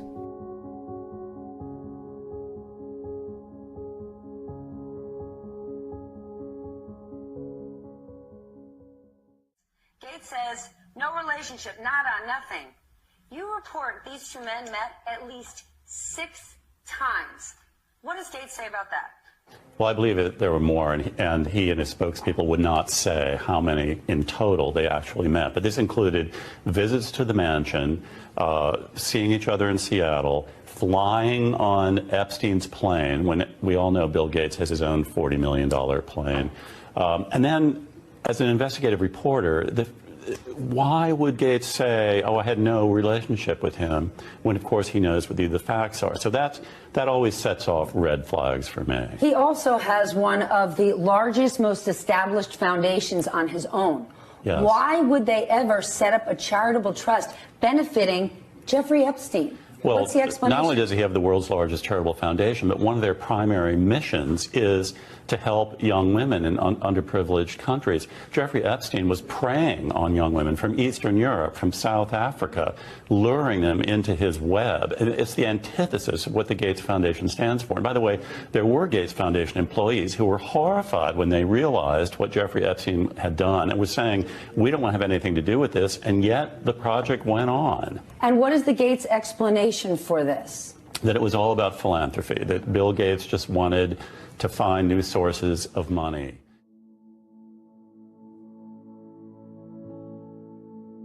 Not very smart, Bill. The evidence is there.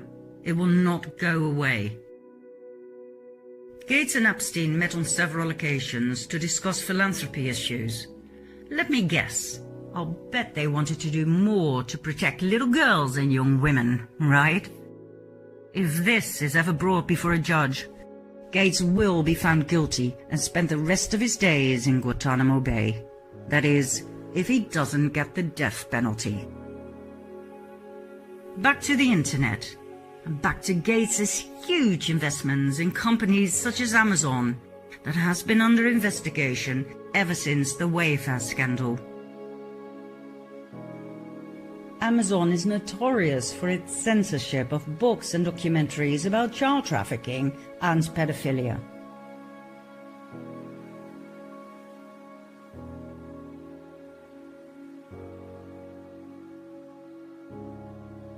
They do sell this kind of items, though.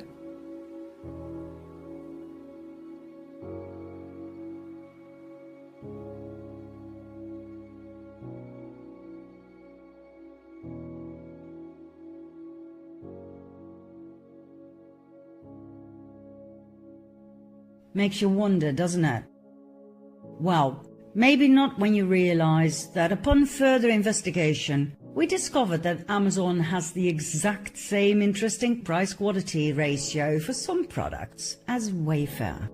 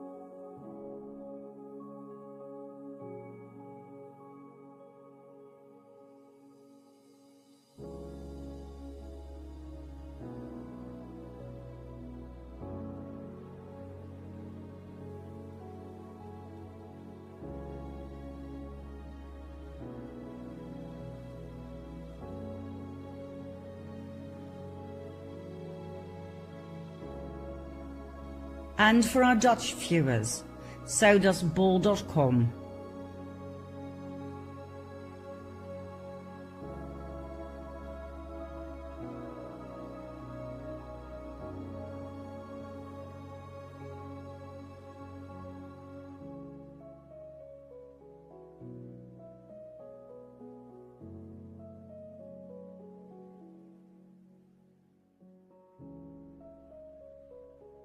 Maybe it's time for the investigative units into child trafficking to investigate bol.com too? Oh, and Alibaba? Adrenochrome.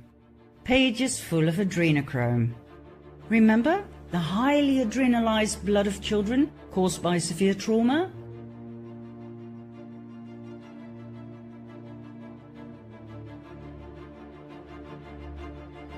The special wine that gives you eternal life?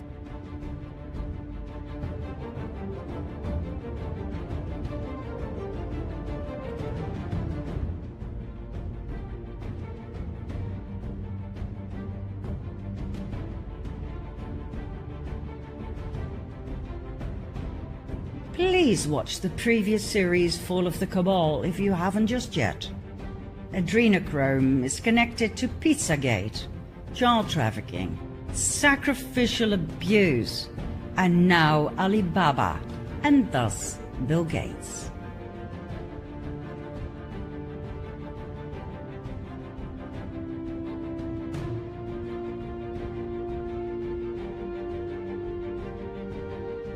Interesting business, Mr. Gates. Or do you still believe he is innocent? Now, of course, when Alibaba, Amazon, Wayfair and bol.com were approached about these strange facts, they all claimed it was nothing but glitches in the software. Doesn't exactly explain this, does it?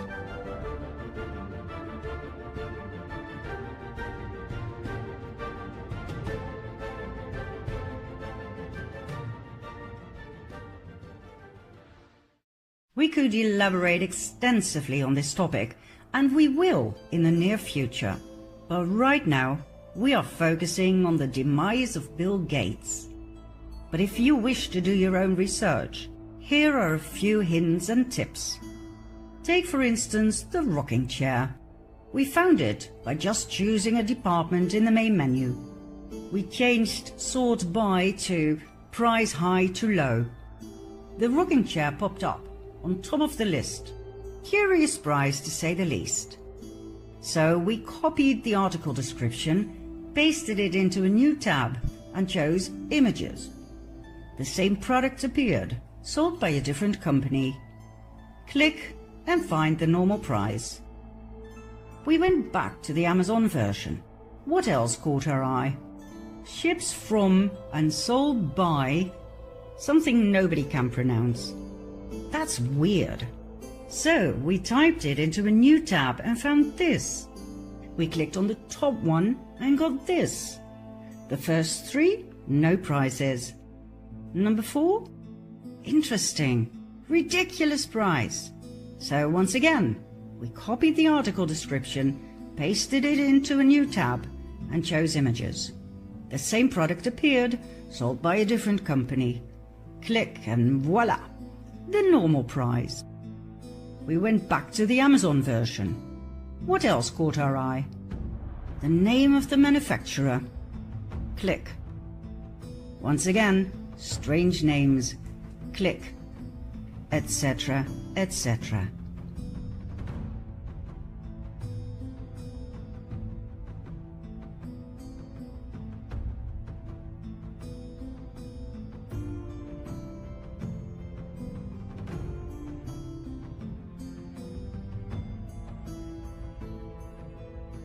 This is how it works. You are led from page to page. It works like a puzzle. They use codes and keys in order to lead you to the end product. And by that time, you are asked for your credit card data and more personal information. That's when we stopped. This is for the FBI to dive into. The same happened, by the way, when we searched for adrenochrome. A few months ago, Alibaba simply took you straight to their offers. But when we tried it again, everything had been deleted. No results. But when you simply go through their entire offer, there we are again. This time, however, one word has been added. Semicarbazone or carbazochrome.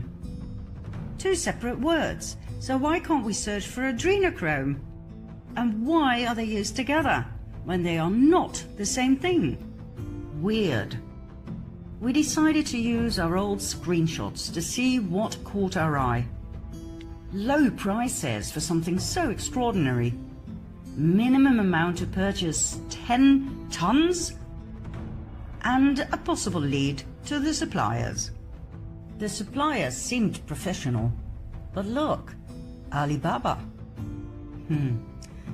And when we tried to buy the product, we were led straight back to Alibaba's website. Is this because the company only and exclusively sells via Alibaba? We find that hard to imagine. So we searched again. Did we miss something? Well, yes, we did. A bit further down is the supplier without the Alibaba link. But that took us to an entirely different company.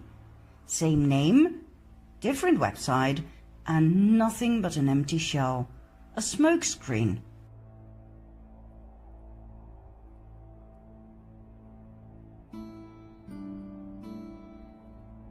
We checked out each and every so-called supplier of Alibaba, and they were all fake.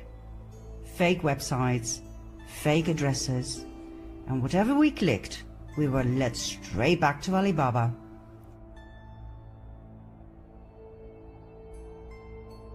Shell companies, not shelf. Shell, as in empty. A cover for criminal transactions. A man like Bill Gates knows exactly what he does when he invests millions into these companies. Make no mistake, he is well aware. He didn't visit Epstein's Speedo Island all those times to drink coffee and enjoy the scenery.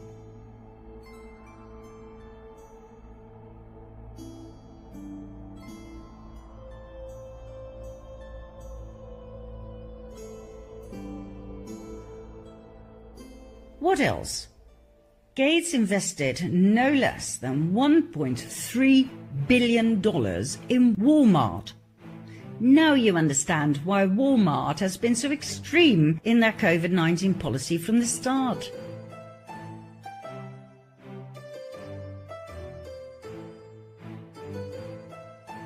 Walmart, by the way, is a highly controversial business. In 2019, it paid $282 million to settle a 7-year bribery investigation by the US government. Let that marinate for a while.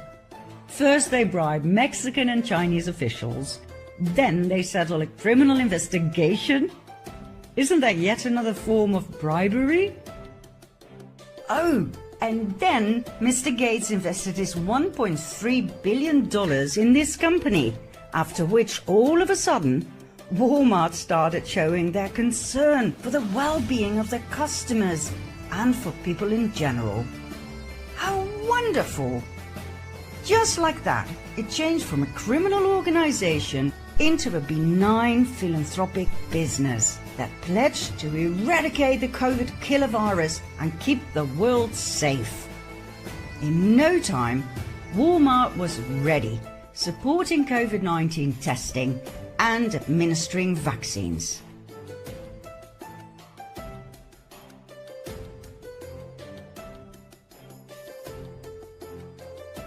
Wow, in your face! As millions of small and medium businesses went bankrupt due to the COVID hype, Walmart made astronomical profits thanks to Gates' CPR tests, his vaccines, and Walmart's e-commerce that grew 74% in the midst of a pandemic. Oh, and then there's Monsanto, recently bought by Bayer. In 2010, Gates bought 500,000 Monsanto shares worth $23 million. 8 years later, their worth had gone up to $64 million. Monsanto started off producing Agent Orange, a powerful and highly toxic chemical used during the Vietnam War to eliminate forest cover and to destroy crops. Its horrific side effects were all forms of cancer and birth deformities.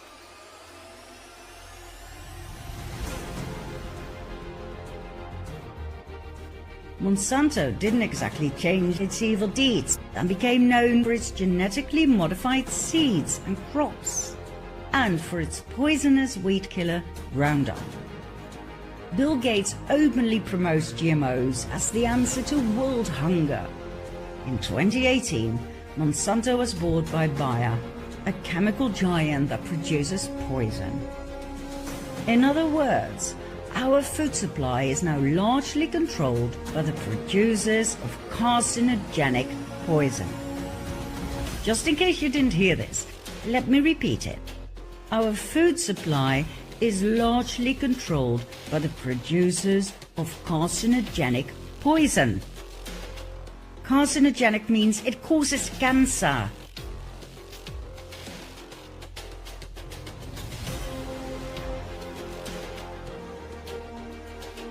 I wonder how many people think this is normal. And Rob Borsch, Deputy Director of the Agricultural Research and Development Team at the Gates Foundation until his retirement, spent 25 years of his career at Monsanto. Small world, evil players. And what about Gates' love for big pharmaceutical companies such as Bayer, Merck, Pfizer? He bought his way in through shares with millions and millions of dollars. Do you want to know why? So he can push his vaccination and poison fetish down the throat of each and every country in the world, while making astronomical profits via his shares in the companies that produce the poison.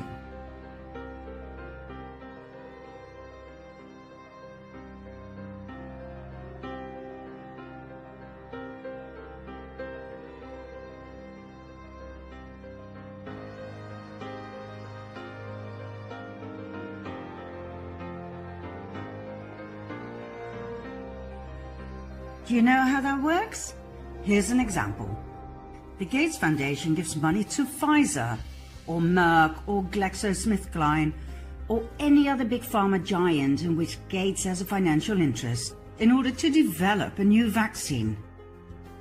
Next, the foundation gives money to political lobbyists to create a market for his vaccine. Then, Gates arranges a fixed and way too high price for the vaccine via Gavi, yet another Gates entity. The Gates Foundation and/or any of the involved and co-profiting NGOs such as Global Fund give donations to foreign governments to buy the vaccines. Those governments are obliged to buy the vaccines from the vaccine producer, think Merck or Pfizer. Global Fund gets their donation back from USAID. And last but not least, the Bill and Melinda Gates Foundation makes a massive profit and doesn't have to pay a dime of tax. So, who pays for the development and the purchase of the vaccines? That's right, you and me, the taxpayers. You've invested $10 billion in vaccinations over the last 2 decades, and you figured out the return on investment for that, and it kind of stunned me. Can you walk us through the math? Over a 20-to-1 return. So if you just look at the economic benefits, that's a pretty strong number compared to anything else. I think the numbers that you ran through were if you had put that money into an S&P 500 and reinvested the dividends, you'd come up with something like $17 billion, but you think it's $200 billion. Here, yeah. The Bill and Melinda Gates Foundation couldn't care less about the people in less developed countries. All they are interested in is profit. Profit through technology, research and development, GMOs, vaccines, and more poison. None of the above is about the heart. None of it is about true charity, out of love for your fellow man. Is Mr. Gates simply obsessed with technology? Or are we dealing with a psychopath? Within Microsoft, that browser share was a very, very important goal.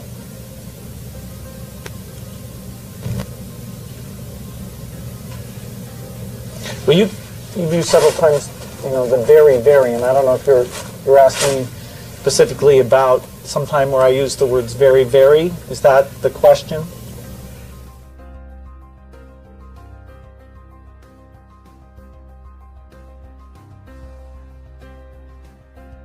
Let's see what he's truly up to, shall we? Let's have a look at the effects of his philanthropy in less developed countries. Join us and bear witness to the trails of destruction this man leaves behind in part 11.